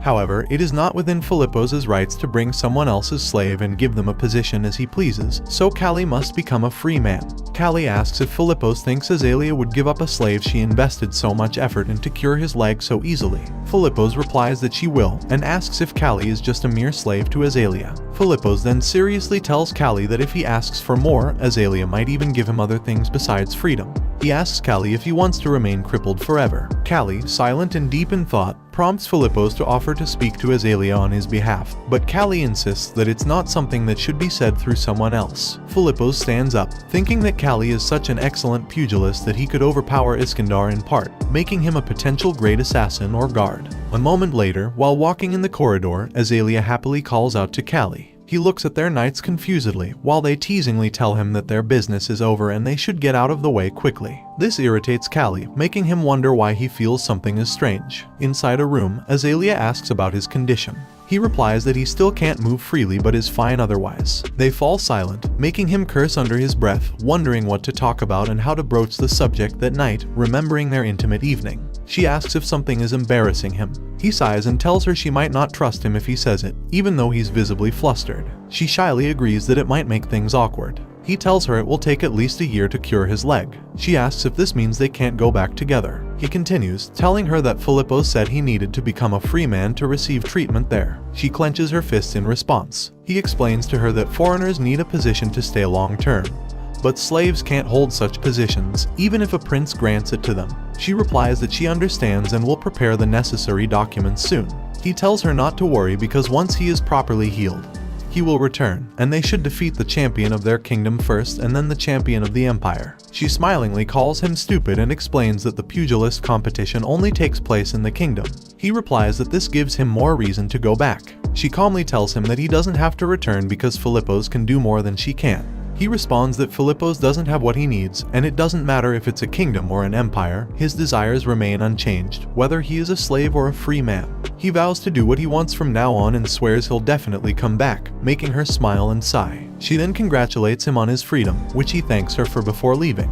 A few days later, Callie is a free man, but he feels indifferent about it, as it doesn't seem important to him. Sullivan offering a handshake, saying that although it was a short time, it was an honor to journey with him. He replies that he feels the same and thanks her for everything, shaking her hand. She tells him that she plans to retire soon and open a store in Korea, inviting him to visit sometimes. Azalea then appears a little distance away, asking if he hadn't come to meet her and telling him to be careful with his sore leg. She mentions that she wanted to take care of him but acknowledges that he's not her slave anymore. He tells her to get home safely and not to get kidnapped by bandits like before. She jokingly replies that she'll call him when she has a lot of kids with the bandit leaders, making him say he's really worried now. He then calls for Rovo, who happily runs to him. He begs Azalea to take Rovo with her, making her ask why, pointing out that he'll be alone without Rovo. He explains that if he's busy with treatment, no one will be able to take care of Rovo, and there are many people at Ajust who will care for him, so she should bring Rovo with her. He tells Rovo to keep an eye on Azalea while he's away and asks if it understands, which Rovo responds to with a bark. Azalea then tells him they will be off now, which he nods at, not expecting that his stay in the Empire would be longer than anticipated. He ends up spending 2 years in the Empire. This record wasn't preserved in imperial history, however, when Callie left the Empire, Philippos was referred to as the Emperor. 2 years ago, the former Emperor of the Empire stepped down from the throne after the end of the Northern Conquest when his strength weakened. The first prince, Philippos, then ascended as Emperor. Philippos fearlessly removed any opposition, even if they shared the same bloodline. During his reign, 4 of the 7 princes died. The second prince, Orits, who incited rebellion within the royal family due to dissatisfaction with the empire, died at the hands of Callie under Philippos' command. However, rumors claimed he was killed by barbarians. Callie then asks Philippos if he is going to use that as an excuse to keep him, reminding Philippos that he initially said it was just for 1 year, but now he is being stubborn. Philippos tells him that sometimes he misses the innocent Callie from 2 years ago. Callie replies that he is tired of being tricked. Philippos expresses regret, saying he wishes Callie could stay with him, but Callie dismisses this, telling Philippos to quickly find a girl and get married. Philippos declares that he won't be getting married because he wants the next emperor to be chosen not based on royal blood, but on strength and intellectual ability, whether from a noble family or a commoner. As Callie walks away, he wishes Philippos good luck with everything as a goodbye, but Philippos grabs something and asks him to accept it. Callie looks at the badge, and Philippos explains that it signifies him as one of the emperor's representatives, usually only carried by envoys who receive his edict. A moment later, in John's office, John asks Callie if he is just a martial arts instructor, expressing disbelief that Callie can carry out Philippos's missions perfectly. John comments that it feels like yesterday when he treated Callie's leg. Callie replies that it was a terrible experience and swears he won't go through it again, making John sigh. Due to the medical technology of the time, anesthesia was rumored to damage the brain, so Callie chose to undergo surgery without it. He then tells John that Philippos is curious about his abilities and true identity, but John shakes his head, saying it isn't the right time to reveal it. Callie asks if he's right that if Philippos finds out, he'll be excited rather than scared. To which John agrees. Callie's disciples are part of a unit directly under Philippos's shadow guard. They are all loyal and share life and death together, and Callie grows quite fond of them, making his departure regrettable. One of his disciples gives him a sword, telling him to take care of himself and accept the present. Surprised, Callie tells them that they know he doesn't use swords and, moreover, that it looks expensive. His disciple explains that it costs 3 months' salary for the 3 of them, which shocks Callie even more. He tells them that if he has a child later, he will pass down the sword as a family heirloom. When it's time for him to leave, Philippos and John tell him to take care, and his disciples wish him a safe journey back home. Callie remembers Iskandar and tells them he can't say goodbye because Iskandar is still conquering the West. With that, he says his final goodbye and departs. Later, he arrives at the western frontier city Arzan and remembers that Arzan is famous for its jewelry. Thinking it would make a good gift for Azalea, he asks an old man which store sells the best gemstones in Arzan. The old man replies that Arzan's gemstones are the best in every store, but Callie explains that he wants something special. The old man understands and whispers that he should try the auction house because all the shops and street vendors there only sell second-rate gemstones. Callie heads to the auction building, but a guard shouts that he can't just enter without paying at least 2,000 guilds. Callie takes out a bag and shows a lot of guilds, asking the guard if he can enter now. The guard, stuttering, replies that he can.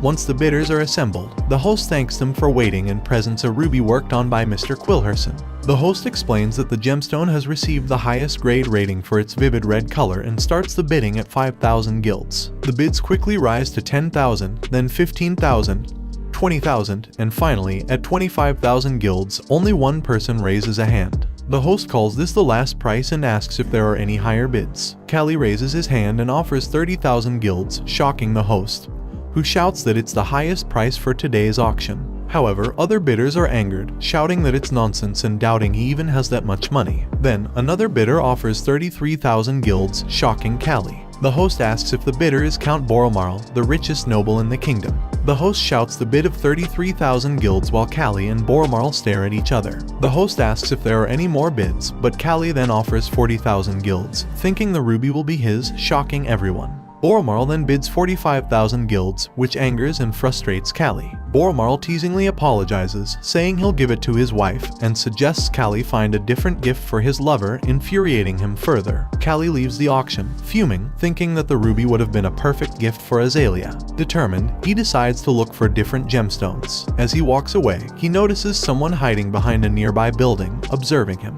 Realizing that they are not just petty thieves but likely nobles, given their neat attire, he senses a confrontation brewing.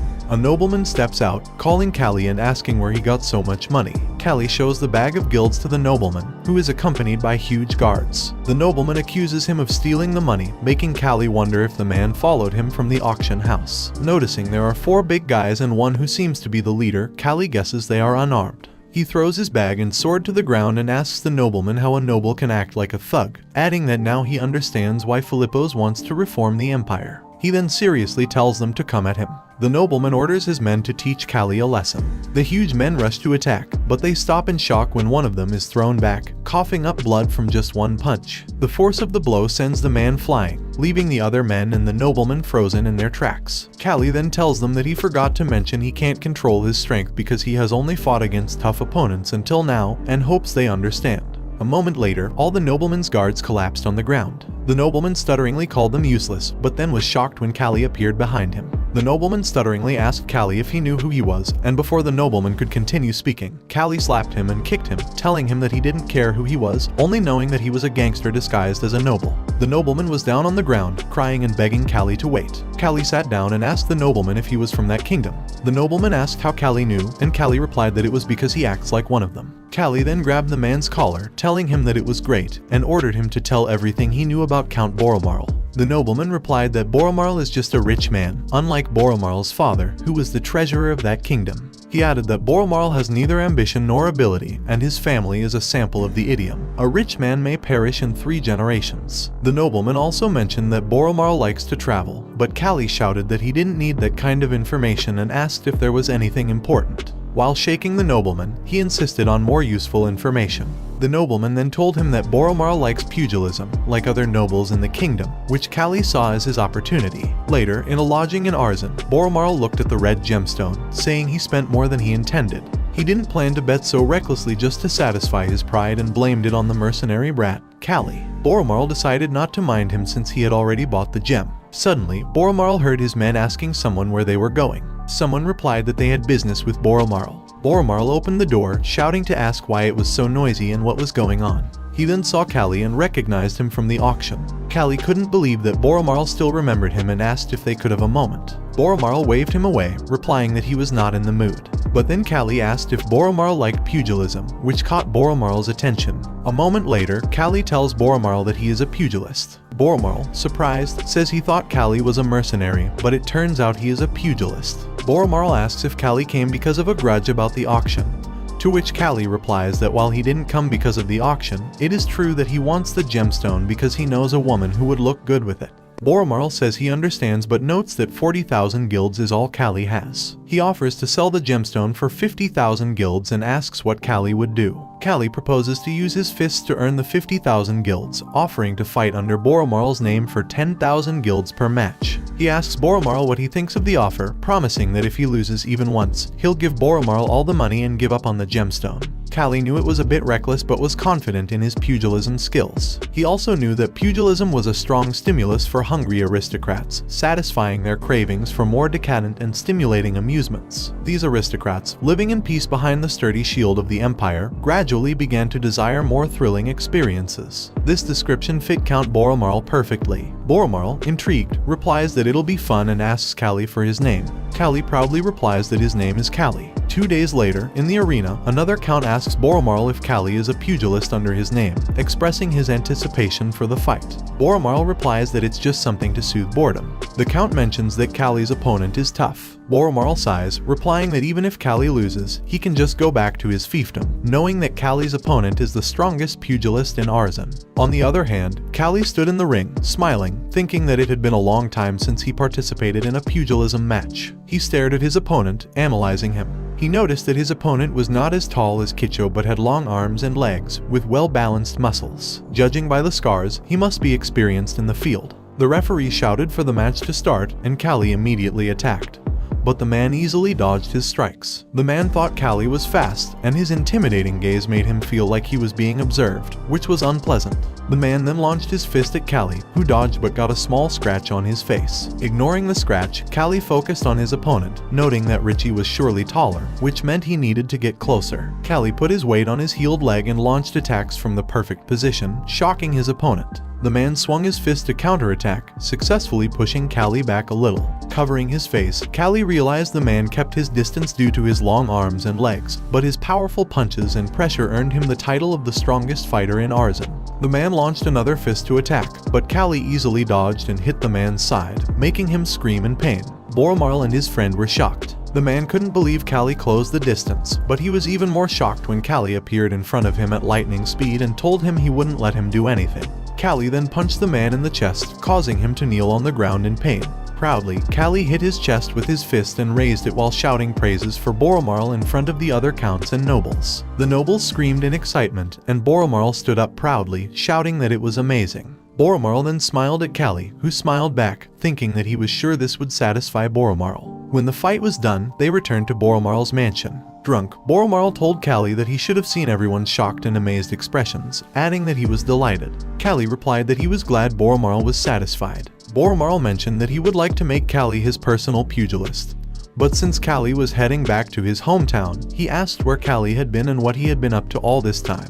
Callie explained that he was a fist fight instructor in the Empire and was on his way back home. He then told Boromarl to keep the jewelry safe, which Boromarl agreed to, advising Callie to get some rest as he had to leave right away tomorrow. A moment later, with Boromarl asleep from the drink, Callie left the room, reflecting that Boromarl was quite a nice person, albeit a bit dim. As he was leaving, someone called him. Looking back, he saw the chief guard and wondered why he was being summoned. Callie smilingly told the chief guard that they would meet frequently for a while, so he could be comfortable around him. The chief guard, however, just turned and left, making Callie feel awkward. The next day, Boromarl left Arzen to prepare for the upcoming fist fight match. As the sun was about to set, the chief guard walked closer to Boromarl to report that they were going to camp there for the night. Callie looked around and suggested they move to a more open place, explaining that the area was surrounded by forests in all directions and that he believed a more open space would let in a bit of moonlight. He also noted that they still had time before sundown. The chief guard, annoyed, angrily told him to mind his own business, insisting that whether they went further or not, it was all forest and better to leave tomorrow.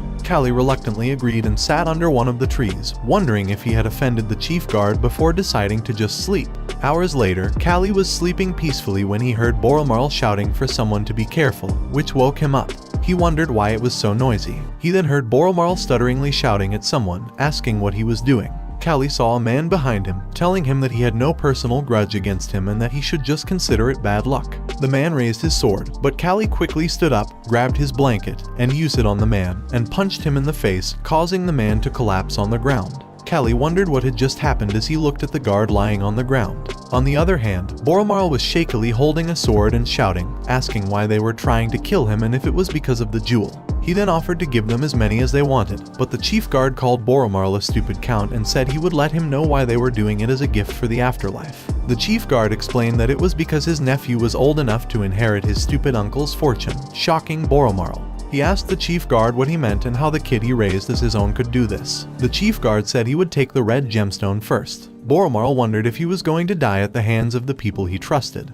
But then someone hit the chief guard's head with a rock. Callie, dragging the collapsed guard, told them they would be in trouble if they took the jewel because he had reserved it first. Callie noticed that there were 10 heavily armed guards, realizing he couldn't handle them barehanded. He put on gloves from the passed out guard and took his sword, knowing he really needed to use it. Positioning himself, he admitted he wasn't confident with a sword. The chief guard ordered his men to kill him. One man tried to slash Callie, but he managed to block the attacks with the sword. Seeing an opening, he lifted his fist and punched the man in the face while still blocking the sword with his other hand. The man's bone cracked, and a few teeth fell out. Callie then turned to Boromarl asking if he want to live. Boromarl, who replied that he did want to live, thinking that with Callie's help, he might survive. Callie picked up stones from the ground, telling Boromarl that if he wanted to live, he should break through and run to him. He threw the stones, hitting the guards in front of Boromarl, who stutteringly replied that he couldn't do it. Realizing Boromarl couldn't make it on his own, Callie knew he needed to get rid of the guards. With the distance, he thought it would be hard to handle everything. He then shouted at Boromarl, telling him if he still wanted to live, he had to move and get through it, making Boromarl shake and sweat in fear. Count Boromarl's life had been like a neatly packaged road, smooth, tranquil, and devoid of any obstacles. Having lived comfortably in a world laid out by his ancestors, he had never achieved anything through his own efforts. Callie's words pierced Boromarl's heart, shaking him from his complacency. With newfound determination, Boromarl managed to swing his sword continuously while running past the guards. The chief guard called the guards stupid jerks, demanding to know why they weren't stopping Boromarl. The chief guard managed to catch Boromarl and raised his sword to kill him, slashing one of Boromarl's arms. Shocked and in pain, Boromarl dropped his sword but continued running toward Callie in tears. Callie rushed to meet Boromarl, who begged him to save him. Callie grabbed Boromarl, complimenting his spirit, and carried him on his shoulder. They ran, knowing that if they were late, Boromarl would bleed to death. The chief guard shouted to his men not to let them escape and ordered them to shoot. A guard holding a bow released an arrow, but Callie noticed it and told Boromarl to hold on. As the arrow neared, Callie punched it in half and deflected other arrows with his hand. The chief guard and the guards were stunned. Catching his breath and exhausted, Callie lifted Boromarl and ran at top speed. 3 days later, they arrived at the western desert. Callie cursed, unable to believe how the surrounding terrain had changed overnight. They had entered the desert to avoid being tracked. Callie's plan was to enter the kingdom through the desert, but it was more mysterious than he had anticipated. Boromarl leaning on the cave wall, complaining and offering Callie the jewelry. Annoyed, Callie told Boromarl that if he had the energy to whine, he should use it to walk and stop talking, or he would leave him behind. Suddenly, they heard horses approaching. Looking back, Callie saw desert tribesmen on their horses coming toward them. He told Boromarl they needed to go the other way, but Boromarl pointed behind them. Callie turned and saw another group of tribesmen approaching. Callie noticed that they were completely surrounded by the tribesmen, but when they were taken, they were given a lot of food. One of the tribesmen tried to say something in a different language while pointing at the table full of food. Callie asked the man if they wanted them to eat, but Boromarl, fearful, asked if they were being fattened up to be eaten later, recalling rumors that desert tribes were cannibals. Callie began to eat and told Boromarl they should eat first. Boromarl then noticed something and asked about the huge statue in front of them. Callie replied that it looked like a wooden sculpture and commented on their skillfulness. The man said Khan, and Callie asked if it was Khan, to which the man replied to Khan. Callie didn't know what it meant, but he guessed they worshipped something called Khan and noticed that symbols of it were all over the village. A few days later, the man put food in front of Callie again, making him remark that his stomach would explode if they kept eating. Boromarl fearfully asked how he could continue to live like that, saying he was sick of it. Callie told Boromarl they should endure it and reminded him that many people live without both arms. Boromarl reminded him that not everyone was as strong as Callie, but Callie replied that no one is born strong, strength is developed. He then asked Boromarl if he knew that even the emperor of the empire almost died in his mother's womb. Callie told Boromarl that whether emperor or slave, everyone is born with clenched fists, and besides, Boromarl still had his left arm, which brought tears to Boromarl's eyes. Suddenly, the tribesmen barged into their room, speaking in another language. They threw Callie and Boromarl outside, making Boromarl stutteringly shout that he knew they were going to eat them. One of the tribesmen hit Callie on the nape with a stick while Callie shouted at them not to touch him.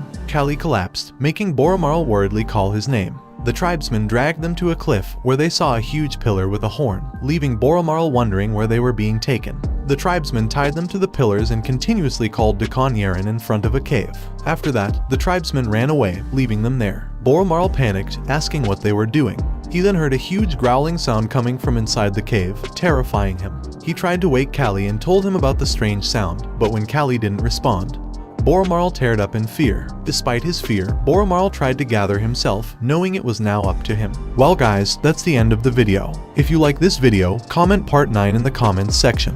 Also, subscribe to the channel, hit the bell, and like the video. Thank you for watching and see you next time again.